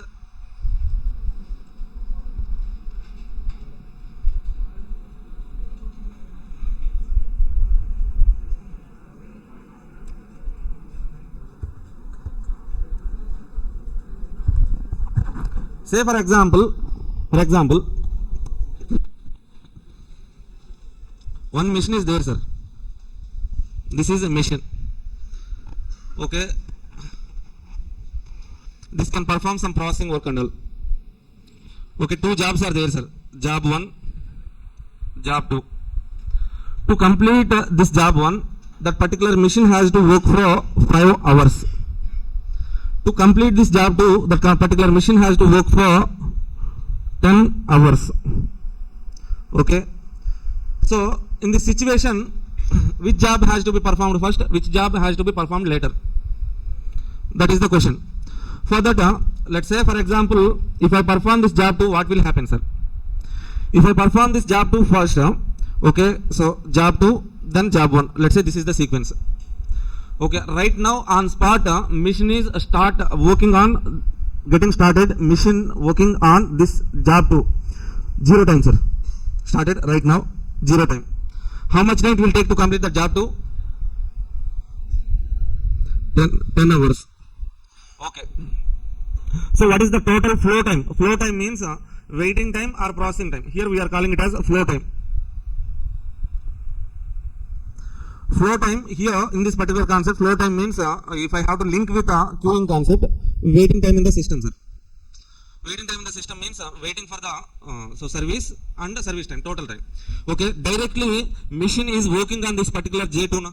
So there is no waiting time, total processing time. Okay.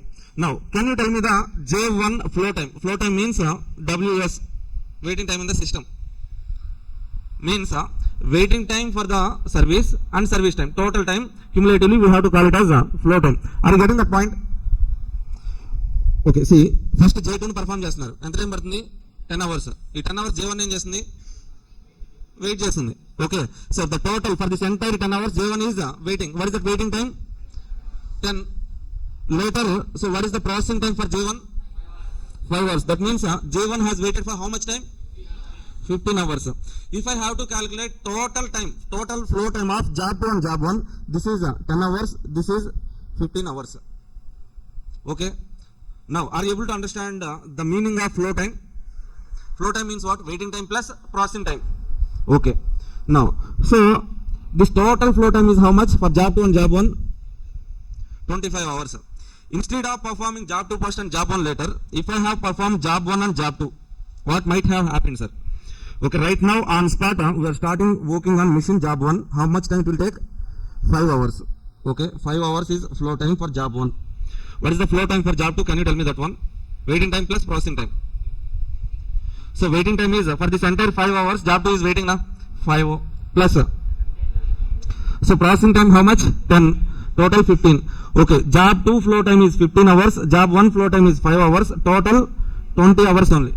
Okay, as flow time is minimum in this second alternative, we have to go for the second alternative. This is the best alternative, sir. Are you okay with this point?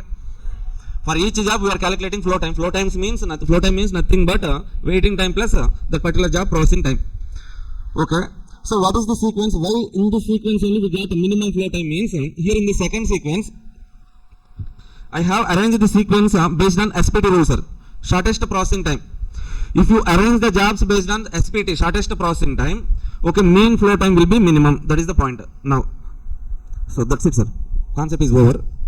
Now let's try to understand one more example. Another mission is there. This is the mission. We got 3 jobs: job 1, job 2, job 3. Job 1 processing time 10, job 2 8, job 3 5. Now, can you tell me the sequence to minimize total flow time? What? J3 sequence. Can you tell me the sequence? I have to follow which sequence? This is processing times. Okay, so I have to follow SPT rule. To minimize total flow time, we have to follow SPT. What is that SPT rule? Shortest J3, J2, J1. Okay, in this sequence, can you tell me the flow times? J3 total flow time 5. Okay, J2 5 plus 8, 13. J1 total flow time in this entire 13 plus 20, 23. Are you okay with this flow time? Okay, so what is the total flow time? 40, 41. What is the mean flow time? Mean means average. Average, this is the 41 is the total flow time for how many jobs? 3 jobs. Okay, mean flow time means 41 divided by 3. How much? Okay, 13.66. Something. Now, simple average. So, if I have to calculate mean flow time, so step 1, arrange in the sequence, follow SPT rule. Step 1. Step 2, calculate flow times. Step 3, total flow time divided by number of jobs, mean flow time. Okay. Now, for the same example,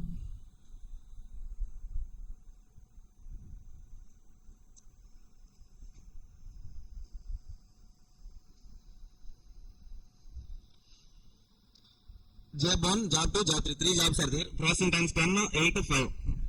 Now, so they are given some weight, sir. Weight means here we can call it as some preference, let's say. Okay, some kind of recommendation. What is that recommendation means? Okay, weight for job 3 is 1. For job 2 is 2. For job 1 is 3, sir, weight. Okay, so if you go to any temple, that means let's say for example Tirupati. So big Tirupati. Okay, so if you go to the temple, Tirupati temple, okay, if you have some recommendation, MLA, MP recommendation is there, na? So they will send you, so at the preference, you will be having some preference, right?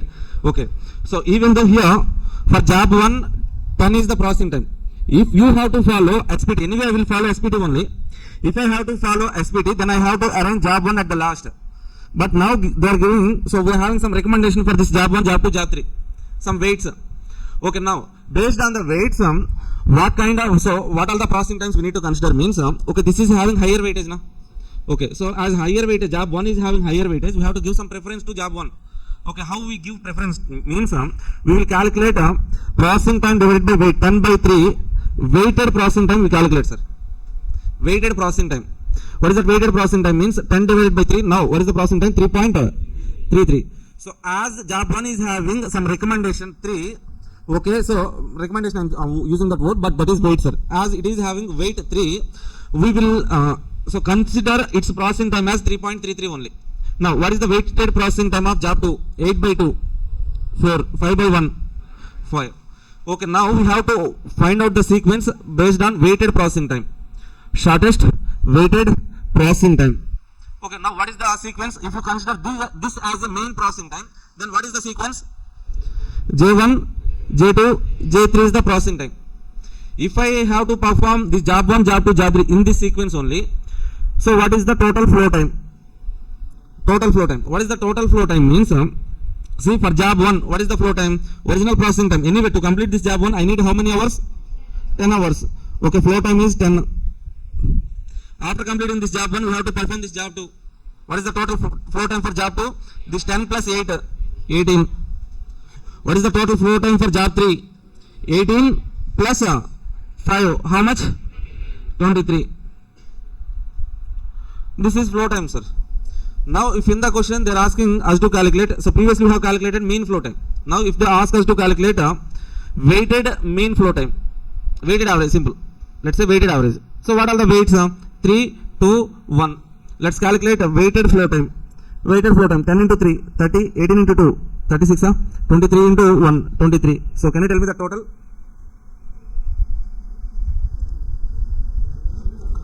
Now, weighted average. You know the formula, right? Average means sigma x by n. Weighted average means sigma wx divided by sigma w. Okay, here we have, so multiplication of weights into value total we have. Now, divide with how much, sir? Total weight. What is the total weight? 6.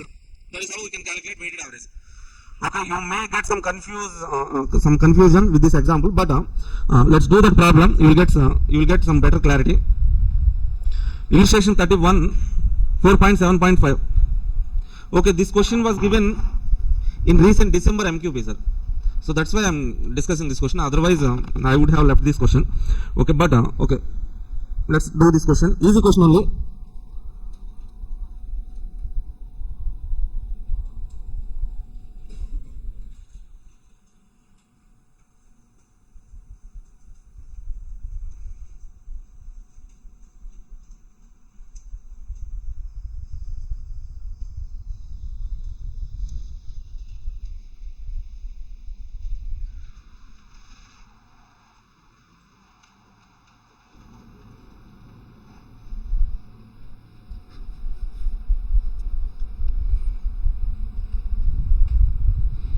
Read that question, sir.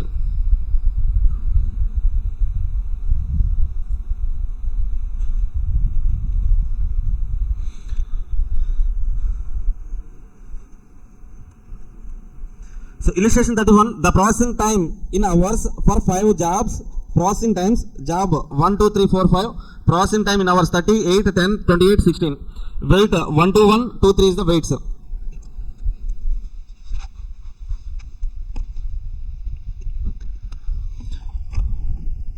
So 5 jobs on single machine scheduling is given. First point they are asking is, first point, sir, find the optimal sequence which will minimize the mean flow time. Find the mean flow time. Second one, determine the sequence which will minimize the weighted mean flow time. Also find the mean flow time. Okay, now what is our first point? Calculation of mean flow time which will minimize optimal sequence, optimal flow time. Optimal sequence which will minimize the mean flow time. Okay, so what is the sequence we have to follow to minimize the flow time? SPT rule. Shortest time, processing time first. Okay, take point number 1. Solution. Write the solution along with me, please.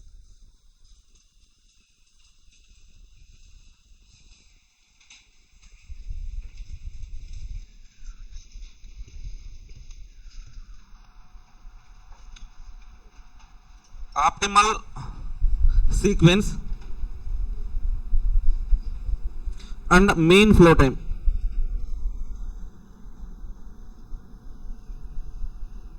Optimal sequence and mean flow time, first one. Okay, they are asking mean flow time, not weighted mean flow time. Weighted mean flow time is second point. First point they are asking mean flow time only. That means we don't need to consider weights. Okay. So, job 1, 2, 3, 4, 5, processing times 30, 8, 10, 28, 16 are given, sir. What is the sequence we have to follow? Optimal sequence we have to follow. So, write a point here. To minimize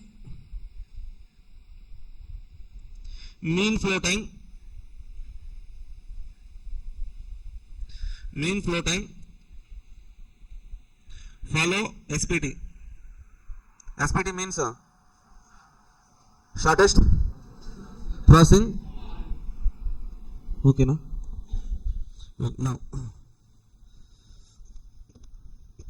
so based on the SPT sequence,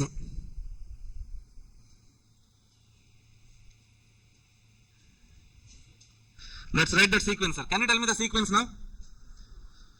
Job first, which job, sir? Job 2, next job 2, job 3, job 5, 4, 1. Processing time for 2 8, for 3 10, 5 16, 4 28, 1 30. Okay, sequence and processing time. Now, so let's calculate completion time or else flow time.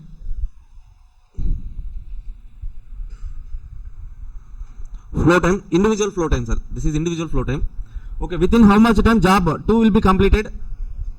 Okay, first one I will start doing job 2, sir. Okay, within how much time job 2 will be completed? 8 hours only. Okay, on 0 time itself we will start job 2. By the 8th hour we will complete that job. Okay, so for job 3, what is the flow time means? Waiting time. For this 8 hours waiting time plus 10 hours is the processing time. That means by 18th hour it will be completed, right? Okay, next for job 5, 18 plus 16, 34. 34 plus 28, 62, okay, 62 plus 30, 92. Mean flow time.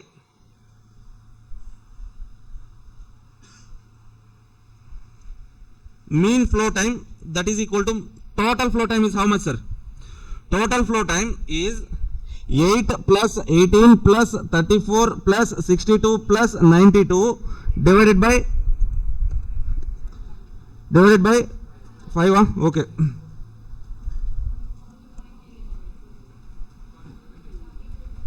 How much? 40. Are you okay with this point number 1? Are you okay with that flow time calculation? Okay, na? Okay, nice, super. Next one.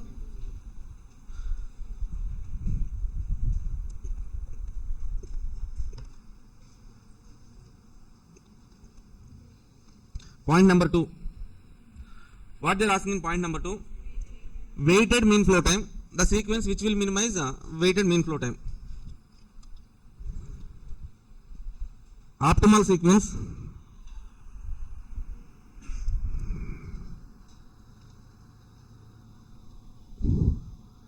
To minimize weighted mean flow time. Okay, so here what is the optimal sequence means? Here also we follow which rule? SPT, shortest processing time only. But here they have given, we need to consider weights na. So that's why we need to arrange them in shortest weighted processing time. Okay, let's do that. To minimize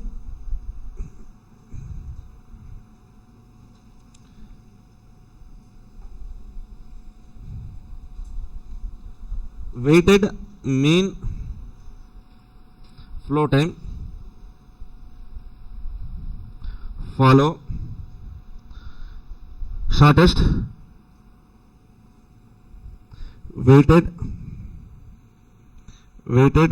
processing time.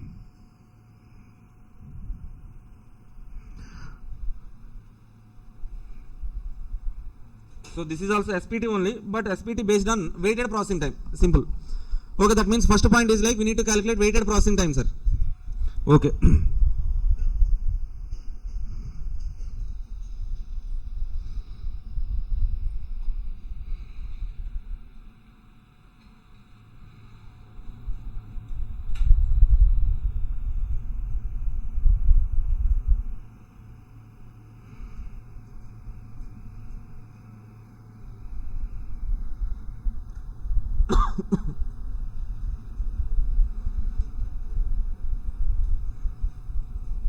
Okay, please copy paste that part.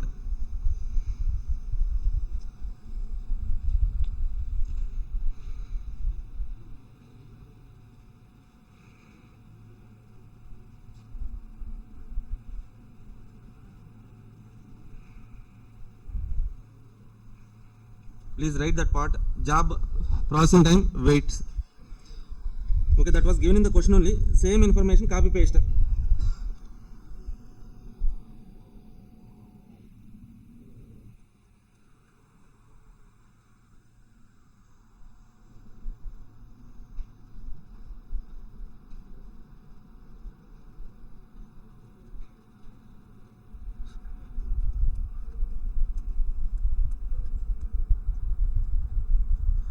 రాసారా ఆ table రాసారా? So nothing is there. We need to calculate weighted processing time. Weighted processing time means what, sir? Processing time divided by weight. 30 divided by 1, 30, 8 by 2, 4, 10 by 1, 10, 28 by 2, 14, 16 by 3, 5 point. Okay, now based on this weighted processing time, can you guys tell me the sequence?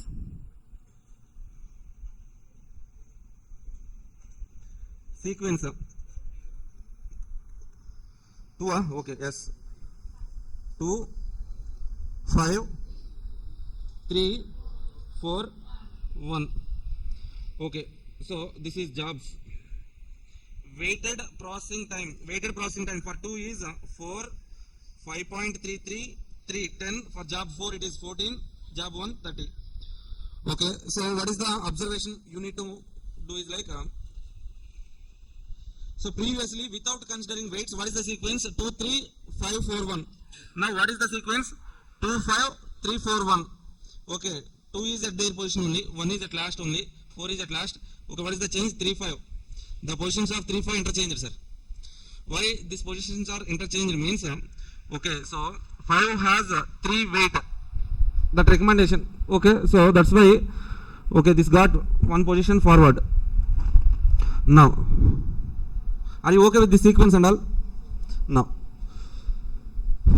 our target is what, sir? Calculating weighted processing weighted mean flow time. Let's calculate flow time. Our target is flow time only, na? Can you tell me the flow time now? Job 2, what is the original processing? Okay, so before flow time, let's copy paste original processing time, sir. What is the processing time for 2, 8, 4, 16, 3, 4, 28, 1, 30. Okay, so now flow time. If you are following this sequence, what is the flow time? Means 8 plus 16, 24, 24 plus 10, 34 plus 28, 62 plus 30, 92. But weights are there, na? Okay, so we are not going to calculate mean flow time. Weighted mean flow time. Weighted mean flow time means take weights as well. Weights, what are the weights? 1, 2, 1, 2, 3. 1, 2, 1, 2, 3. Huh? Oh, sorry. Oh, nice point. Yeah, I'm checking whether you are observing that point or not. I'm testing you guys. Yeah, for 2, 5, what is the weight? 3. Job 3, 1. Job 4, 2. Job 1, 1. Yeah, nice coverage, right? Sequence. Okay, so we need to calculate what? Simple weighted average, sir. Sigma Wx divided by sigma W, we know, right? Here x is nothing but flow time. Weights are there. Okay, can you calculate weighted average? Okay, so do that weighted average, sir. Nothing but weight into flow time. 2 into 8, 16, 24 into 3, 34 into 1, 34, 62 into 2, 124, 92. What is the total? 3, 38. What is the weight? Total of weight 2 plus 3 plus 1 plus 2 plus 1, 9. Okay, so weighted mean flow time, how much? 37 point. That's it.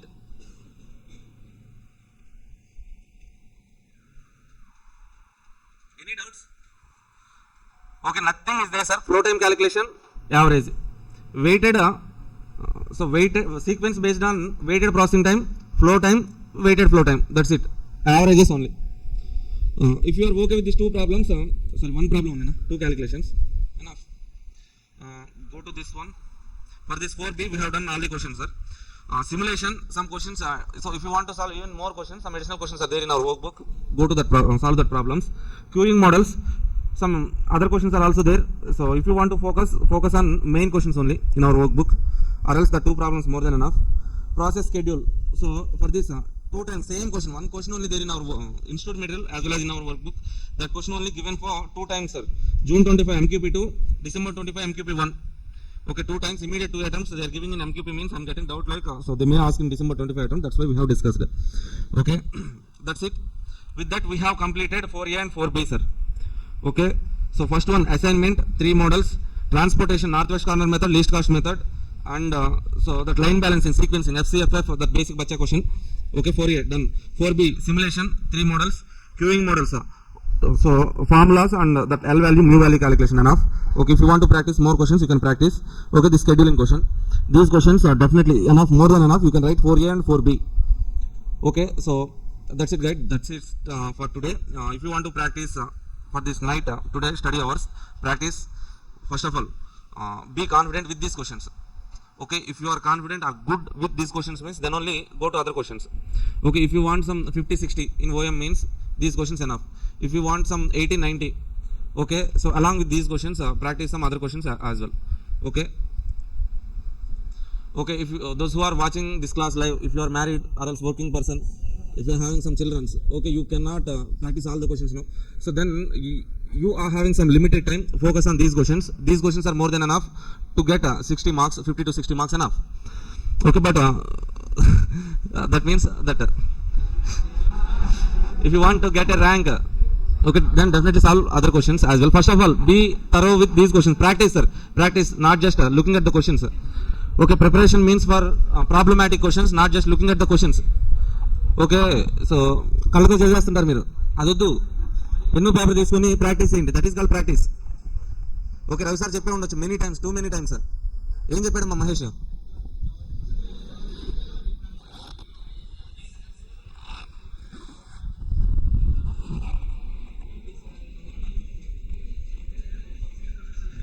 ఏం చెప్పారు?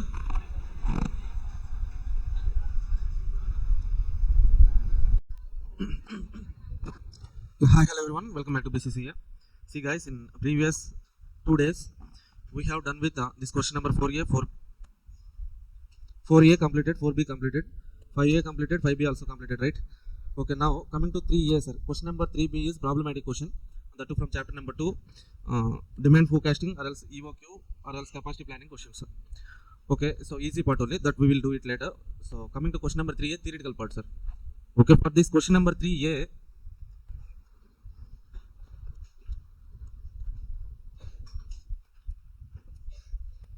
okay, see these questions, except from December 25 MQP1, except that MQP, if you observe June 25 atom question, 6 types of production control, chapter number 4, June 25 MQP1, preventive maintenance versus preventive maintenance advantages, chapter number 7, June 25 MQP2, objectives of production planning and control, chapter number 4, December 24 exam, objectives of production planning and control, chapter number 4.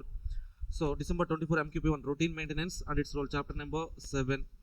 December 24 MQP2, 6 types of production control, chapter number 4. Functions of production control, chapter number 4. Preventive maintenance, chapter number 7.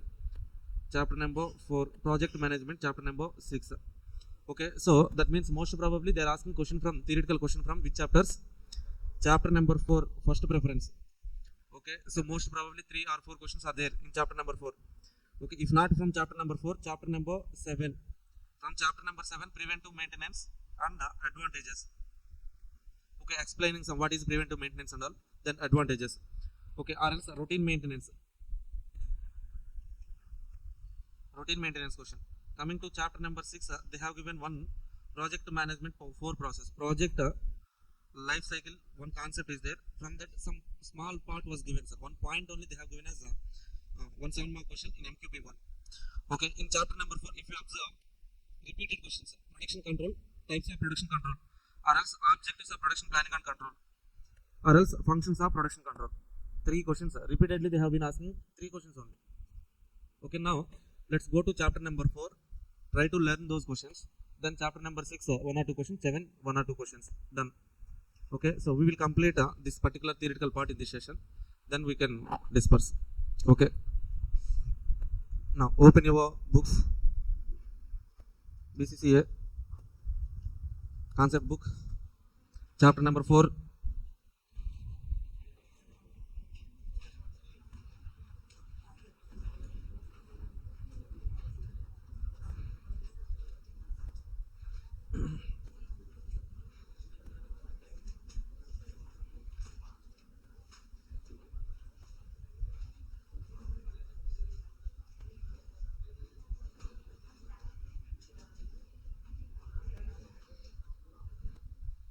Okay, see, sir, what is this production planning and control, sir?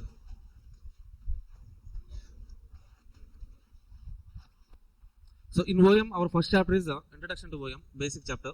Next, second chapter is operations planning.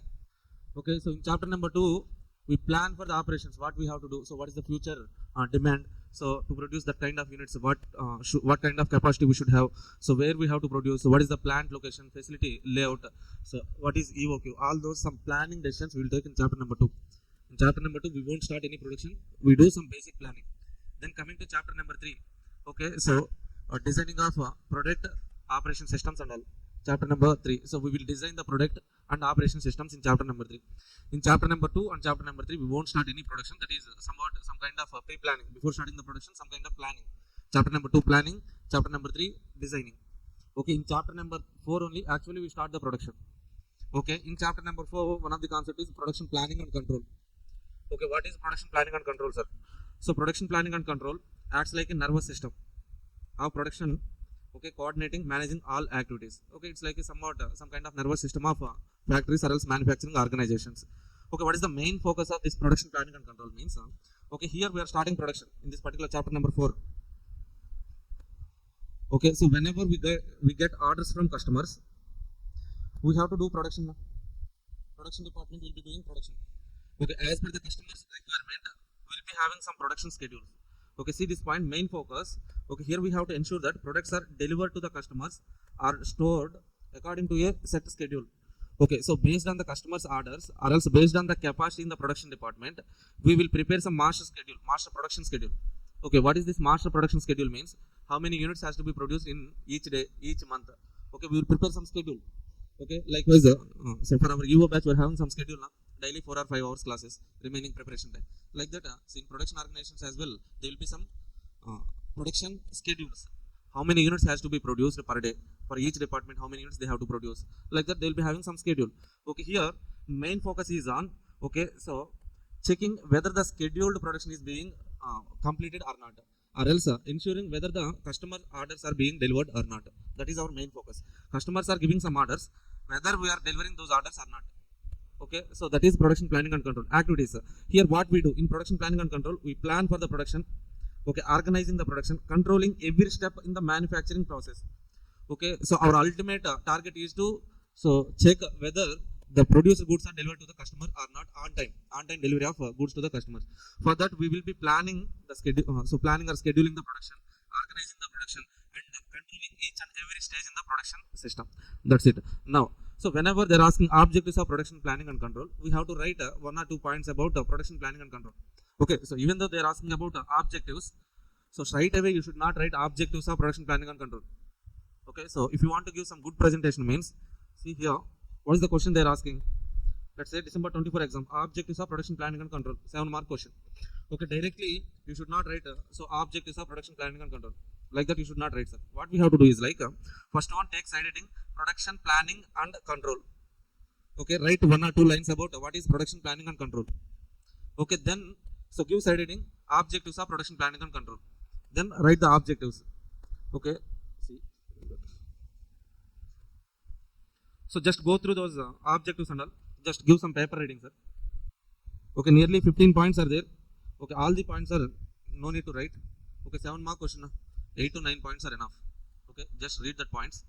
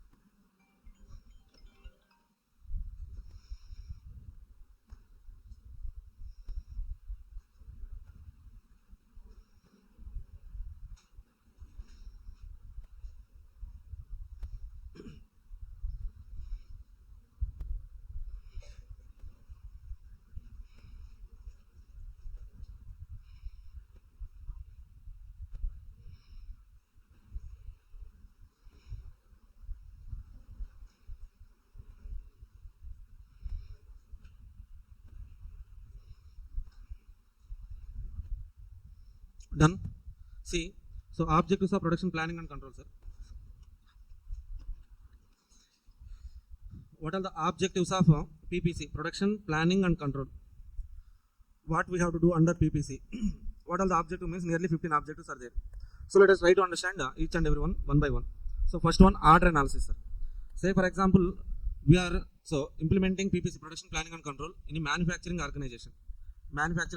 Sir. Let's say for example, your company is a shirt manufacturing company, textile. For example, you got an order to manufacture 500 shirts. Okay, so customer has given order for 500 shirts. Okay, so for that order, how we can apply this PPC, production planning and control? So first one, order analysis. Okay, how much order we got, sir? 500 shirts. Okay, in that order analysis, what we have to do, like raw materials and parts needed for that particular order. Okay, so we have to produce 500 shirts. To manufacture 500 shirts, how many raw materials are needed? So first one, okay, how many meters of cloth needed? So to manufacture a shirt, we need some cloth, no? Cloth. Okay, raw material is cloth. So apart from that, some buttons. Okay, so that's it. With cloth, threads, buttons, we can stitch 500 shirts. So raw material, how many raw materials are needed? That analysis is nothing but order analysis. Okay, we got the order and we have planned. We are checking. So to manufacture 500 shirts, whether we have all the required raw materials or not. That is order analysis. Order status. Okay, so order status, answer customers and sales questions about order progress. Say for example, a customer has given 500 shirts order. Okay, after 2 days he is coming and asking his status of his order. Okay, we have to say like, okay, for your 500 shirts, out of 500 shirts, 200 shirts are already manufactured, are already made. So we are under process of making 300 more shirts. Like that, we have to give some status. Okay, next one, cost estimation. So this cost estimation, here we have to, so whenever we are getting that order, we will be having some costing department, right?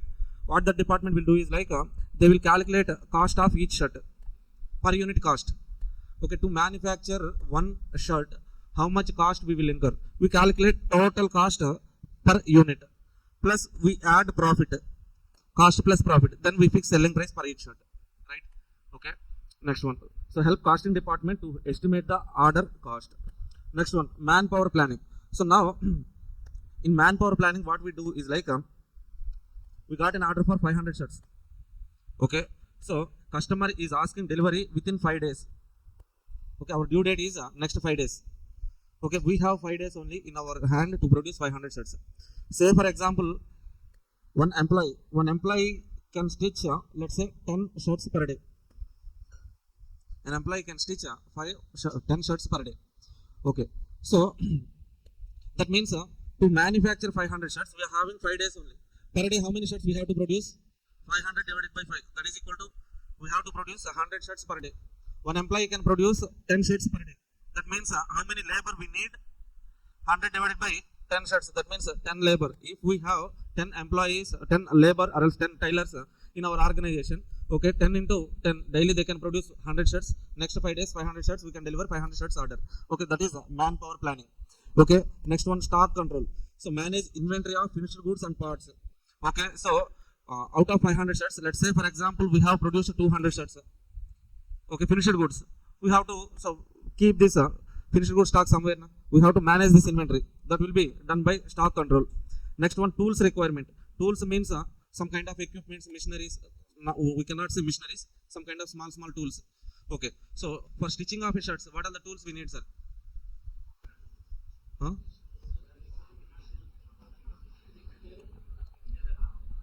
Scissors, so కత్తెర లాంటివి కావాలి కదా cut చేయడానికి, ఒక scale కావాలి కదా. Okay, స్కేల్తో పాటు లైన్స్ డ్రా చేయడానికి ఒక సో అంటే ఆ మిషన్ మాత్రం మనం టూల్ అని చెప్పలేము. Mission is big thing is called mission. Okay, tools means some small equipments. Okay, what all the tools needed? Okay, to manufacture 500 shirts, we got an order. For that order, what all the tools needed? That will be done by tool requirement objective. Okay, identify tools needed for manufacturing. Okay, next one, material movement. Oversee the movement of material through the production. Okay, in our production department, we are having, so in our production department, again we are having 3 departments. Department 1, Department 2, Department 3. Okay, what they will do in Department 1 means they just, so they will be doing what? cut that particular cloth. Okay, so ante shirt ni stitch cheyalante cut cheyali kada. So as per the measurements, okay, they will be cutting the particular cloth as per the measurements. After this cutting process, that will be sent to the second department. Okay, as per the measurements, they will stitch the cloths. Then in third department, they will be stitching the buttons. 3 departmental process. In 3 departments, we have to track the movement of materials. Okay, that will be done by material movement objective. Next one, order changes. Okay, say for example, a customer has given 500 pants order. For example, now I'm changing. So 500 pants. Initially he has given, okay, so pencil cut pants. Okay, at the middle of the order he is changing. So he is changing his mind. He is asking like boot cut pants. Okay, so original ga aithe pencil cut adigadu, but middle lo boot cut model kavalani cheppadu. Okay, then okay, order changes. Implement customer requested changes to order in process. Okay, in the planning operations, so production planning and control. So we have to set our system like, okay, in between the production process, if any customer asking for, okay, some modifications in the product, we should be flexible that we can implement those changes for that particular product, sir. Okay, order changes. If any customer requirements, modifications are there, we should be able to modify those changes. Next one, material requirement. Material requirement. Request material needed for the production. Okay, production department will request the material from stores department. That is what they are saying. Material requisition. Okay, tools and part requisition. Okay, this is covered here only. No? Request tools and parts needed for the production. Okay, so production department is not having some tools. They will be requesting those tools from the stores department. Next one, record keeping. Maintain up to date production records. Okay, what is that record means? Okay, our target is to produce 500 shirts in 5 days. First day, how much production was done? Okay, second day, we have done only 90 shirts only we have produced. Then what we have to do, sir? Okay, as what is our original plan? Original plan is like producing 100, 100, 100, 100, 100. Okay, first day we have produced 100 units, fine. This is our plan. This is actual. Second day we have produced only 80 shirts. Okay, we have to wake up and plan for the next day. Okay, if you have produced 80 shirts only in the current day, next day our target is to produce 120 shirts. So that what we have to do, sir? Okay, so we have to plan our manpower to work for overtime and all to produce 120 shirts. Okay, like that we have to plan. Where is that? Okay, record keeping, we have to maintain that record. So how much production we are doing and all. Next one, material and part inventory. So keep stock of materials and parts. Order feasibility. Inform sales and accounting about the feasibility of the order. Okay, whether that order is feasible or not, we have to check, sir. Whether we can make that order or not, that we have to check. Okay, they are asking some 500 shirts. Okay, but 500 shirts they are asking like, okay, with the jeans cloth only you have to stitch the shirts. Okay, we are having some machineries which are not feasible to stitch jeans cloth. Then we have to analyze with our available machineries and all, we cannot produce shirts with jeans cloth, right? Okay, that is feasibility. Route sheets and schedule. Prepare a schedule showing sequence of operations for production. What is the sequence? Department 1, Department 2, Department 3. In which sequence we have to produce the products? Work orders, issue work orders to start production activities. So to production department we have to send some orders. Okay, general points only. Okay, so by taking some example, okay, what are the things we have to do? For the things we have to write some objectives, keeping side headings, sir. Okay, our target is not 15 points. Okay, we restrict ourselves to first 10 points. Enough. So first one, order analysis. Next one, order status. Next one, cost estimation, manpower planning, stock control, tool requirement, material movement, order changes, material requisition, tools and part requisitions. Okay, order analysis, order status, materials, material movement, order related, order analysis, order status, material movement, material requisition, tool requisition, tool requirement. Okay, cost estimation, manpower planning, stock control. That's it. If you can remember somewhat, link you have to set, sir, so that we can remember. So first one, order analysis. What we do in order analysis, sir? We have to check whether raw materials are available or not. Order status. Okay, if customer is asking for the status of his order, we have to give some reply. Now that's it. Okay, next one, cost estimation. Costing department will do the cost estimation. Manpower planning. We have to plan our labor resources and all. Stock control. Okay, we have to implement some controls on finished goods or else raw materials. Tools requirement. What are the tools required to produce a product? Material movement. So we have to track the movement of materials. Order changes. If in between the production, if any customer requesting, to give some modification to the product, we have to use that modifications. Material requisitions, tools and part requisitions. That's it. Okay, functions of production control, sir. This question was also asked for one time, I think. 3A functions. June 24 examination question. June 24 exam question. Okay, previous one is objectives. Now it is functions of okay. Production control involves following functions: production, planning, and control functions. Just go through that 6 points once. 6 points. Okay, read that 6 points, sir.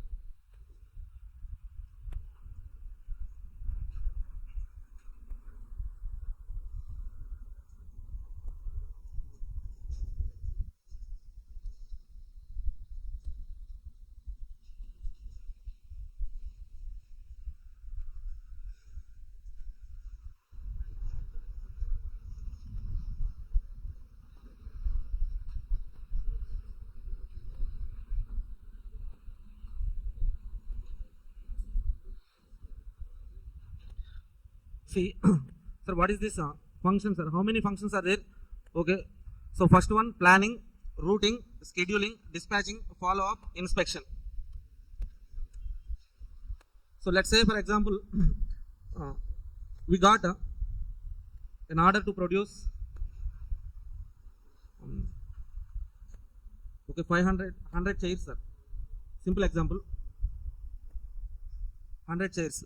We got an order to produce or else to make 100 chairs. That is our order now. So first one, what is planning? Planning means to produce 100 chairs, what are the raw material required? Okay, develop detailed plans for the production operations. Detailed plan means here we have to check for raw material requirement. Okay, to produce chairs, what are the raw materials we need, sir? We need wood. Okay, next one, polish. Okay, polish means okay, sandpaper. Yeah. Polish అనేది verb. That is not raw material, right? Polish paint raw material అంటారు. Okay, paint. Okay, wood, paint, nails. Okay, some kind of raw materials. In the planning process, what we do is like we decide the materials needed. We will decide what are the raw materials needed. Okay, to produce 100 chairs. Okay, we have to check whether we have raw materials or not. This is somewhat like order analysis. In objectives, order analysis is there. That is nothing but planning here. Okay, develop detailed plans for the production operations. Okay, next one, routing. Routing means what, sir? We have to set a sequence of activities. Sequence. Routing means sequence. So in what sequence we have to perform the activities to produce a chair? Okay, first one, what we have to do, sir? Cutting wood. Cut. Next one, assemble. So after assembling, painting. After painting, enough. 3 activities, 3 sequence. Okay, so or else inspection. If you want to add, you can add inspection. If you want to add one more step, means packing. Okay, like that we can plan the sequence of activities. Okay, so first one is what? Planning. In planning, what we do? We plan for the resource availability. How much raw materials needed? How many labor needed? How many machineries needed? Planning. Next one, routing. So we have to set the sequence of activities. Routing. Next one, scheduling. Scheduling means what, sir? Determine amount of the work and set a timetable. Okay, so how we can set the timetable means, let's say for example we have to produce 100 chairs within 5 days. Again, same schedule, 1, 2, 3, 4, 5 days. Each day, how many chairs we need to produce? 20, 20. That is our schedule and timetable. Okay, scheduling, determine the amount of work. Okay, setting amount of work to be done each day is our timetable. Okay, first one, planning. Plan for the resources. Routing means setting the sequence of operations. Next one, scheduling means setting the amount of work to be done. Next one, dispatching means nothing but issuing orders. Issue orders to whom, sir? Okay, who ఎవరైతే produce చేస్తారో వాళ్ళకి orders ఇవ్వాలి. Okay, as a top level management you have to give orders to whom? Production department. And ensure schedules are met on time. So as a operations manager, you have to give orders to the production department. Next one, dispatching means issuing orders. Next one, follow up.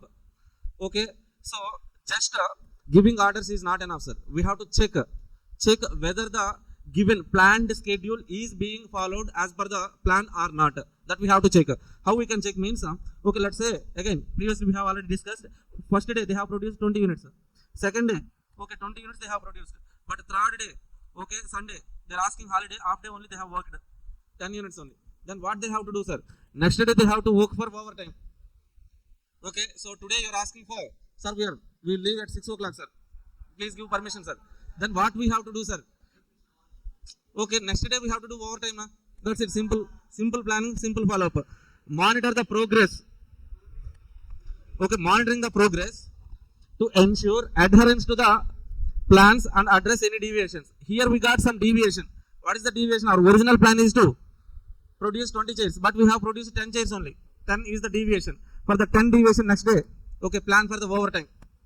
Okay, so what is our first function? So this is the sequencer actually. Okay, in this sequence only we have to write these side headings. So first one, planning.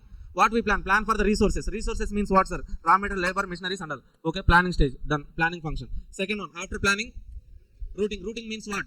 Sequence. Setting the sequence of activities to be performed to produce a product. Okay, sequence of activities. Sorry, routing is nothing but sequence. Next one, scheduling. Scheduling means what, sir? Setting amount of work to be done each day.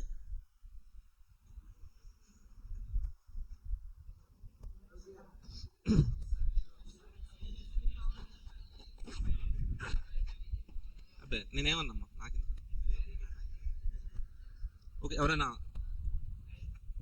నిద్రపోతున్నా yeah scheduling means what? Determining the amount of work to be done each day. That's it. Next one, dispatching, issuing orders. Next one, follow up, monitor the progress and checking whether the plans are being followed or not.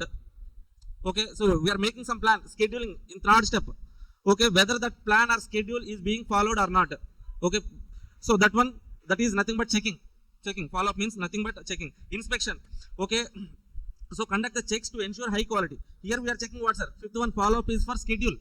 Okay, this step number 6, inspection is for quality in the products. Okay, after completing finished goods, we have to check the products whether original planned quality of products we have produced or not. That's it. Total 6 functions of production planning and control. Only 3 questions are there, sir. In chapter number 4, most repeated questions are 3 questions. First question, objectives of production planning and control. Second one, functions of production planning and control. So third one, something is there. Production control. 6 types of production control. Yeah, check chesam gurtunda ledandi. Functions, what is the first function? Planning. Next, routing means what? Sequence. Yeah, next one, third one. Fourth one, dispatching means MCQ. Okay, dispatching means or else, so they will be giving issuing orders which falls under which of the following functions of PPC. Okay, dispatching, so they will be giving scheduling, routing, like that. They will be giving some confused wordings. Okay, we have to check. Next one, after dispatching, follow up means we have planned some schedule, whether that schedule is being followed or not, that we have to check here. That is nothing but follow up. Step 6, last one, inspection, inspecting the quality of the products. That's it. Okay, 6 functions, just go through that once. Next we go to the next question.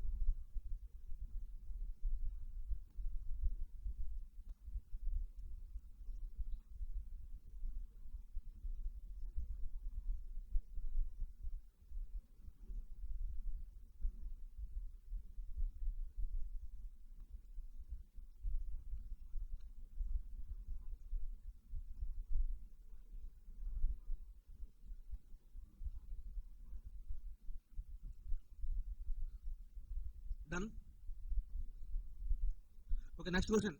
Okay, basic types of production control. So production controls are of how many types? 6 are there. Okay, directly. So they are giving the question like 6 types of production control. To define or explain 6 types of production control, they will be asking the question. Okay, 6 types. So what are the types? First one, block control. Second one, flow control. Third one, load control. Fourth one, order control. Special project control. Sixth one, batch control. Block control, batch control, flow control, load control, order control, special project control, batch. Okay, so first one, block control, sir. Block control means what, sir? So used in industries like textile and printing, where items need to be kept separate. Okay, so in case of two companies are giving some orders to the same company. Let's say your company is a textile company, sir. Okay, now books, printing company, printing press, xerox shop. You have xerox shop, let's say, simple. So BCCA is giving orders for printing of books. Okay, BCCA competitor, BCCA 2.0 is also giving orders to the same xerox shop. Okay, maname poti ani. Okay, BCCA 2.0, two competitors. Okay, so BCCA is giving OM book for printing to one xerox shop. Okay, Tillu Xerox. Okay, BCCA 2.0, they are having the different OM material. They are also giving OM material for printing. Okay, so here, okay, so both the two institutes, two separate books. These two books should not mix. Okay, so in case of textiles and printing companies, okay, they have to ensure that batches do not mix. Okay, so to ensure that condition, we'll be implementing some controls. What are the controls we implement, sir? Okay, that is, so whatever the control implement to ensure that these two institutes books should not mix. That controls are called as block control. Are you getting that point? And the two institutes ఇచ్చిన books print చేస్తూ ఉంటారు. ఆయన మొత్తం mix అయిపోయినాయి అనుకోండి. Okay, let's say for example from BCCA we are giving order of 100 OM books. Okay, BCCA 2.0 they are also giving 100 costing books, let's say. Okay, so while producing the books, okay, they have produced the first 50 pages of OM. Okay, already, so they have produced 51 to 100 pages of costing. Now what they have done is like, okay, they have mixed these 50 pages, 51 to 100 of costing, and they made one book and sent to institute. What will happen, sir? Okay, when you open the book, first 50 pages will be OM, 51 to 100 costing. Okay, 100 to 200 tax. Okay, so we have to ensure that, okay, orders from different institute, different companies, different customers should not mix. No, then we will implement some controls to ensure that these orders batches should not mix. The controls are called as block control. Okay, next one, load control. Load control means what, sir? This is about a bottleneck machine. Let's say for example we have two machines, sir. Machine A, machine B. Machine A can process let's say 100 units, sir. Machine B can process 50 units, sir. Okay, bottleneck concept we know, right? Okay, to produce 1 unit of finished good, if you give output, that will input, if you give input of raw materials, that will be processed under machine A, then on machine B you will be getting output. Let's say as machine can process 100 units, if you give 100 units of input, what will happen, sir? Machine A can process 100 units, work in progress of 100 units will come outside from machine A. Now in front of the machine we have 100 units of work in progress, but machine B can process only 50 units. We will be getting output of 50 units only. Okay, out of this 100 of work in progress units, we are processing 50. Remaining 50 means what, sir? Okay, closing stock of work in progress. On this 50 units you will be incurring what? Carrying cost. Carrying cost means what? That is called carrying cost. Okay, now, so unnecessarily, what happened, Amma? ఎప్పుడు అయిపోయింది? Charging అయిపోయిందా?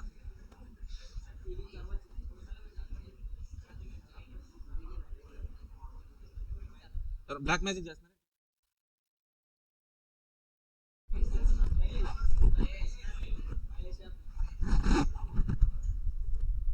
Okay, see, look at that example. Machine A can process 100, machine B can process 50.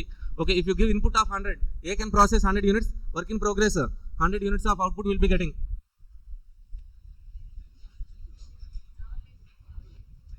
On off అవుతుందండి.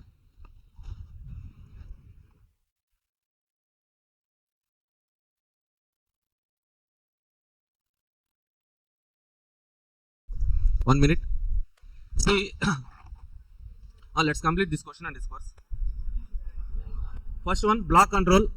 Block control means This is the control which will be applied in textile and printing industries.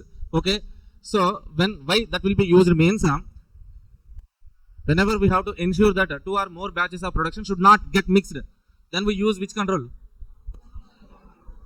Block control, blocking. Okay, yeah, that. Next one. Wow, super అమ్మా. అదే మీ dedication చూసి దేవుడు కూడా కరుణించాడు. Yeah, next one, flow control. Next one, see, load control amma. We have started this example. What is that load control means? Let's say machine A can produce 100, machine B can produce 50 units.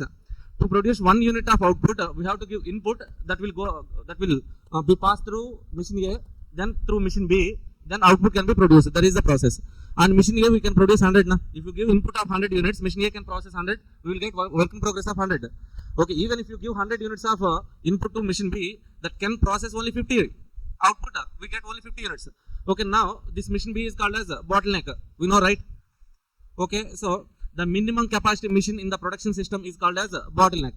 Okay, just because of having bottleneck machine B here, so work in progress stock of 50 units will be blocked.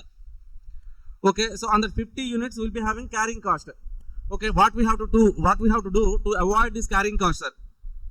Okay, there will be some strategies to avoid bottleneck. Okay, can you guys tell me some strategies to avoid that bottleneck, to avoid the carrying cost?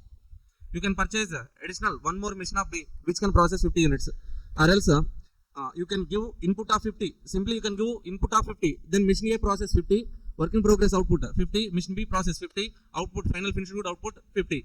No work in progress stock will be blocked, no carrying cost. Okay, so this kind of planning is nothing but load control. Load control. Focus on the managing workload at bottleneck machines. If you want to manage the workload at bottleneck machines, you have to implement some bottleneck elimination strategies. Okay, so next one, ensures that production load is balanced and that bottlenecks are addressed to avoid delay in manufacturing.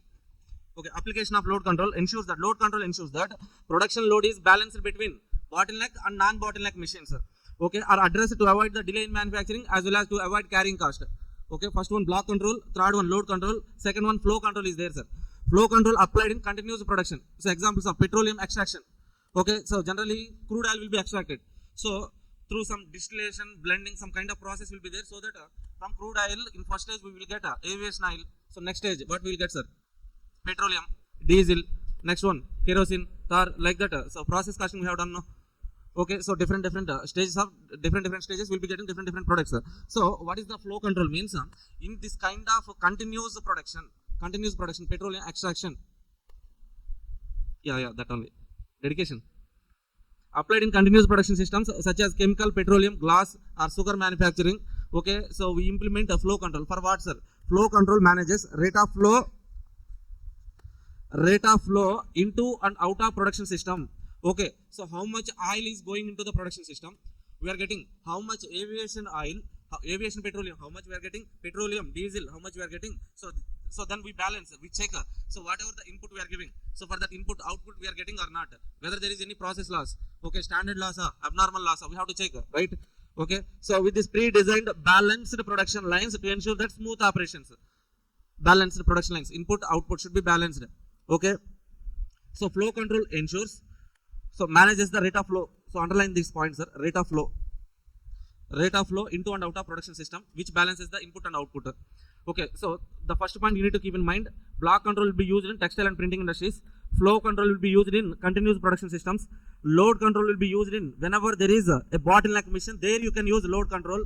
Third one. Fourth one, order control. Okay, whenever you get special orders. Okay, so common, where is that? Order control.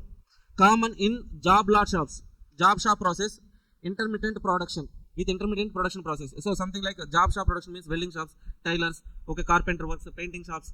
Okay, so these are called as intermittent production. They will not produce complete product. Okay, so say for example welding shop is there, sir. They will not produce complete product, they will not produce. Okay, some patchwork they will do now, intermittent production. Okay, see, in this kind of job shops we can use order control. Okay, so why this order control will be used? Manage the production based individual orders, adjusting schedules, resources to meet specific order requirements. Okay, so we got an order to weld for, so let's say for example 1000 windows. Okay, BCCA is going to build some big campus. BCCA some 3.0. Okay, so big campus nearby Brindavan Gardens, you know that 100 acres Brindavan Gardens, there let's say imagine, okay, so this BCCA is going to build some big 3.0 construction they are going to perform, sir. For that building we need 1000 windows. For that 1000 windows, so for welding purpose we are giving same order to some Abhi welding company. Okay, so there Abhi will be doing some welding works and all. Okay, if you don't so listen the classes properly, then you have to do welding only. See, whenever we get some order, okay, what is the main focus here is like manage the production based on individual orders. We are getting individual orders, we have to manage the production, adjusting the schedules. Okay, simply nothing but so planning the schedule, adjusting the schedule in job shop process. That's it, that is order control, sir. Next one, special project control, used for unique projects like construction of building and infrastructure. Nothing but so project management we have done. So whenever you are getting special order, project orders, okay, this order control talks about this is order, but which order, sir? Product order. So this is special project control. This is an order, but which order? Project order, sir. Okay, so used for unique projects like construction of buildings and infrastructure. So here involves close monitoring dedicated by personnel to manage the project specific requirement and schedules. Okay, so we'll be having on that particular project, we'll be having project teams. Let's say for example software company, to produce a particular kind of software for a particular company, they will so form a particular project team. Okay, let's say here construction projects, for construction of a particular so BCCA building, they will form some project teams. They will be monitoring that particular project till the end of the project. Okay, so special project control ensures that close monitoring. So we have to monitor, so manage and control should be implemented on that particular project by dedicated personnel. There we can use special project control, batch control, used in industries like food production where items are produced in batches. So this FMCG goods will be there, fast moving consumer goods. Okay, tell me some examples. Yeah, excellent. Thumbs up, Sprite, all these are Lays, Bingo, okay, chocolates, okay, all these food items, confectionery items, bakery items are okay, nothing but food items only. Okay, so these food items will be manufactured in batches.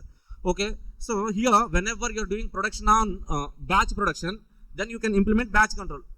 Batch control will be implemented in batch production. Simple like manages production in defined batches sizes to ensure that consistency and quality across each batch. Okay, we are producing, let's say 10 batches you are producing. Each batch 100, let's say 500 units per batch. One batch 500 units, we are going to produce 10 batches. Okay, we have to ensure in each batch of 500 units, there will be some unique quality, unique taste. Okay, in a bakery, let's say in a bakery they are producing, so cool cakes they are producing, sir. Each batch 5 cakes they are producing.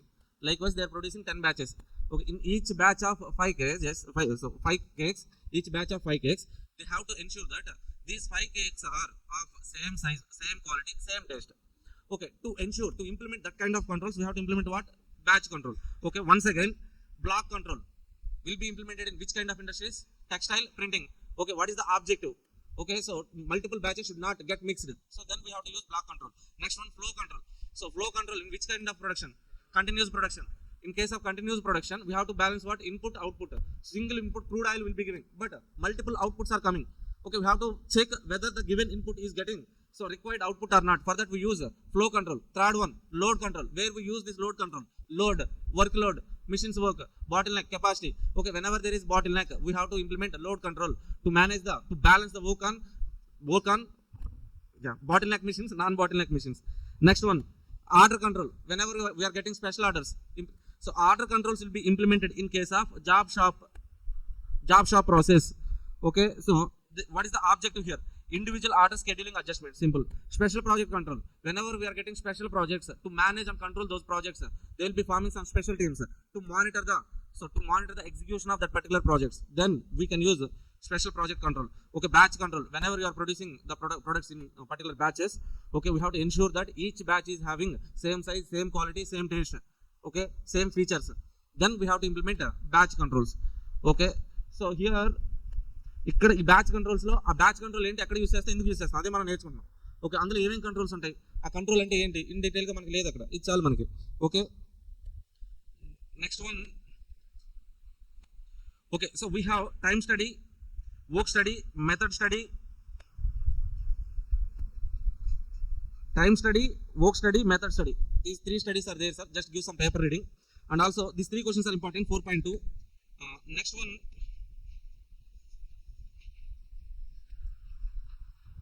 Okay, this one. See, operations research.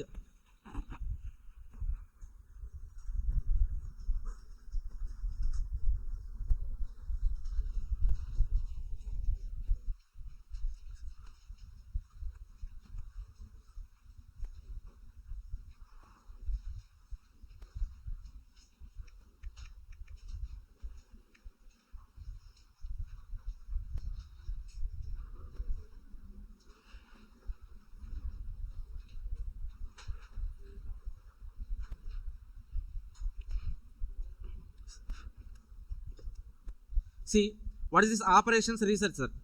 Okay, in operations management, so we will be taking different decision making only.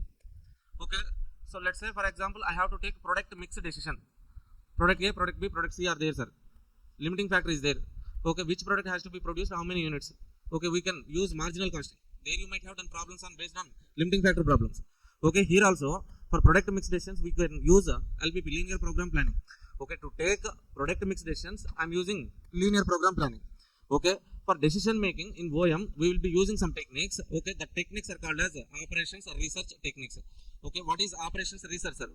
So in operations management for decision making we use some technique. That using of some techniques for decision making is called as operations research. So operations research techniques are, okay, see, first of all let us try to learn some basic techniques we know. Okay, chapter number 4, linear programming and simplex.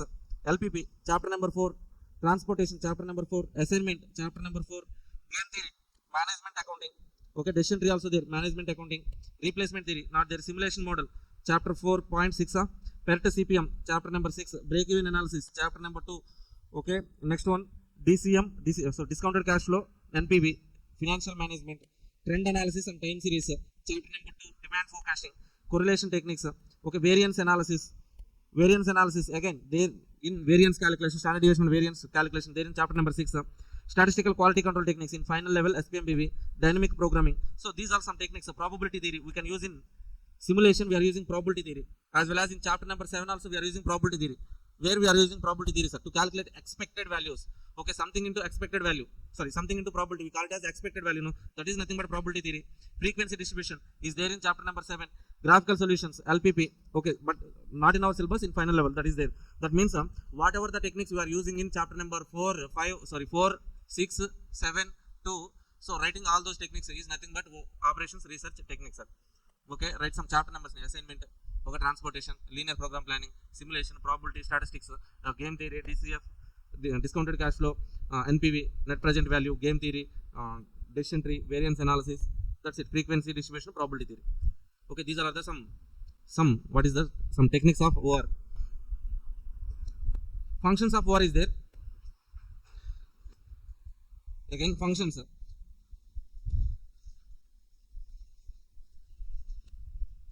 Okay, here they have given some list of techniques.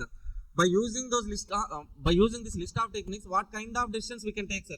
Okay, what kind of decisions we can take means for time minimization. To minimize the time, queuing theory, transportation algorithm, LP model, PERT, program evaluation review technique. In PERT we use, we estimate the timings. Okay, so to minimize the time, we use these techniques. To minimize the cost, linear program planning, CPM, nothing but crashing. CPM means what, sir? Critical path method. PERT means? Okay, nice. EvoQ means? Yeah. Okay, so LP model, CPM, assignment algorithm, EvoQ concept, all these concepts, these all are techniques. These techniques for what, sir? Cost minimization. For profit maximization, LPP. LP means linear programming. So linear programming, chapter number 4 only. PERT CPM, transportation, queuing models, break-even concept for maximization of profit. For best alternative. So whenever there are multiple alternatives, to select one best alternative, what kind of techniques we can use? Game theory. Game theory, you know the game theory, right? Hey, management accounting lo mini max, maxi min. అక్కడ ఏదో పేరు ఉంటుంది కదా, decision theory, nothing but game theory only. Okay, originally game theory, game theory is also called as decision theory. Okay, so with the name of game theory, the same chapter will be there in final level. Okay, so there we have some elaborate problems and all. Okay, again, for alternative, so whenever there are multiple projects, to select best project, we use NPV technique or else discounted cash flow methods, break-even analysis, decision tree approach. Okay, next one, solutions to specific problems, line balancing.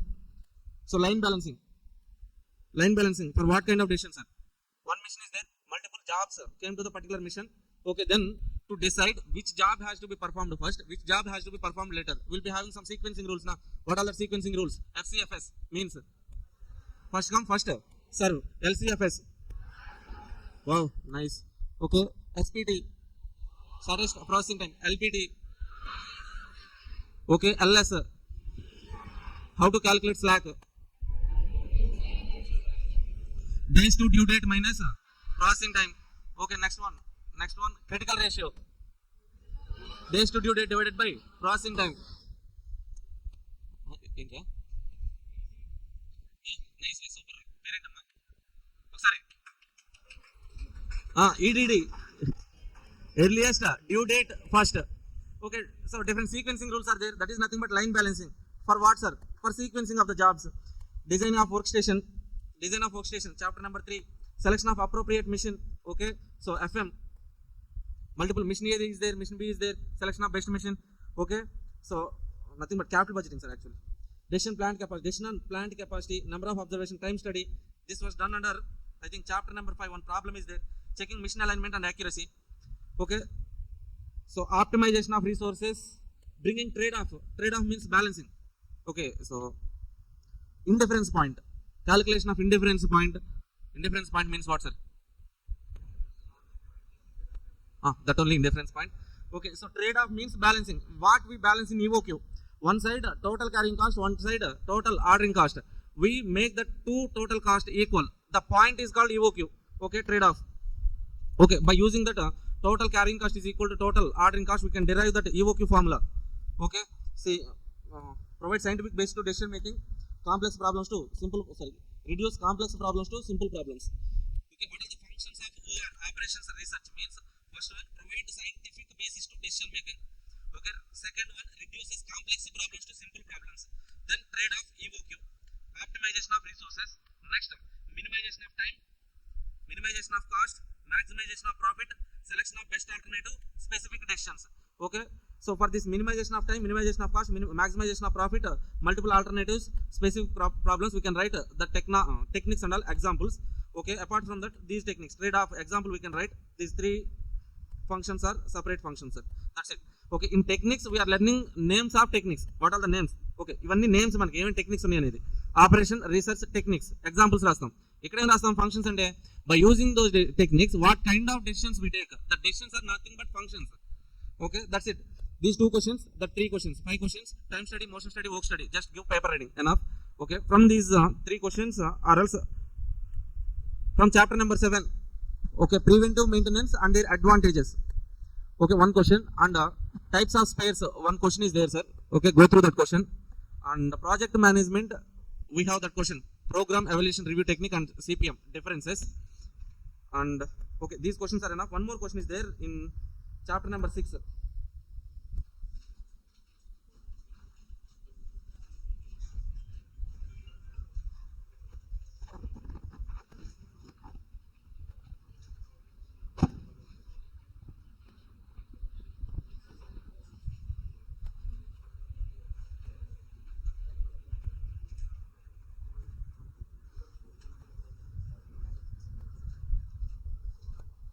Okay, see here, as like product life cycle, we have project life cycle as well. Product life cycle. So chapter number, page number 6.8, concept book, page number 6.8.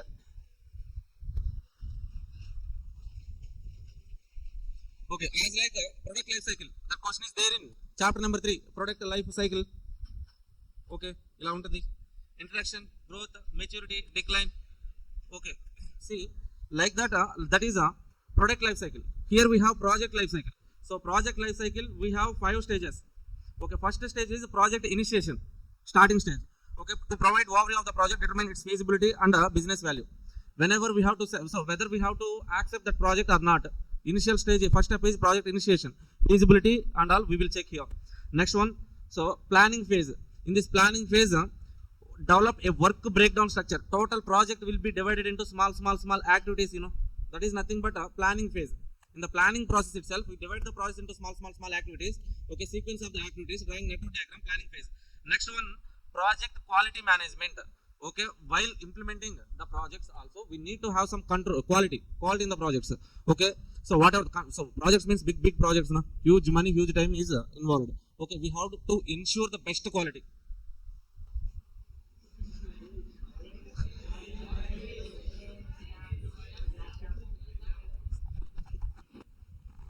See, in project quality management, this particular point 3, phase 3 was given as separate 7-mark question in December 23 attempt. Okay, so what they have given is like, explain about the different processes in project quality management. Project quality management lo unde process enti ane a processes, types of processes in project quality management was given as separate question, sir. Okay, now what are the processes? 4 processes are there: quality definition, quality assurance, quality control, quality improvement. Okay, quality definition, what does it mean by quality? We have to define the quality. Okay, quality depends upon different things. Write this: anticipate situations, prepare actions to prevent the defects, ensure quality understanding within the team. Okay, so for every project there will be project team. Okay, whether that is a software project or else R&D project or else okay, so construction kind of project, for each project team will be there, project team. Okay, in the team itself there will be some hierarchy. Okay, whatever it is, project team will be there. Now the project team has to understand what is the quality of the project. Quality of the project video తీసి యూట్యూబ్లో పెడతాను అని నేను అన్నాను. ఎందుకు నాకు ఇవన్నీ మనోభావాలు దెబ్బతిను. నేను ఆ టైప్ కాదు, ఎక్కడున్న ఫ్రస్ట్రేషన్ మీ మీద చూపించుకునేంత టైప్ కాదు నేను. నాకు ఎందుకురా నాన్న, నైట్ నిద్రపోవట్లేదురా, మొబైల్స్ ఉంటున్నాయా, నో చాటింగ్, మరి నైట్ నిద్రపోవచ్చు కదా.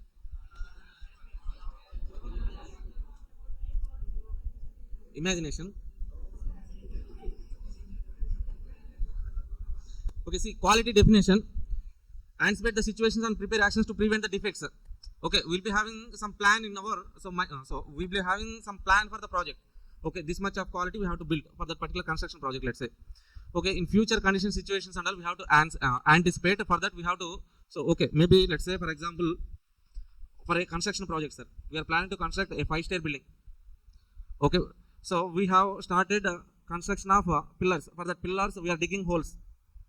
Okay, while digging holes, okay, suddenly, okay, they have announced some cyclone all over the, okay, media and all, we can see cyclone alerts. Then this is some anticipation, cyclone will come in next 3 days. We are digging holes. What will happen, sir? Okay, something will happen. For that we have to prepare to ensure the quality. Okay, we have to take some precautionary measures.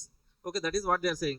Quality assurance, confirm through evidence that project meets the requirement with effective process, tools, safeguards in place.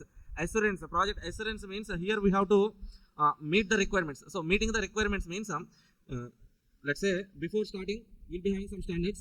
After actuals we have to check some standards with actuals. Okay, whether we are meeting the standards or not. Okay, for construction projects we'll set some quality standards.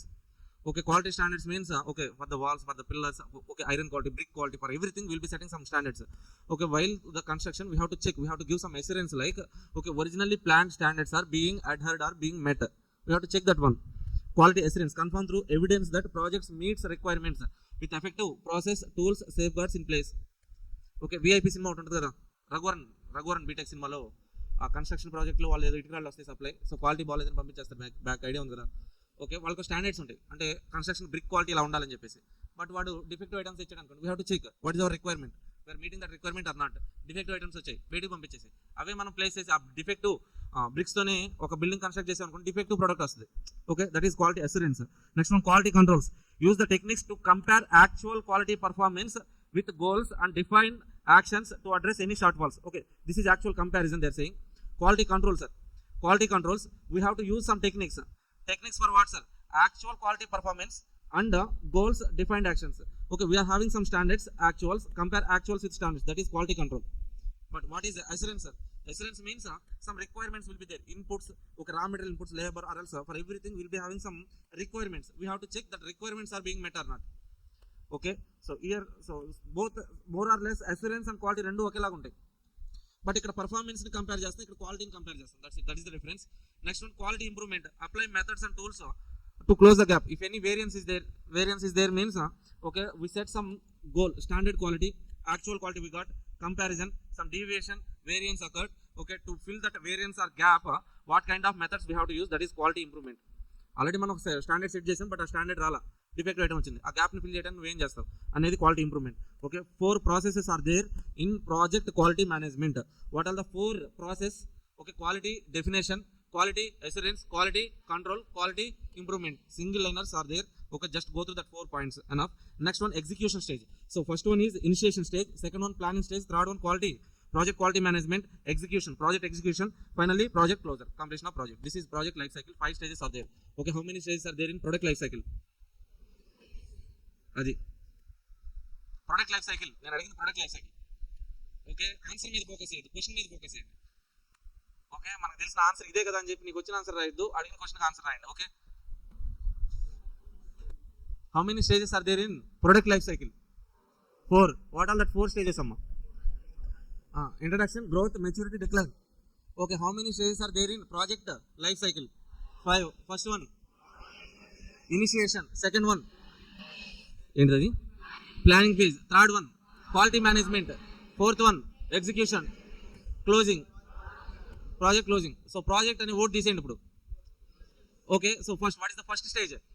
Initiation, execution, closing. ఇప్పుడు project add చేయండి, అయిపోయింది 6 stages, that's it.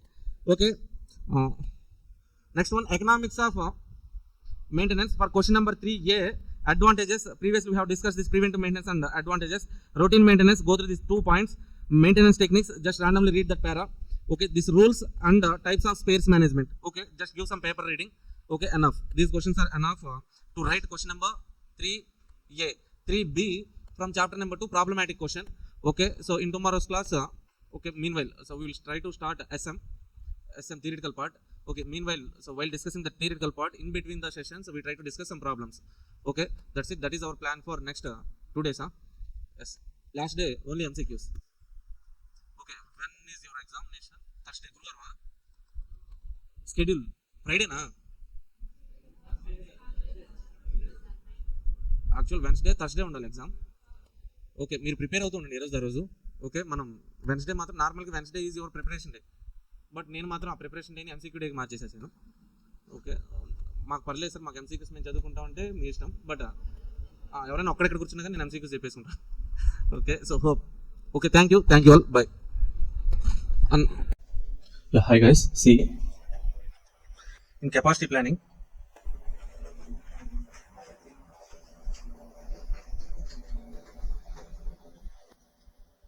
we have one more concept, that is number of mission capacity calculations. Number of missions are required to satisfy the demand. Say for example mission, so product A is there, product B is there, product C is there, sir. 3 products are there. What's the demand for that particular product? A is 200 units, B 300, C 500 units demand. Okay, to produce each unit of A, we need standard hours. Standard hours, let's say 2 hours. For product B, we need 5 hours. For product C, we need 4 hours. Okay, so let's say a mission M is there, M1, mission M, let's say, mission M. It can work for, so per day, 8 hours per day, 30 days a month. Okay, per day, 8 hours it will work. Monthly, 30 days it will work, sir. Or else let's make it 25 days only. 25 days, it will work for 25 days per month. Okay, so with this data, this is demand per month, monthly demand, so monthly working hours. So with this data, we need to calculate how many missions are needed. How many missions needed? So first of all, to satisfy this demand 200, 300, 500 units, we need to calculate mission hours required. Total hours required. Total mission hours required 200 into 2. To produce a product A of 200 units, for each unit 2 hours, that means 200 into 2, 400 hours needed. Next 300 into 5, 1500. 500 into 4, 2000 hours. Total hours needed is 3900 hours needed. Okay, so mission can produce mission capacity per month. How many hours? Mission capacity, mission hours available, that is equal to monthly. It will work for 25 days, per day 8 hours. Total how many hours per month? 200 hours per month. Okay, so to satisfy maximum the total demand, we need monthly 3900 hours. Required mission hours is 3900. A mission can produce 200 hours per month. That means how many missions needed? Number of missions needed is equal to total required hours 3900 hours. Okay, mission capacity per month 200 hours. That means how many missions? 19.5 missions. That means okay, 0.5 mission we cannot purchase, no? So 20 missions needed. That's it. Simple calculation. Say for example, in this particular kind of question, okay, one additional adjustment if they are giving adjustment. What is that adjustment means? Say to produce okay, so mission capacity, out of this mission capacity 200 hours, they are maintaining capacity cushion. Capacity cushion, that means let's say 10%. 10% capacity cushion. Capacity cushion means what, sir? Surplus capacity. So we maintain on a mission surplus capacity. Say for example, this mission, in this particular example, this mission can work for maximum 200 hours, but we won't make that mission work for 200 hours maximum capacity. Okay, we maintain some surplus capacity of 10%. That means minus 10%. 10%, 200 into 10% means 20 hours. Okay, so mission will work for 180 hours only. Are you getting that point? What is the capacity cushion, sir? Capacity cushion means we maintain some surplus capacity on a mission. Surplus capacity. Okay, mission can work for 200 hours, but we won't make that mission work for 200 hours. Okay, so we will make that mission work for 180 hours only. Additional 20 hours capacity, we keep that capacity as a spare capacity. That spare capacity 20 hours is there, that is called as capacity cushion. Okay, in that situation, how many missions needed, sir? Okay, total required hours are 3900. Capacity cushion, after capacity cushion, mission capacity is 180 hours only. Then missions needed is how much? 21.66. That means we need 22 missions. If you want to maintain some 10% capacity cushion on each mission, then you need 22 missions. That's it. That is the concept. Okay, now we have on this concept, we have one question on June 25 attempt. Let's go to that particular question. June 25 attempt.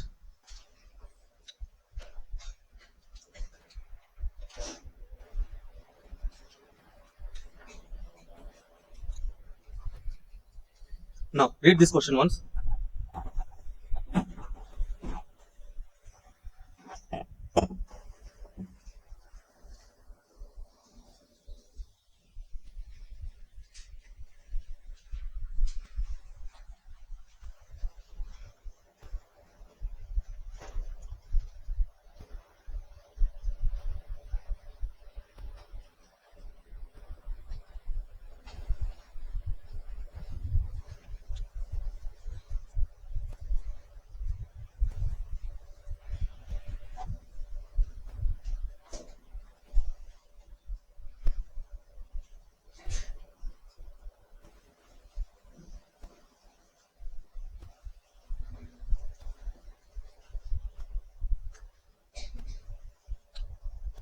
This question is also there in scanners.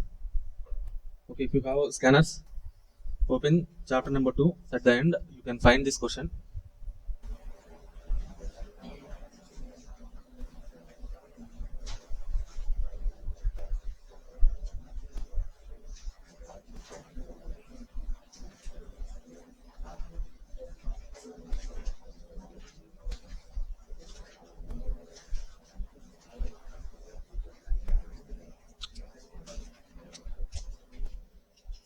So capacity question, how much?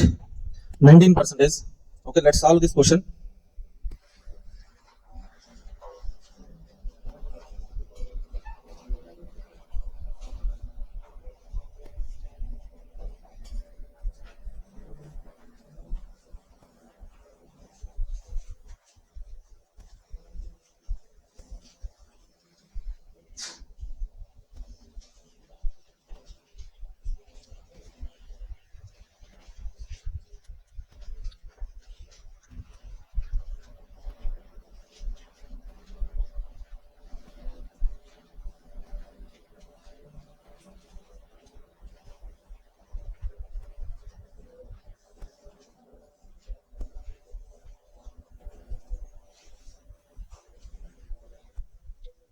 Okay, how to calculate number of machines required, sir?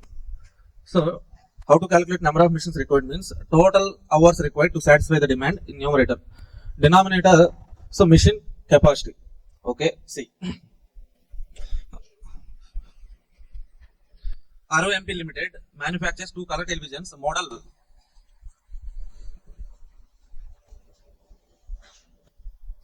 model 2 M3 and model 3 SP4. Okay, two models are there. Let's say model 1, model 2. Two products are there, sir. Two products in variety of sizes, colors, component combinations. Identical color TVs are produced in lots of 100 units, one lot. Production, batch production, sir. They are doing batch production. Per batch, 100 units they are producing. The projected demand, lot size and time standard are shown in the following table. Demand forecast 600 units, 12,000 units per year. Lot size 100 units, 100 units. Standard processing time 20 hours per unit, 40 hours per unit. Standard setup time 2 hours, 3 hours. Okay, with this information we can calculate hours needed. So, first one, general calculation. Model 1, first model, we need to produce how many units? 6,000 units. For each unit, what is the time needed per unit? Per unit, time is 20 hours. 6,000 into 20. 1 lakh. 1,20,000 hours. Okay, so this is direct processing time for products, but we are producing in batch wise production we are making, sir.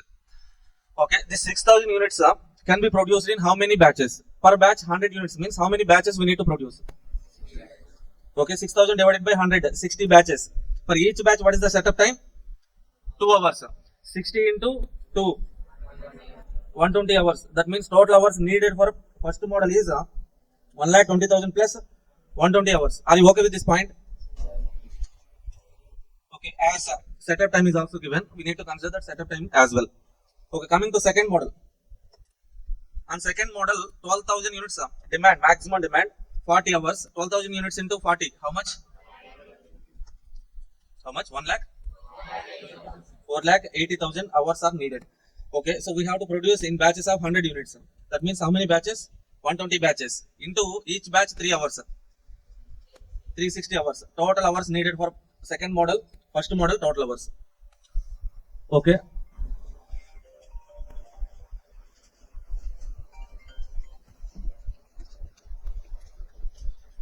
Next one. A factory currently works 3 shifts, 8 hours a day.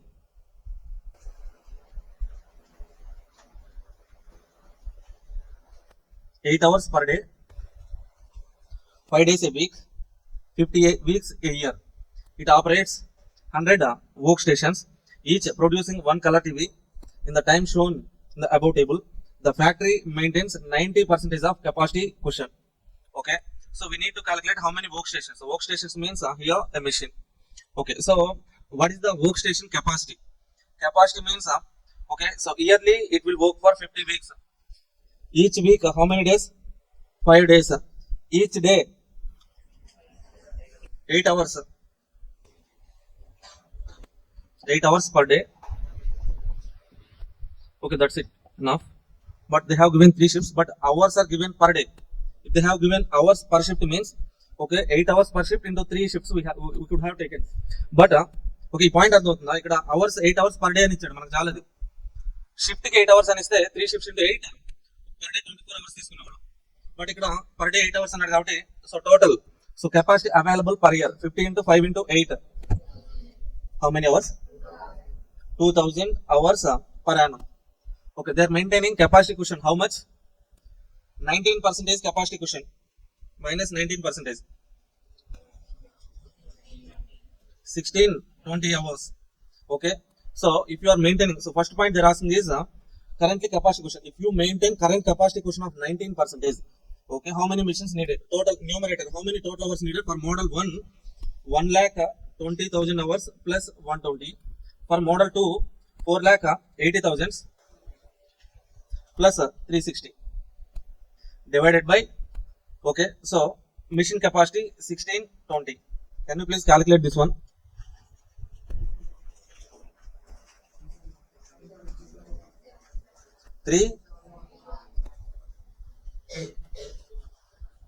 Okay, so to satisfy the demand, so total machines, total workstation needed 371. Currently we have how many workstations?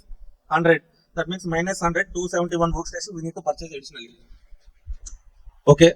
Or else, in the second point, what they are asking is like additional workstations to be required to meet the expected demand. Okay, additional workstations required is 271.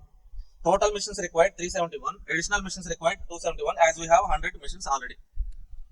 Are you okay with this calculation? Simple. Okay, but we have to present that answer in a tabular format. So first one, we have to clearly give this calculation, sir. This numerator calculation, total time required to satisfy the demand. Okay, in denominator, this calculation. Okay, so machine capacity available after capacity question. Two separate calculation we need to show. Okay, so calculate check representation in the. You see, let's say, for example, how we need to present this answer means.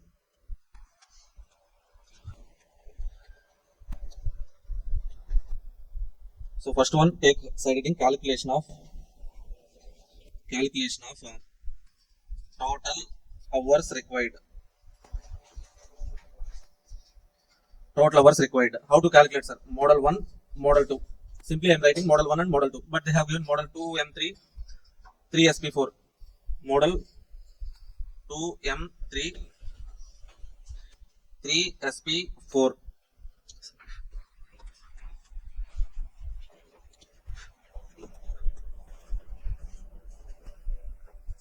Okay, demand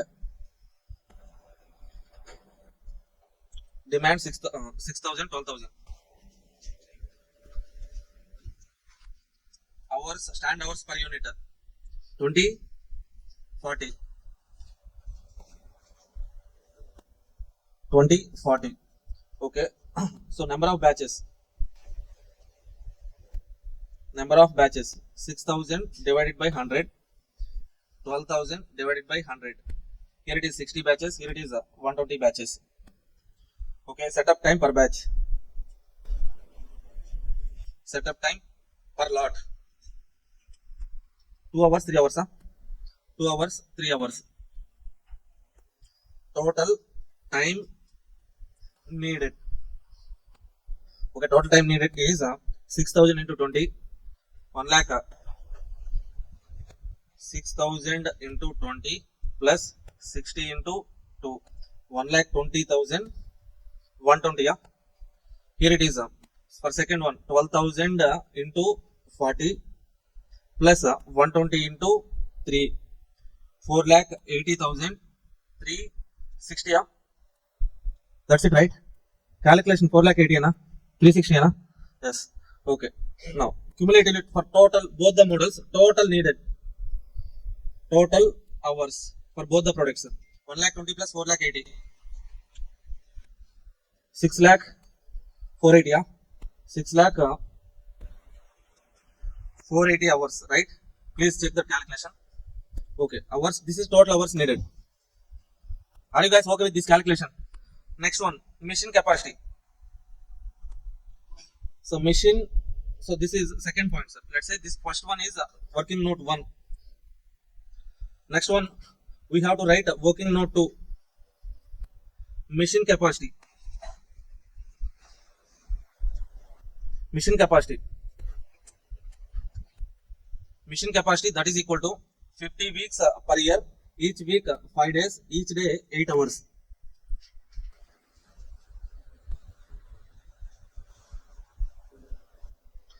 Okay, so what is the assumption here I am taking is like, okay, here they have given 8 hours per day, not per shift.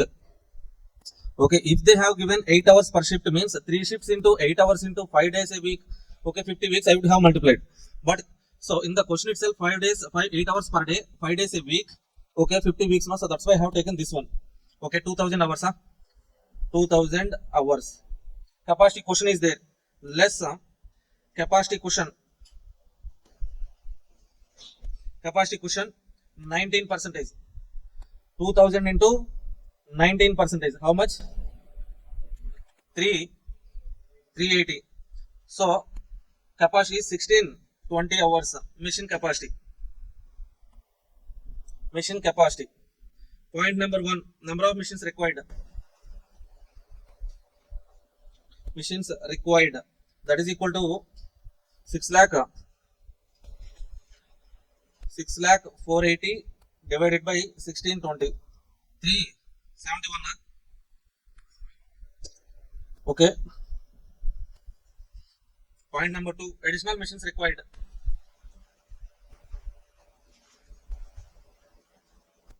Additional machines required. 371 minus 100, 271. That's it.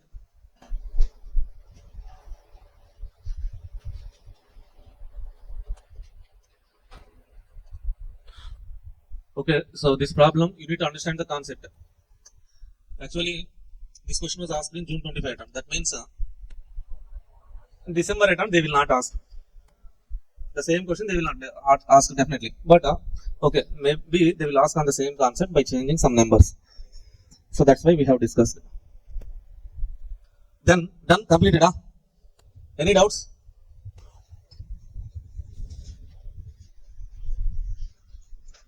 Next we have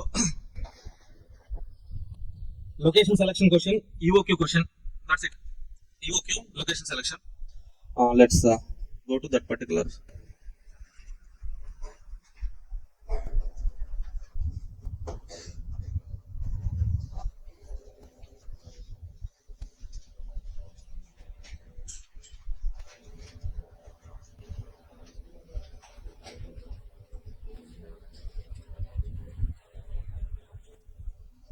Okay, assuming you guys know EOQ formula. Okay, what is EOQ, sir?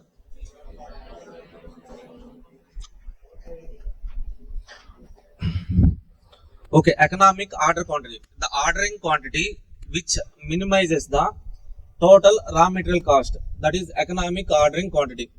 Okay, at EOQ, total cost will be minimum. Total cost will be minimum. So what is that EOQ means? Okay, so at that EOQ, total carrying cost is equal to total ordering cost. Okay, by taking that condition, if you derive, you will be getting EOQ is equal to square root of 2AO by C. This is the formula. Okay, so in that formula, A means annual demand, O means ordering cost per order, C means. Okay, so how to calculate total carrying cost, sir? To calculate total carrying cost, half of ordering quantity. Average stock we need to take. Average stock means half of ordering quantity. If you are following EOQ, half of EOQ into carrying cost per unit per annum. That is equal to total ordering cost. How to calculate total ordering cost, sir? Number of orders into ordering cost per order. Okay, so how to calculate total ordering cost means annual demand divided by ordering quantity into ordering cost per order. O. Okay, these formulas and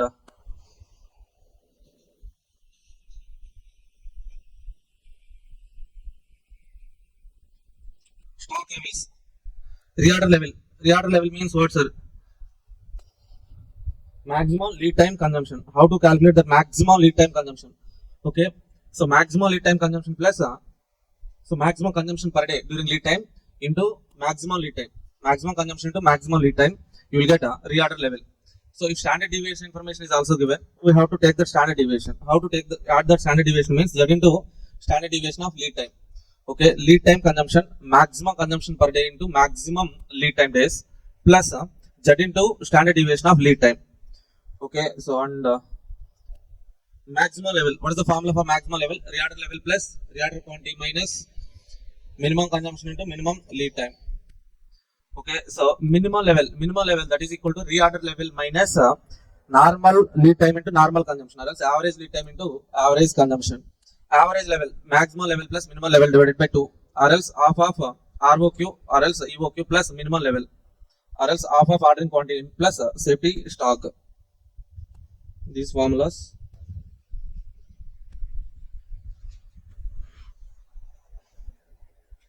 And if you see this December 25 MQP and June 25 MQP1, they have given a question. Illustration 17 only they have given in that paper. Illustration 70 means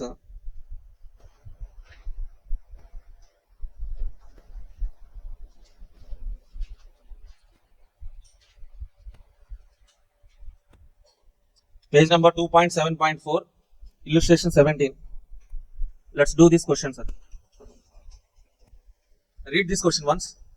Page number 2.7.4, illustration 17. Read that question. Basic EOQ calculation and stock level formulas.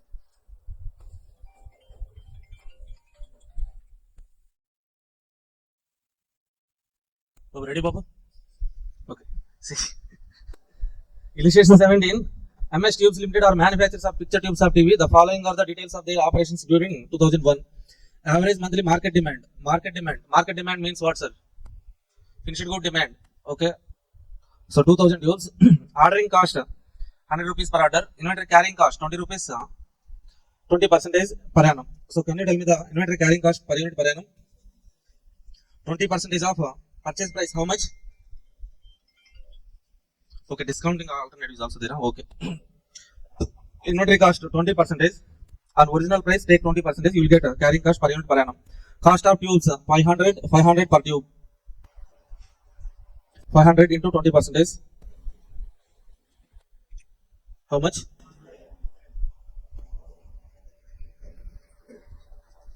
Normal usage 100 tubes per week. Minimum usage 50 tubes. Maximum usage 200 tubes. Lead time to supply 6 to 8 weeks. Compute from the above EOQ. First alternative, we have to first one you need to calculate EOQ. And in second alternative, if the supplier is willing to supply quarterly 1500 units at a discount of 5%, is it worth accepting? Okay, that is what we need to calculate. So first of all, EOQ. Can you tell me the annual demand?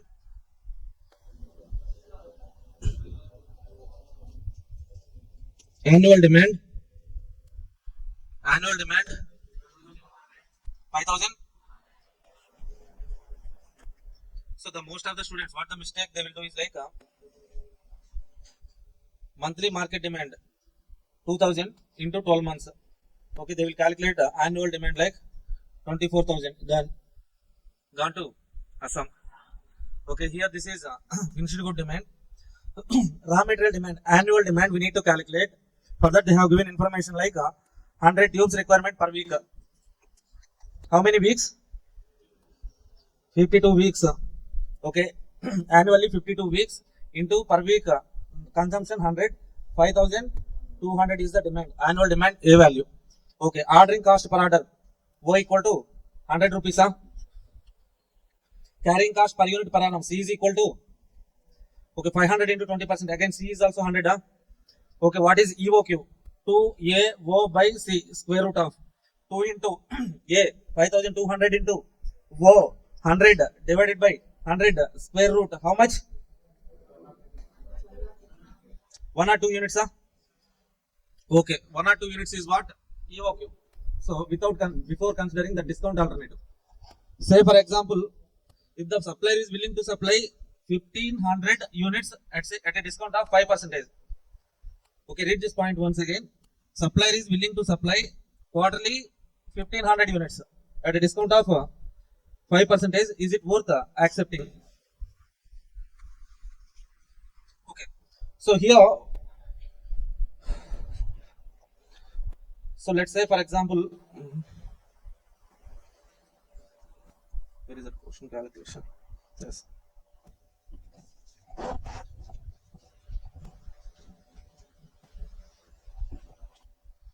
So if ordering quantity is 1500 units, okay, so what will be the purchase price, sir? Originally purchase price is 500. Okay, if you are ordering at 1500 units, they are getting 5% discount. Then what is the price? 500 per tube minus 5% discount. How much, amma? 475. Okay. 475 is the purchase price. In that situation, what is the total purchase cost? Annual demand is 5,200. So let's compare two alternatives, sir, here. First one is EOQ alternative. Second one is ordering quantity 1500 units alternative. Okay, EOQ is 1 or 2 units. Purchase price is 500. Here purchase price is after 5% discount 475. Okay, total purchase cost. Annual demand is 5,200 units into 500, 26 lakh. Here in ordering quantity 1500 units, 5,200 into 475 purchase price 24 lakh 70,000. Okay, total ordering cost is total ordering cost. How to calculate ordering cost, sir? Ordering cost annual demand divided by ordering quantity 1 or 2 EOQ into 100, 5,100. Okay, if ordering cost is equal to total ordering cost 5,500, in EOQ alternative carrying cost will also be 5,100. Okay, so in ordering quantity 1500 units. So what is the total ordering cost is annual demand 5,200 units. In each order, if you are placing an order for 1500 units. 5200 divided by 1500 into 100. How much? 400.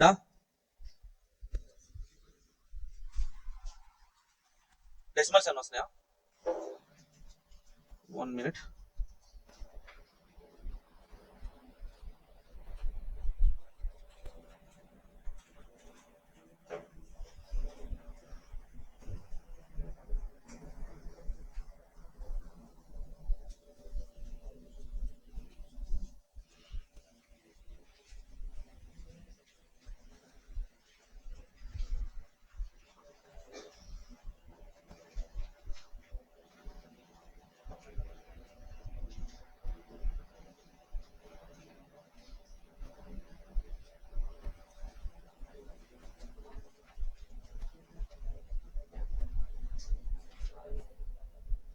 Okay, see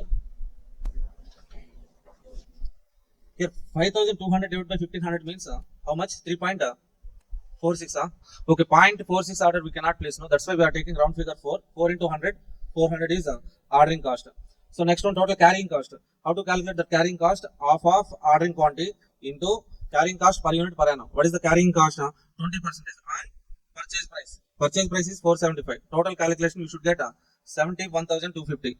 Okay, total cost here UOQ alternative 26,000, 10,200. So second alternative 25 lakh 41,000. So 26 lakh 10,200. Here it is 25 lakh 41,650. Which alternative is better alternative? Second alternative. Are you guys okay with this calculation? What we have done is like first one we have calculated EOQ. Second one they are asking like 1500 is the ordering quantity. So quarterly ordering quantity 1500 units. Okay, if you are making an order 1500 units, okay, then what is the total cost? For 1500 units, what is the total cost? At EOQ, what is the total cost? That we are calculating here. Okay, EOQ alternative 1 or 2 units is the EOQ ordering quantity. So other alternative 1500 units the 1500 units is ordering quantity. Here we are calculating what? Total purchase cost, total ordering cost, total carrying cost, then total cost. Total cost if you calculate EOQ alternative, you will be getting higher cost when compared with 1500 units alternative. Okay, as total cost in second alternative is lesser than first alternative, we can say like okay, placing an order of 1500 units is better alternative. Simple question.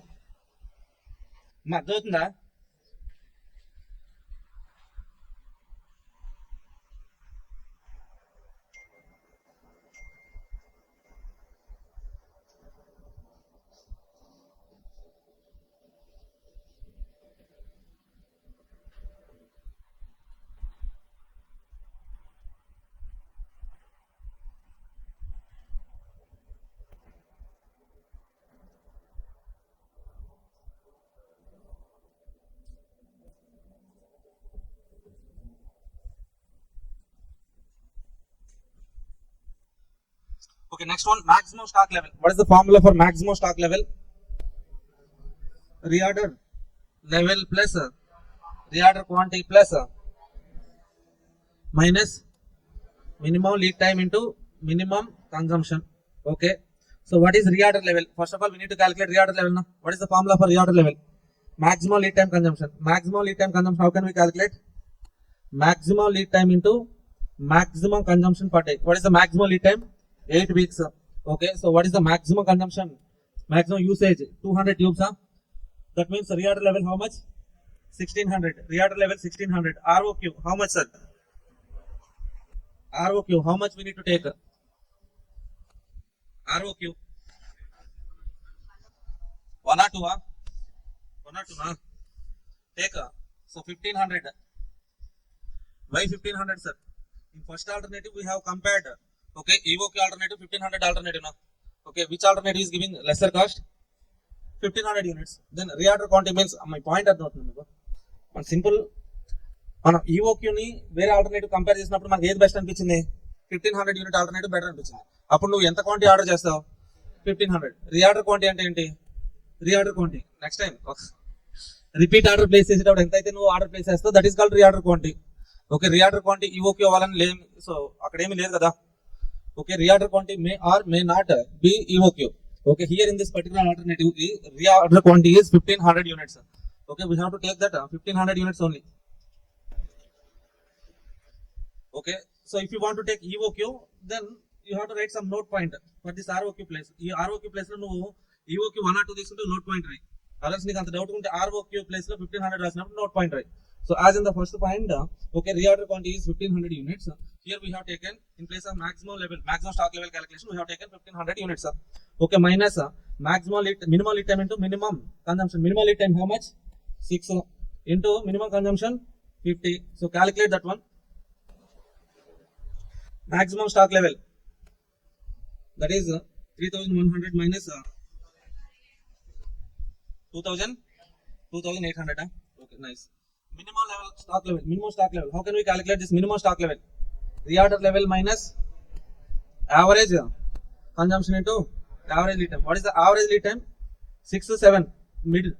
Average lead time is 7 days. Okay, average consumption. Normal usage is given. Now take this 100. 7 into 100, 700. Reorder level minus 700. What is the reorder level? 1600 minus 700. We will get 900. Okay, na?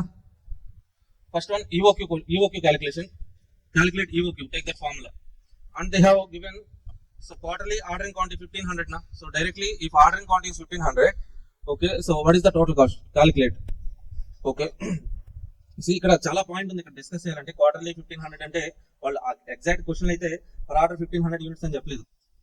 Okay, so ఒకవేళ మనం ఈఓకి 1 or 2 units order చేస్తున్నాం అనుకోండి. ఈఓకి 1 or 2 units order చేస్తూ ఉంటే annual demand ఎంత? 5200 units. నువ్వు 5200 units order చేయాలంటే total yearly ఎన్ని యూనిట్స్ ఆర్డర్ చేయాలి, ఎన్ని టైమ్స్ ఆర్డర్ చేయాలి? 50 ఆర్డర్సా? 5200 divided by 1 or 2, 51 ఆర్డర్సా? ఓకే, 51 ఆర్డర్స్ ప్లేస్ చేస్తాం అంటే ఓకే మంత్ కి. సో ఇయర్ కి 51 ఆర్డర్స్ అంటే 1 మంత్ కి ఎన్ని ఆర్డర్స్ ప్లేస్ చేస్తావు?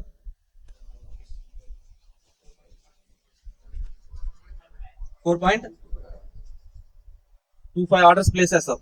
మంత్ కి 4.25 అంటే క్వార్టర్ కి ఎన్ని ఆర్డర్స్ ప్లేస్ చేస్తావు? 12.75 ఆర్డర్స్ ప్లేస్ చేస్తావు into 1 or 2 units.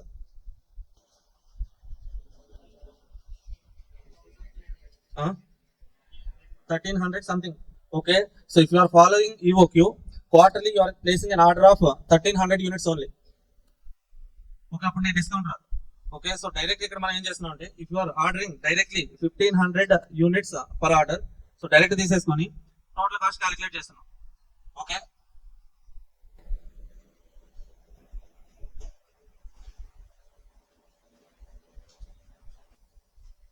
And next one ఈ క్వశ్చన్ చాలా ఇది. నెక్స్ట్ ఈ క్వశ్చన్ చూడండి, 19th question, illustration 19.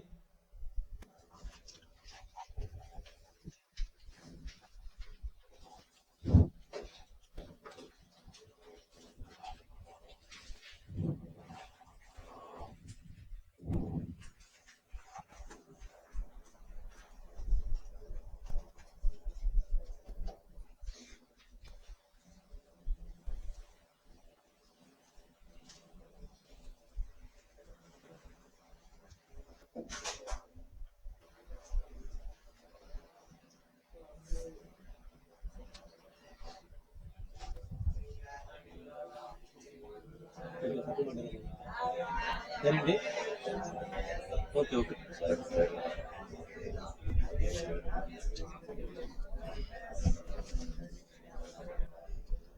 Okay, read that question, illustration 19 అమ్మా.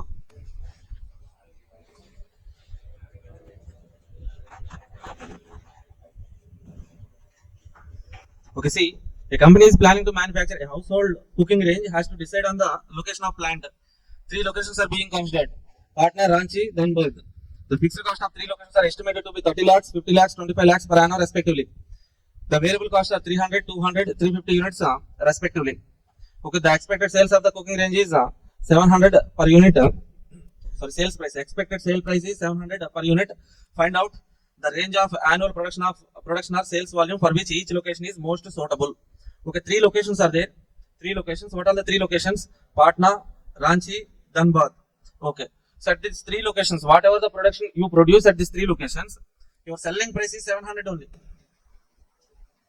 Okay, if your selling price is constant at all 3 locations, okay, then your consideration will be, okay, the alternative. So the location which produces the minimum cost, you will select the alternative which gives the minimum cost, right? Okay, so our selling price at 3 locations is constant 700. Okay, we need to find out the location at which production cost is minimum. Okay, so see what is the cost information they are giving. Fixed cost and variable cost they are giving, right? Fixed cost at 3 locations are estimated to be 30 lakhs, 50 lakhs, 25 lakhs respectively. That means at Patna fixed cost 30 lakhs, 30, Ranchi 50, Dhanbad 25 lakhs. This is fixed cost, sir. Okay, so variable cost are 300, 200, 350. Variable cost 300, 200, 350. Okay, so we don't know how many units to be produced at each location. Output. Okay, how many units to be produced? Do we know? No, we don't know. So that's why let's say output is X. Output is X. X number of units are produced at PRD, let's say. Then can you tell me the total cost? Total cost. Variable cost per unit 300 into per unit 300. Number of units of production X plus fixed cost 30 lakhs. At R, what is the cost? 200 into X plus 50 lakhs. Okay, here 350 into X plus 25 lakhs. Okay, calculation adho. To get total cost, we need to calculate total variable cost plus fixed cost. Total variable cost plus fixed cost. How to get total variable cost? Variable cost per unit into number of units. Variable cost per unit into number of units plus total fixed cost. Okay, see. Total cost is equal to total variable cost plus total fixed cost. Okay, as at the three alternatives, selling price is same 700, 700, 700. Na? So we need to select, we will definitely select the alternative which gives the minimum cost, right? Okay, so take 3 locations, Patna, Ranchi, Dhanbad. At Patna, 30 lakhs plus 300 into X is the cost, 50 lakhs, 200 into X, 25 lakhs, 350 into X. Okay, say for example, first one they are asking the question.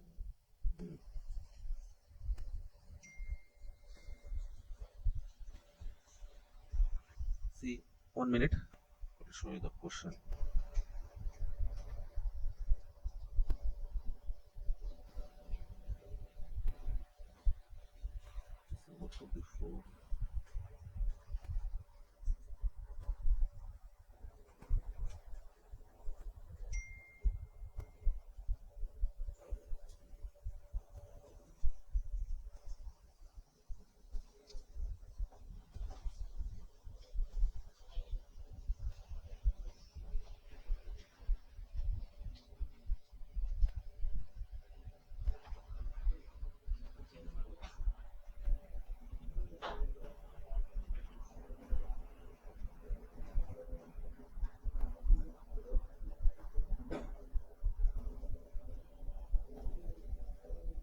So same question, but here in this question they are clearly asking calculate and plot the total cost per annum at 3 different locations for various phases of production 5,000, 10,000, 15,000, 20,000, 25,000. Okay, at different levels of output they are asking us to calculate total cost. Okay, so here also in this particular question, in our question, they're not giving that 5,000, 10,000, 15,000 like that production range, but they're asking like range of annual production or volume range they're asking. Another one is 18,000 units they're asking, sir. For that, how can we calculate? Means at these 3 different levels of output at these 3 locations, we need to calculate total cost. Say for example, our production is 5,000 units. If our production is 5,000 units, what is the total cost? At Patna, total cost is 300 units variable cost per unit into 5,000. So take your calculators.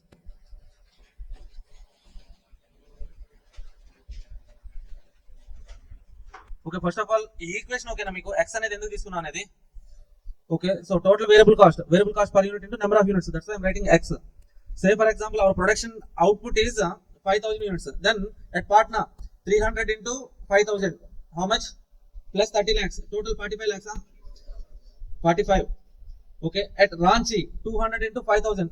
10 lakhs, 10 lakhs plus 50 lakhs, 60 lakhs. At Dhanbad, 350 into 5,000 plus 25, 42.5 lakhs. Okay, so if you have to produce 5,000 units, Patna 45 lakhs, Ranchi 60 lakhs, Dhanbad 42.5 lakhs. Which one is the better alternative, sir? Dhanbad is a better alternative. Why? Means here the cost is minimum at 5,000 units of output. Okay, let's say now we want to produce 10,000 units. If you want to produce 10,000 units,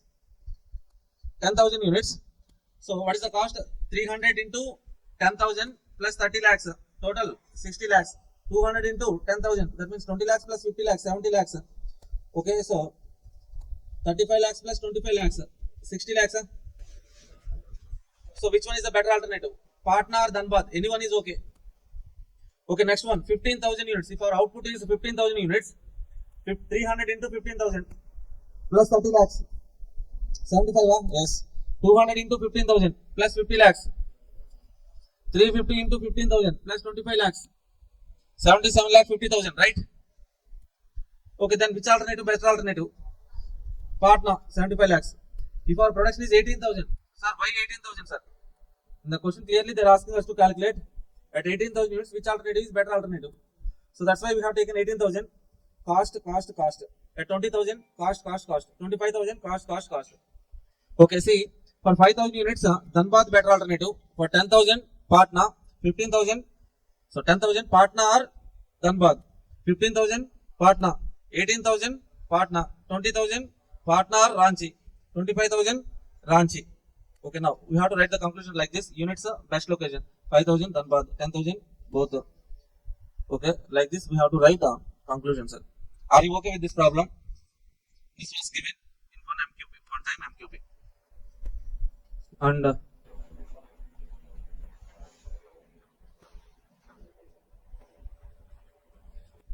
okay, for this question number 3B, these questions are enough, sir. Okay, if you want to practice more questions, okay, so first preference, prepare demand forecasting questions. Then second preference, capacity planning. In capacity planning, break-even point question is there.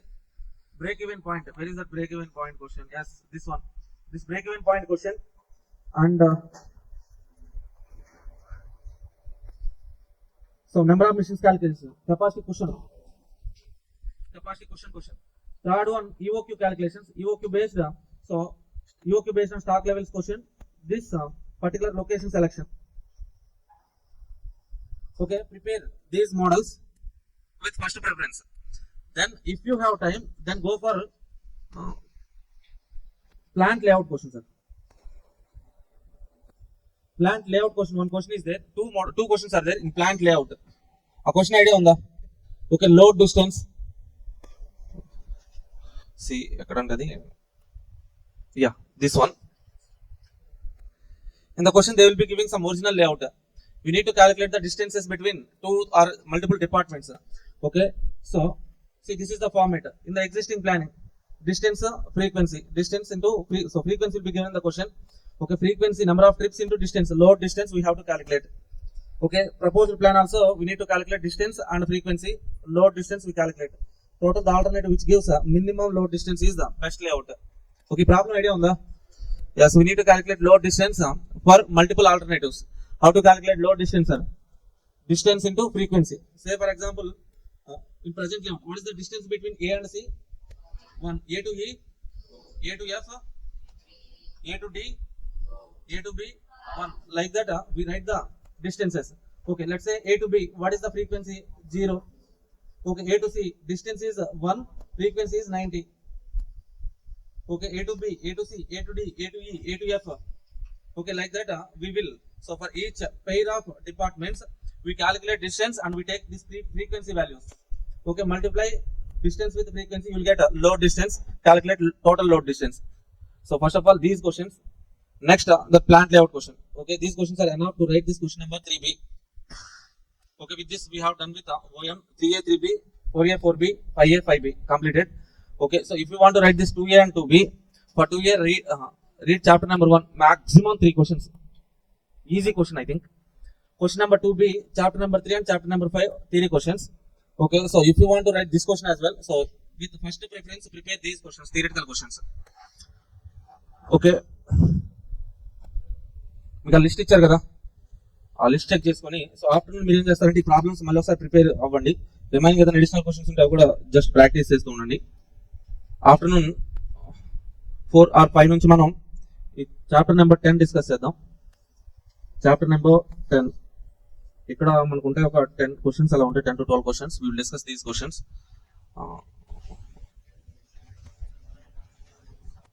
So afternoon మీరు ఏం prepare అవుతారు? Question number 3B. So already discuss చేసిన questions prepare అవ్వండి, list of these questions.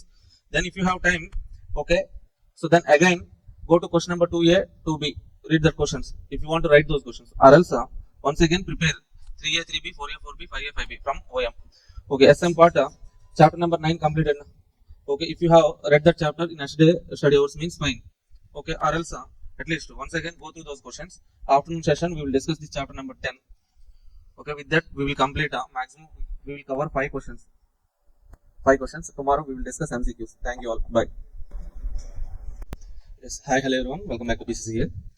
See guys, for question number 3B, this question will be from chapter number 2, problematic question. Okay, if you see last 5 attempt papers are MQP papers. December 25 MQP1 they have given EOQ on stock levels problem. Basic easy question only. And the same problem was given in June 25 MQP1. Okay, so next one. So June 25 examination they have given capacity planning question, number of machines calculation. In that particular question they have given some additional point capacity question. Okay, next June 25 MQP2 demand forecasting by using regression analysis y is equal to a plus bx. December 24 MQP, June 24 exam, December 23 exam, December 23 MQP they have given regression analysis only. That means here we have in total 3 models. One is demand forecasting with y is equal to a plus bx regression analysis, and another one is capacity planning. In capacity planning, capacity question machine number of machines requirement calculation and break even point analysis, and location selection is there one question, and EOQ. 3 models. Okay, let's focus on these 3 questions, 3 models now.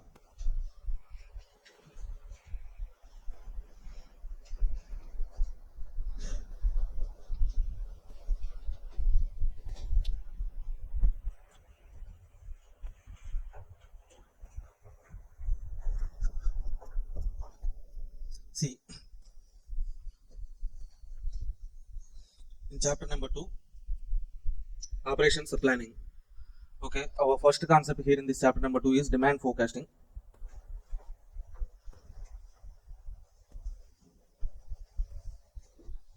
Demand forecasting. Sir, what is demand forecasting means? Forecasting means estimation. Demand means willingness plus ability to purchase. That means this demand, effective demand becomes sales. Okay, that means in demand forecasting we are going to estimate the future sales.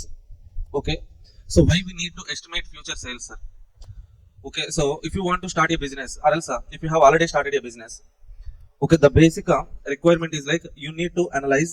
Okay, so for doing business, what are the things we need means we need labors, okay, or else labor hours, we need machines, we need machine hours, we need capital, we need assets, building or something else. Okay, all these things we need. We call it as resources to produce a products or to render services. Okay, so out of all these resources, the next question is like how many resources are needed? Labor hours needed for production of a product. How many labor hours? How many machine hours? How much capital? Okay, how many assets? How much space of building? Something like that. We have to check how much is needed. How much resources are needed. Okay, to answer that question, we have to do demand forecasting. Okay, first of all, if you estimate the future demand based on that expected demand, we can plan this labor hours, machine hours, capital, assets, and all. Okay, so our first target is to, so for any business, first and foremost, the thing we have to do is forecasting demand. Okay, so how to estimate the demand, sir? Demand depends upon multiple factors. Demand. So in economics, you might have learned that theory of demand.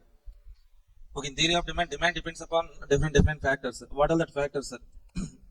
Okay, demand depends upon price. If price increases, demand decreases. Okay, price reduces means demand increases. Okay, price is one of the factor.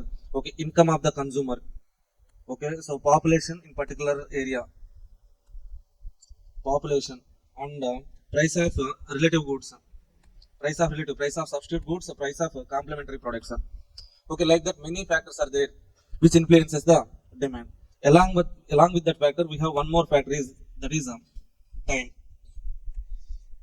We have one more factor that is time. So over the period of time, demand also changes. Okay, let's say for example, current year demand is 100 units. Next year it may become 110 or else 90. Why, sir? Okay, so already current year 100 customer purchased 100 units. They will give some feedback. Okay, so due to time factor also, demand increases or decreases. Okay, so here we have two types of factors. First one is time factor, other than time factor. Okay, so how to estimate the demand, sir? So here in this particular concept, there are many concepts for estimation of demand. Okay, we can use simulation. Under simulation also we have done demand forecasting. Simulation concept we can use. Okay, time series analysis. Time series analysis means so those techniques are there in final level. Moving average, exponential smoothing, okay, trend analysis, seasonal indices, like that different concepts are there. But here we use a regression analysis. Okay, so under regression analysis we have to use the equation y is equal to a plus bx. This is some kind of straight line equation. Okay, here in this equation y is demand, x is a factor which influences the demand. Next one, a comma b are constants. Okay, this equation is also called as y on x. What does it mean by y on x? Y depends upon x. Here y is demand depends upon x factor. The factor is what's the time factor or else price, income of consumer, okay, population price, so price of relative goods, something like that. Okay, see, so that means finally we can use this equation for estimation of demand. Let's say for example these two constant a b. If I know that constant, let's say y is equal to 100 plus 50x. This is the equation, sir. Straight line equation or else regression equation. Okay, let's say for example x is price. So if x is equal to 10, what is the y? Y means demand. What is the y means? 100 plus 50 into x value 10. That means how much? Total 600. Okay, if x is equal to, if price is 10 rupees, demand is 600 units. Like that, we can estimate the demand. When, sir? You can estimate the demand if you know this equation. Okay, first of all, we need that equation. So this is called as forecasting. We can do this kind of forecasting if you know this a value, b value and x value. X value will be given in the question, but we have to calculate this a value, b value. How to calculate that a value, b value, sir? Calculation of a comma b values. How to calculate, sir? For the calculation of a b values, we need two equations. What is our basic equation? Means y is equal to a plus bx is our basic equation. From this equation to that equation, both the side of equations, if you apply sigma, you will get one equation, sir. Sigma y, that is equal to sigma a means summation of a. We can also write it like na plus b into sigma x. This equation, let's say this is the first equation. Okay, and also to this basic equation y is equal to a plus bx. If you apply both sides of that equation, sigma x, what will happen, sir? Sigma xy is equal to a sigma x plus b sigma x square. This is second equation. Okay, now, so by forming these two equations, if you solve these two equations, you will get a b values. Okay, here we have a b. Okay, this is the equation like so two equations are in xy. Okay, two equations are in xy. So we can solve those equations to get xy values, right? Like that, in place of xy, we have a b. Okay, so if you form these two equations, and solve these two equations, we'll get a b values. So to form these two equations, we need what values are? Sigma y value, sigma x value, n value, sigma xy, sigma x square values are needed. Okay, that means first of all we need to calculate these values. Calculation of sigma x, sigma y, sigma xy, sigma x square. Okay, this is our step 1. If you calculate these values, from these values, step 2, you can calculate AB values. Okay, so after getting these two values, AB values, you can form the equation and forecast. Okay, this is our 3-step approach in demand forecasting. So in step 1, what is our step 1 means? Sigma x, sigma y, sigma xy, sigma x square. Okay, so to calculate these values, we have to divide the factor. We know demand depends upon two types of factors. No? So first one is time factor. Another one is other than time factor. Other factors means what, sir? Price, population, okay, income of consumer, something like that. Okay. So here in the question they will be giving x values. X values means what, sir? Let's say x is the price. Okay, so different price values they will be so giving in the question.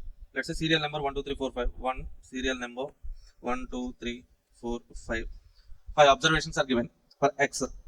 Okay, so at different prices of X, different prices, okay, they will give sales, past data.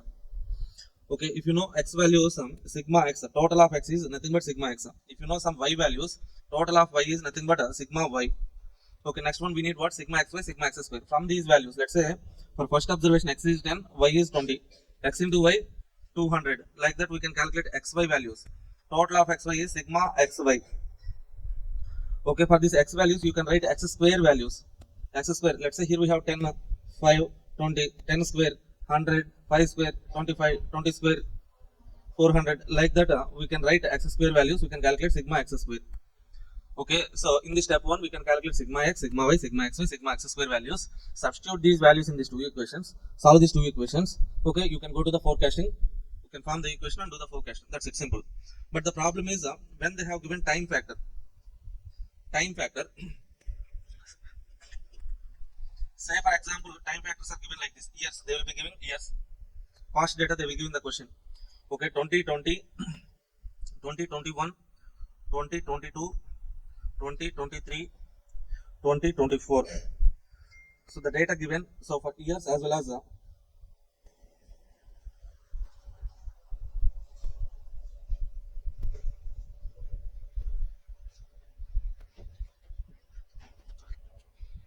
years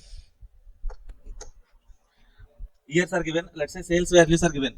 Sales means sales values, let's say 100, 150, 110, 200, 100. Like this, some years values are given, sales values are given. Okay, sales values always are Y value. Sales means Y only. Okay, in time series, they will be giving directly Y values. But X values, what we have to take as X values, sir? These years numbers we should not take as X. But based on these years, we have to write X values. Based on these years, we have to write X values. How to write that X values, sir? Okay, so how many years data is given in this question?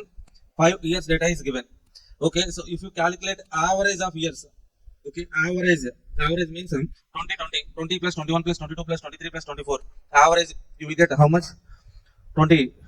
Say number.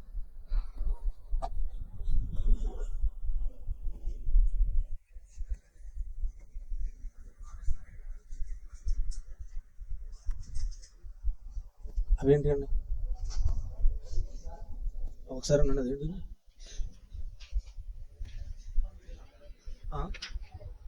Accounting standards ఇక్కడ ఏమన్నారా ఆదరా నన్ను మీకేనా accounting standards ఎవరేమన్నారు ఏం చేస్తాను madam నేను వస్తాను తీసుకురండి ఇప్పుడే చెప్పారా అవి కాదు madam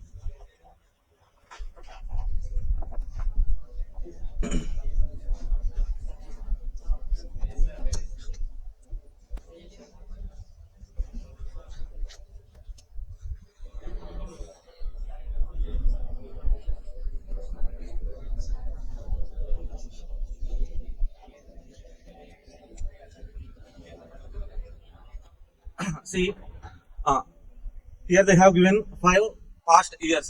For these years, we have to calculate average. If you calculate average, so odd number of years are given. If you calculate average, that average year will be 2022. Okay, so this is nothing but midpoint. At this midpoint, take X value is equal to 0. Let's say, for example, for 1 year, X value is 1 unit. 1 unit. So from this mid year, if you move backward direction, if you move backward 1 year back, so time for 1 year is X. For 1 year, 1 unit. 1 year backward means right minus 1. Okay, from this 2022 2020, 2 years back minus 2. Okay, 1 year forward plus 1, 2 years forward plus 2. Like that, if odd number of years are given, for mid year take X equal to 0. If you move backwards, okay, minus 1, minus 2, minus 3, minus 4. Forward plus 1, plus 2, plus 3. Like that. Okay, so now we got X values. Sigma X will always be equal to 0 in case of time series. Maximum 99% of the cases X becomes sigma X becomes 0. From this sales we can calculate sigma Y, that is equal to something. Okay, you can write XY values, X square values. Okay, now you can substitute these values, sigma X, sigma Y, sigma XY, sigma X square values in these two equations. Solve the equations, you will get so equation and forecast. That's it. Now, so if odd years are given like this, we have to take X values, sir. Odd number of years are given.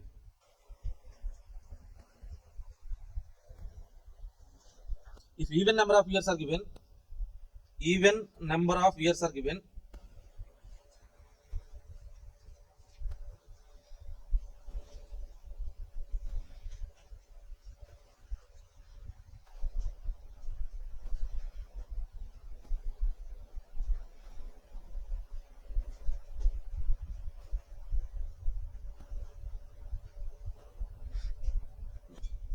say for example 2020, 2021, 2022, 23, 24, 25, 2026, 27. How many years? 1, 2, 3, 4, 8 years. Okay. So if even number of years are given, okay, they will be giving years, past years, as well as sales data. Sales something 10, 20, 30, 40, 50, 90, 80, 10. Like this, past years sales will be given in the question. Okay, how many years are given means time factor 1, 2, 3, 4, 5, 6, 7, 8. Even number of years are given. If even number of years are given, then how to take x values, sir? From this years only we have to take x values. Okay. So what is the midpoint? Midpoint for these years is like so somewhere in between 23 to 24, right? Midpoint, average point will be there in. So if you calculate average, you will get 23.5. Midpoint somewhere between 23 to 24. Okay, take here x value 0. Okay, now from this midpoint, if you move backward means you are moving backward direction 6 months. Let's say that 6 months is 1 unit. Here 6 months is 1 unit. That means if you are moving backward for 6 months means -1. Now from this midpoint to, if you have to move to 2022, okay, how many months you are moving backward direction? Here 6 plus 12, 18 months. Okay, 3 6 months period. Okay, we have to take for 6 months 1 unit means 3 6 months means -3. From this midpoint to 2021, -5, -7. If you move backward, forward direction, +1, +3, +5, +7. Okay, so no need to take that 0. That means what we are doing, sir? For the mid 2 years, we are taking +1, -1. Next, +3, -3, +5, -5, +7, -7. So if even number of years are given, you are taking x values like this. Okay, then if you make total of this x column, sigma x becomes, most of the situation it becomes 0. Okay, you can calculate sales is nothing but y. You can calculate sigma y. So next, sigma xy, multiply x values and y values, sigma xy. Square of x, you will get sigma x square. Okay, so like this you can calculate sigma x, sigma y, sigma xy, sigma x square values. Now substitute these values in these two equations, get AB values from the y equal to a plus bx forecast. Okay, are you okay with this concept, sir? Step 1, main step is step 1 only. If time factors are given, we have to check whether odd number of years are given or else even number of years are given. Okay, if odd number of years, mid year 0, -1, -2, -3, +1, +2, +3, like that. Okay, so if even number of years are given, for mid 2 years, -1, +1, -3, +3, -5, +5, -7, +7, like that. Okay, if other factors are given, directly calculate sigma values, totals. Okay, step 1. Then from the step 1, go to the step 2, calculation of AB values. Sigma y is equal to na plus b sigma x, sigma xy equal to a sigma x plus b sigma x square. Then step 3, forecast. This 3-step approach for any problem. This is only the approach. Okay, now let's go to our workbook.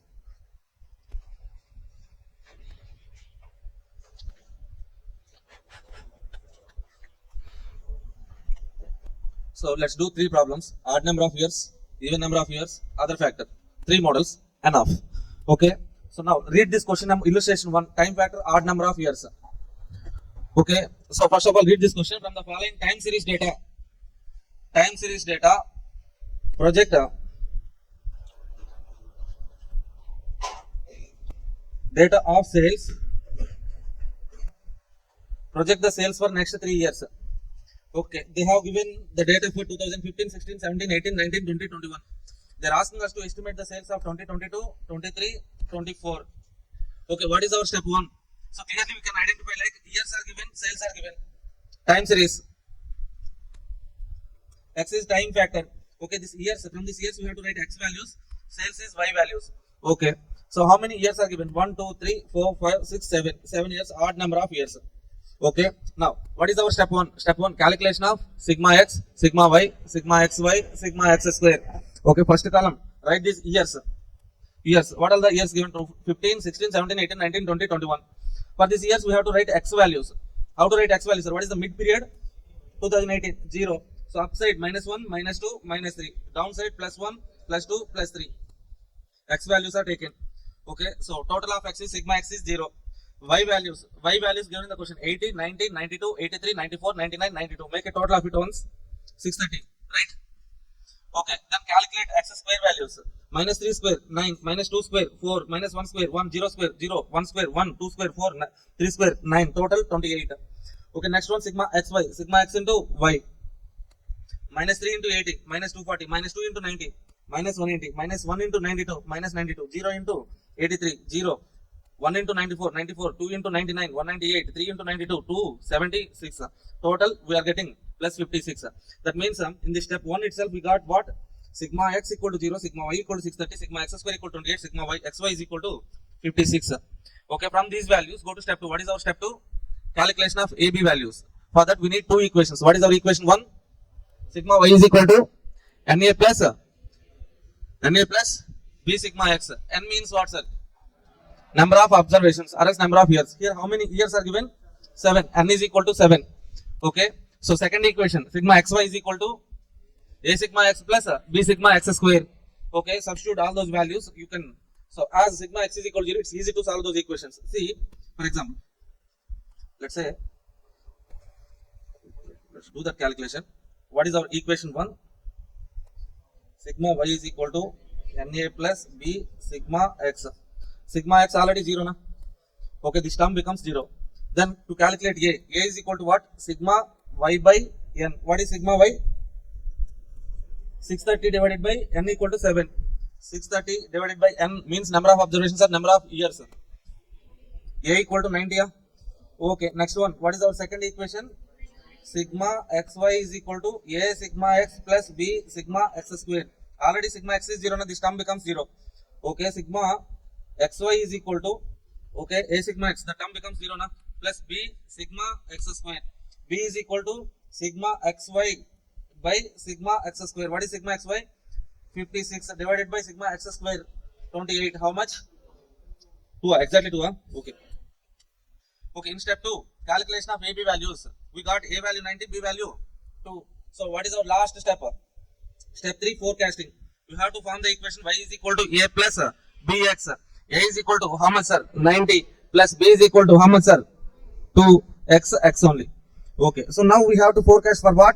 2022, 23, 24. If you look at the step 1, okay, so for 2018, x value is 0.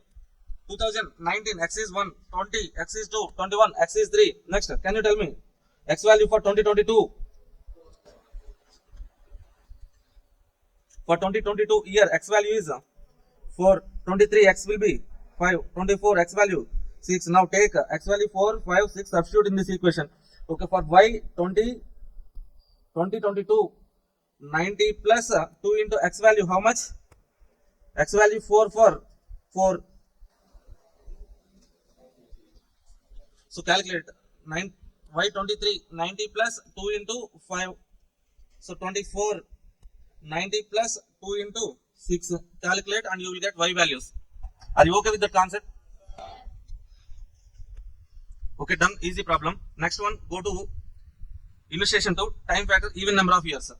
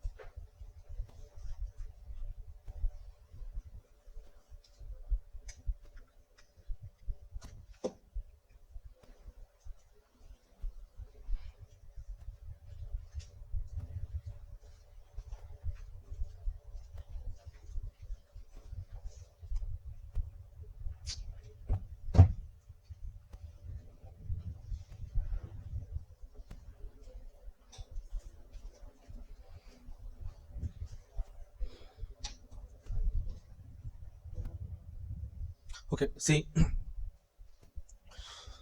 illustration 2 again. With the help of following data, project the trend of sales for next 5 years. Next 5 years they're asking. Next 5 years means 2022, 23, 24, 25, 26. See 2016, 17, 18, 19, 20, 21. Even number of years are given. Step 1, calculation of sigma x, sigma y, sigma x square, sigma xy. Okay, so years column, take 2016 to 21. How to take x values, sir? X values. What is the mid year? 2018 and 19, mid 2 years. Minus 1 plus 1, minus 3 plus 3, minus 5 plus 5. That's it. X values. Okay, y values are there in the question. Okay, next x square values, xy values. We will get sigma x, sigma y, sigma xy, sigma x square. Okay, now substitute these values in. Already sigma x became 0 na. Okay, you will get from equation number 1, we can write a is equal to, okay, sigma y is equal to na plus b sigma x na. X becomes 0 na. That means a is equal to sigma y by n. Second equation, sigma xy is equal to a sigma x plus b sigma x square. This already became 0 na. Okay, total term becomes 0. So then b is equal to sigma xy by sigma x square. Are you getting this point? Okay, sigma y how much? 720. How many years? 6. 720 divided by 6. Sigma xy 280. Sigma x square 70. So what is how much? A value 120. B is equal to 4. We got AB values. Now go to step 3. In step 3, what we do? We just do forecasting. Okay. From this AB values, form the equation y is equal to A. How much? A 120 plus B 4x. 120 plus 4x. Here we need to estimate for next 5 years. That means y 2022, y 2023, y 2022, y 23, y 24, like that for 5 years we need to estimate. Okay, if I know the x value for 2021 is 5. Okay, what is the x value for 2022? X value 7. For 23, x value 9, 24, 11, 25, 13, 26, 15. Okay, so for mid years, for mid 2 years, plus 1 minus 1, plus 3 minus 3, plus 5 minus 5, plus 7 minus 7. Okay, like that we have to take x values. If you substitute these values in this equation, we will get different y values. This is the calculation. Okay, 7, 9, 11, 13, 5, sorry 15. Okay, just go through the calculation. If you have any doubts, please let me know.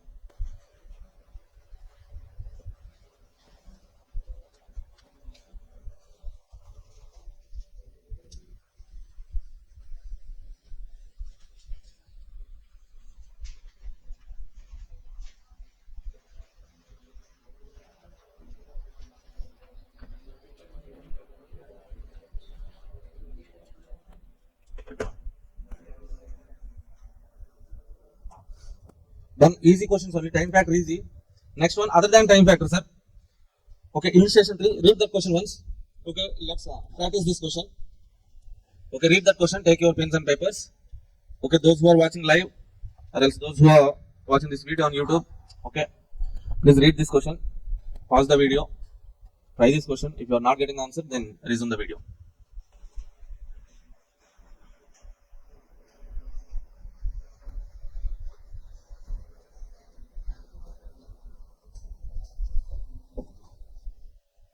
Okay, here if you read this question, an investigation into demand for color TV sets 5 towns has resulted in the following data. So directly x values, y values are given. X value is nothing but population, y value is the demand. X values are there, y values are there.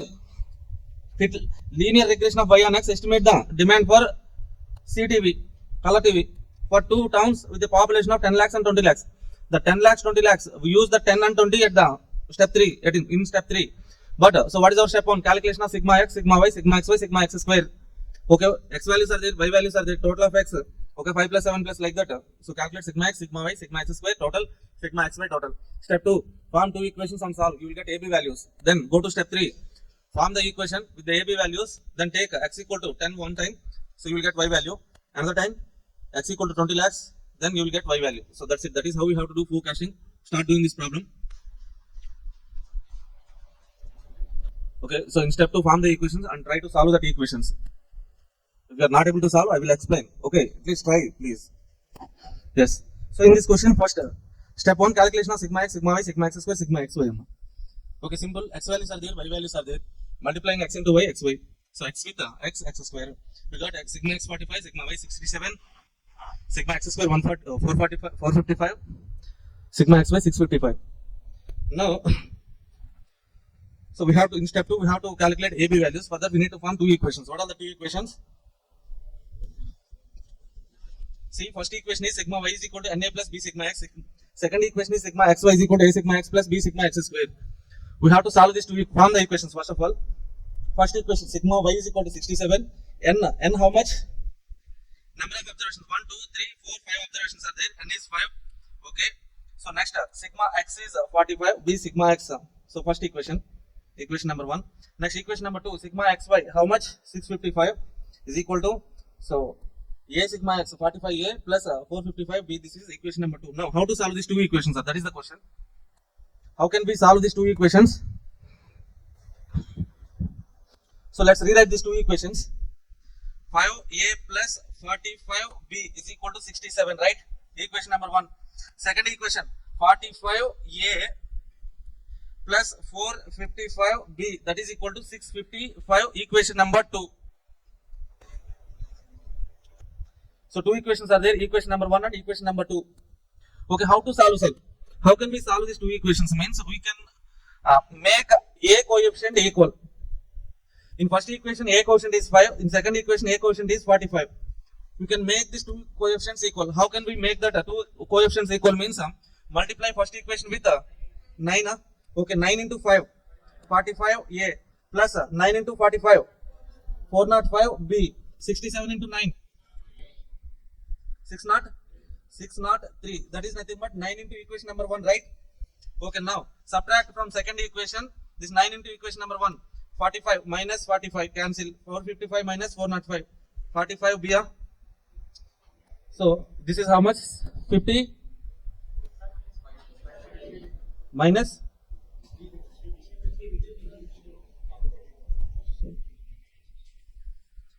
50. B is equal to, okay, so 52, right? B is equal to 52 by 50. 1.04. We got B value. Then from this equation number 1, we can calculate A value as well. 5A plus 45 B value 1.04, that is equal to 67. Okay, A is equal to 67 minus 1.46. 46.8 divided by 5. Finally, A is how much?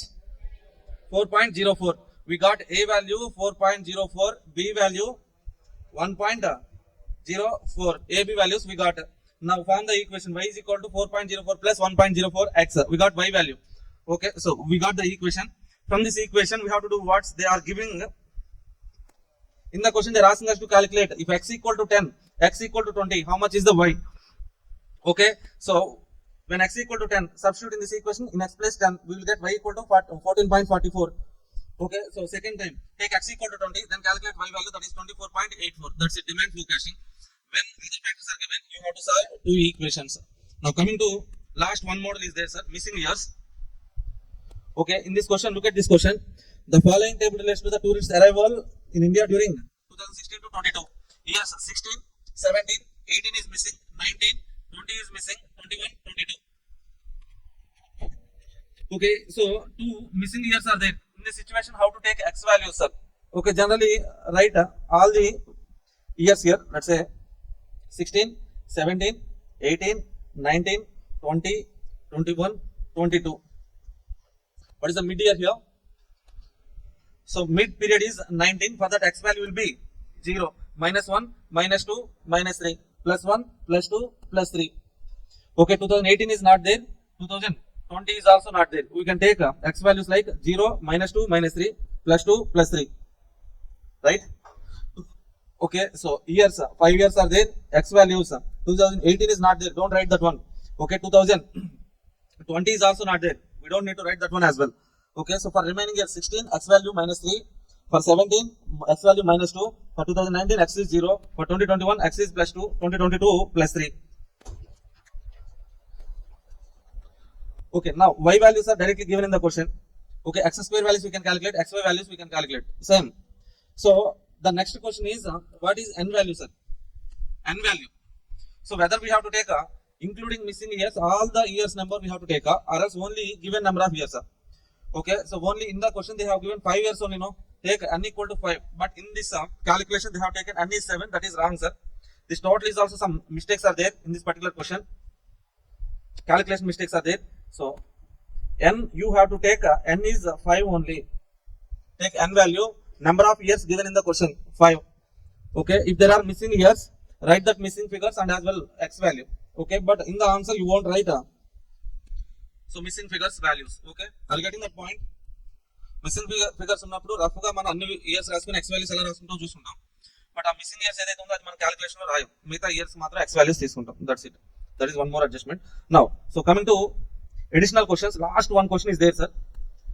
So here sale of CTV in millions for 5 years are given below. 2014 15 is missing, 14 15 is missing, 16 17 missing, 18 19 missing, 20 21 missing, 22. Here like this they have given some missing figures information. Here how to take x value, sir? What is the mid period here? 2018 0 -1 -2 -3 -4 +1 2 3 4, right? Okay, so 2015 is not there, 17 is not there, 19 is also not there, 21 is also not there. So that means you have to take year values 14 16 18 20 22. What are the x values? X values are -4 -2 0 2 4. Okay, total becomes 0. Y values given in the question 18 21 23 27 16. Okay, you can calculate total. X square 4 square 16 4 0 4 16 total. XY values we can calculate. So that's it. That is only the adjustment. Remaining problem is as it is. Okay, now can you tell me n value we have to take here? What is the n value? 5. Number of years given in the question. The two adjustments. That's it. Okay, with this we have done with demand forecasting concept. Next one, in capacity planning.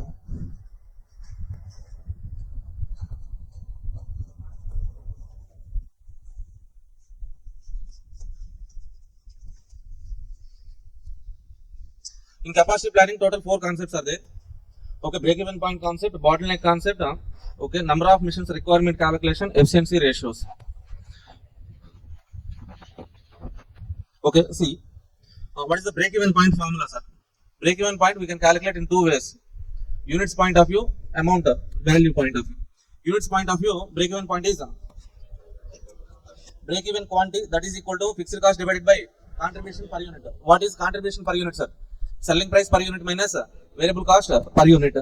Okay, so this is number of units. If you want to get the value of this number of units, multiply with selling price. Okay, if the selling price so goes to the denominator, contribution per unit divided by selling price. That is nothing but what? Contribution per unit divided by selling price per unit. PV ratio. Okay, so then break-even point in rupees becomes fixed cost divided by PV ratio. Okay, now bottleneck concept, sir. Bottleneck. Let's say for example 3 machines are there, A, B, C. The capacity of these 3 machines are 450, 300, 400 units. Okay, if you give input, that will be processed on machine A, then on machine B, then on machine C, then finally you will get output. Okay, so as we have capacity of A is 450, if you give 450 units as input, what will happen, sir? Machine A will process 450 units, you will get work in progress 450. But machine B can process 300 units only.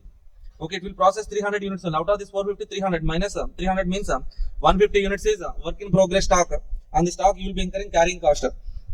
Okay, so 300 units. This 300 units will be sent to the machine C. It can process 400 units. Okay, fine. Okay, final output you will be getting 300. Maximum output you can get is 300. Okay, so out of these 3 machines, the machine which is having minimum capacity is called as bottleneck. Actually, the total system should produce a maximum 450 units, but it is not producing 450. Why, sir? Individual maximum capacity 450, but the system is not producing 450. Why? Means B is having 300 units only. Maximum it can produce 300 units only. So now, first point, what is bottleneck, sir? Bottleneck means the machine or work center which is having minimum capacity in the system. Out of these 3 machines, the machine which is having minimum capacity is B. Machine B is bottleneck center. Okay, what is bottleneck capacity? Machine B capacity is bottleneck capacity. What is system capacity? Maximum output a system can produce is called as system capacity. Okay, if bottleneck is there, so bottleneck is the system capacity. Bottleneck capacity is system capacity. Okay, so for the elimination of this carrying cost, or else for the elimination of this bottleneck, so we are having some bottleneck elimination strategies. Okay, that strategies are not needed here. Next one, efficiency ratios. 3 ratios are there: efficiency ratio, capacity utilization, activity ratio. Okay, see.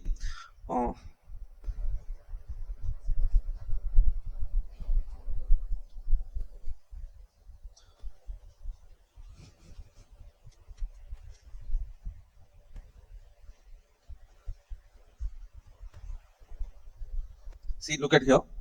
Let's say a machine is there. For that machine, original designed capacity is 50,000 units. Okay, under so ideal condition, the best conditions. Okay, so as a manufacturer is saying, the machine can produce 50,000 units. Okay, so but in reality, so if you use the best conditions and all, the effective capacity is 40,000 units only. Maximum the machine is producing 40,000 units only under good ideal conditions. But actually we are producing 30,000 units only. Okay, this 50,000 designed capacity. Okay, the capacity which was given by manufacturer. Okay, but so if you use that particular machine to the maximum extent under ideal conditions, okay, you can produce 40,000 units. This 40,000 is called as effective capacity or standard capacity. Okay, in reality we are producing 30,000 units only. That is actual output. Actual output, effective capacity, designed capacity. Okay, so generally we know efficiency ratios. Efficiency ratios are, we can calculate from output point of view, time point of view. Okay, output point of view, efficiency ratio is actual output divided by standard output. But from time point of view, efficiency ratio is standard divided by actual. Okay, you know this formula, right? Okay, so reverse is there, sir. Output point of view, actual by standard. So time point of view, standard by actual, reverse. Capacity utilization ratio. Capacity utilization means actual output divided by designed output. Okay, the two ratios. Now come to this question, illustration 8, which was given in the question. Okay, let's do this bottleneck question, illustration 7. Bottleneck question, illustration 7 and 8. Let's do these two questions.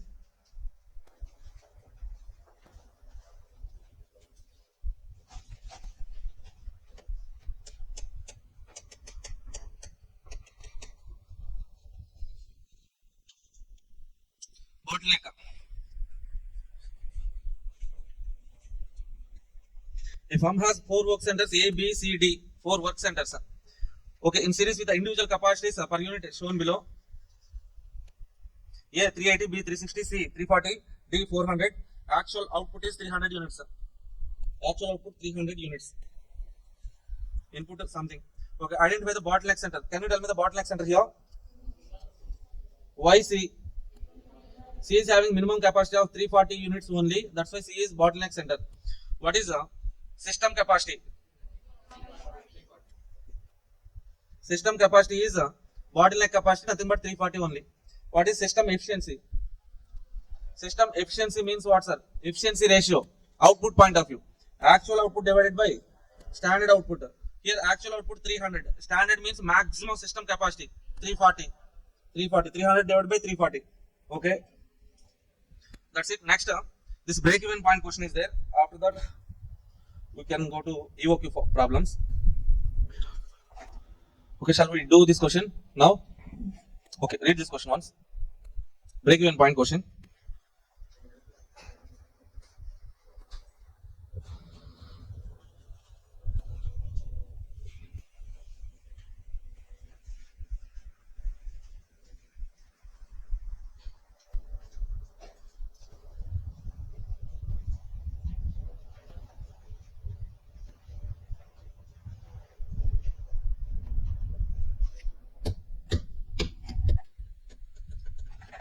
Break-even point, illustration 8. A manager has to decide about the number of machines to be purchased. He has 3 options: purchasing 1 machine, 2 machine, 3 machines. The data are given below. Okay, if you purchase 1 machine, the fixed cost is 12,000 units. Maximum you can produce 300 units, 0 to 300. 1 machine, fixed cost 12,000, 300 units you can produce. If you purchase 2 machines, okay, so fixed cost 15,000, range of output 300 to 600. Okay, if you purchase 3 machines, annual fixed cost is 21,000. Maximum you can produce 600 to 900. Okay, variable cost 20 rupees, revenue 50 per unit, selling price 50. What is the contribution per unit?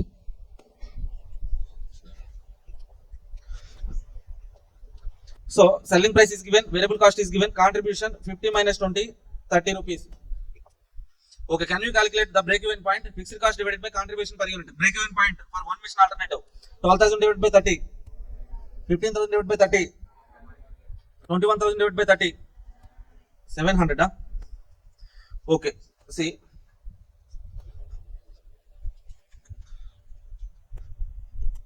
So calculation of break-even point, sir. Alternative 1 mission alternative, 2 mission alternative, 3 mission alternative. Contribution per unit 30, 30, 30. Okay.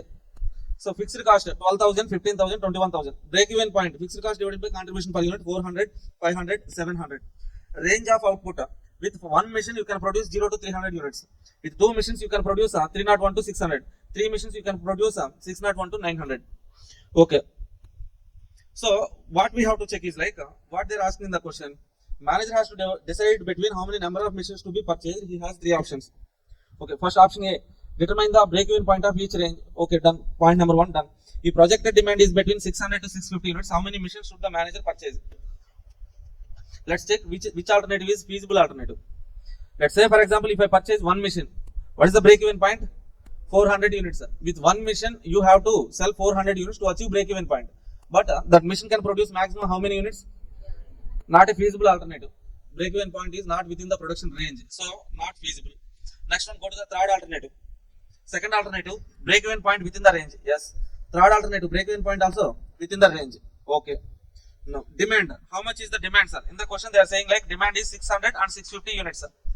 Let's say if demand is 600 units, sir. First alternative gone. This is not at all feasible. Okay. Let's go to the second alternative. 600 units is the demand. 600 units is the demand. Can we produce 600 units? Yes. Break-even point 500 only. So after 500 units, you reach break-even point. Okay, if you are able to sell 600 units, means on that additional 100 units, that is margin of safety. You will get profit. Okay, this alternative is fine.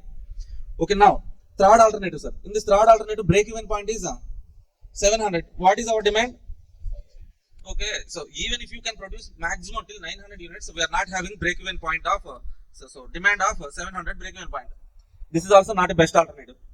Okay, so if the demand is 650 units, sir. If the demand is 650 units, third alternative break-even point is 700, not a feasible alternative. We are not having at least a break-even point demand. Second alternative. So 650 is the demand, 500 break-even point. Okay, fine. You are able to sell break-even point, but the range of production is maximum 600 only. In this situation, sacrifice the 50 units demand 650. So maximum you can produce 600 only. 50 units demand, sacrifice, produce 600 and sell. Okay, 500 break-even point on 100 additional units you will be getting. Okay, profit. Okay, note 1. Here we have to explain, sir. Note 1. Alternative 1 is not preferable. Why, sir? Break-even point not within the range of production. Break-even point is more than production range. Note 2. Alternative 3. Break-even point within the range. Yes, 700 is within the range, but we are not having that much demand. Demand is less than break-even point. Okay, not a preferable alternative. Note 3. Alternative 2. Break-even point within the range. Yes. Demand 600 units can be produced. Demand 650 can't be produced. Sacrifice 50 demand. That's it. Simple. That analysis, sir. So if you go to this particular analysis again, 3B, demand forecasting questions are done. Break-even point analysis done. Okay, EOQ questions are there, sir. EOQ questions and location selection. These questions we will do after the break. Thank you. Bye.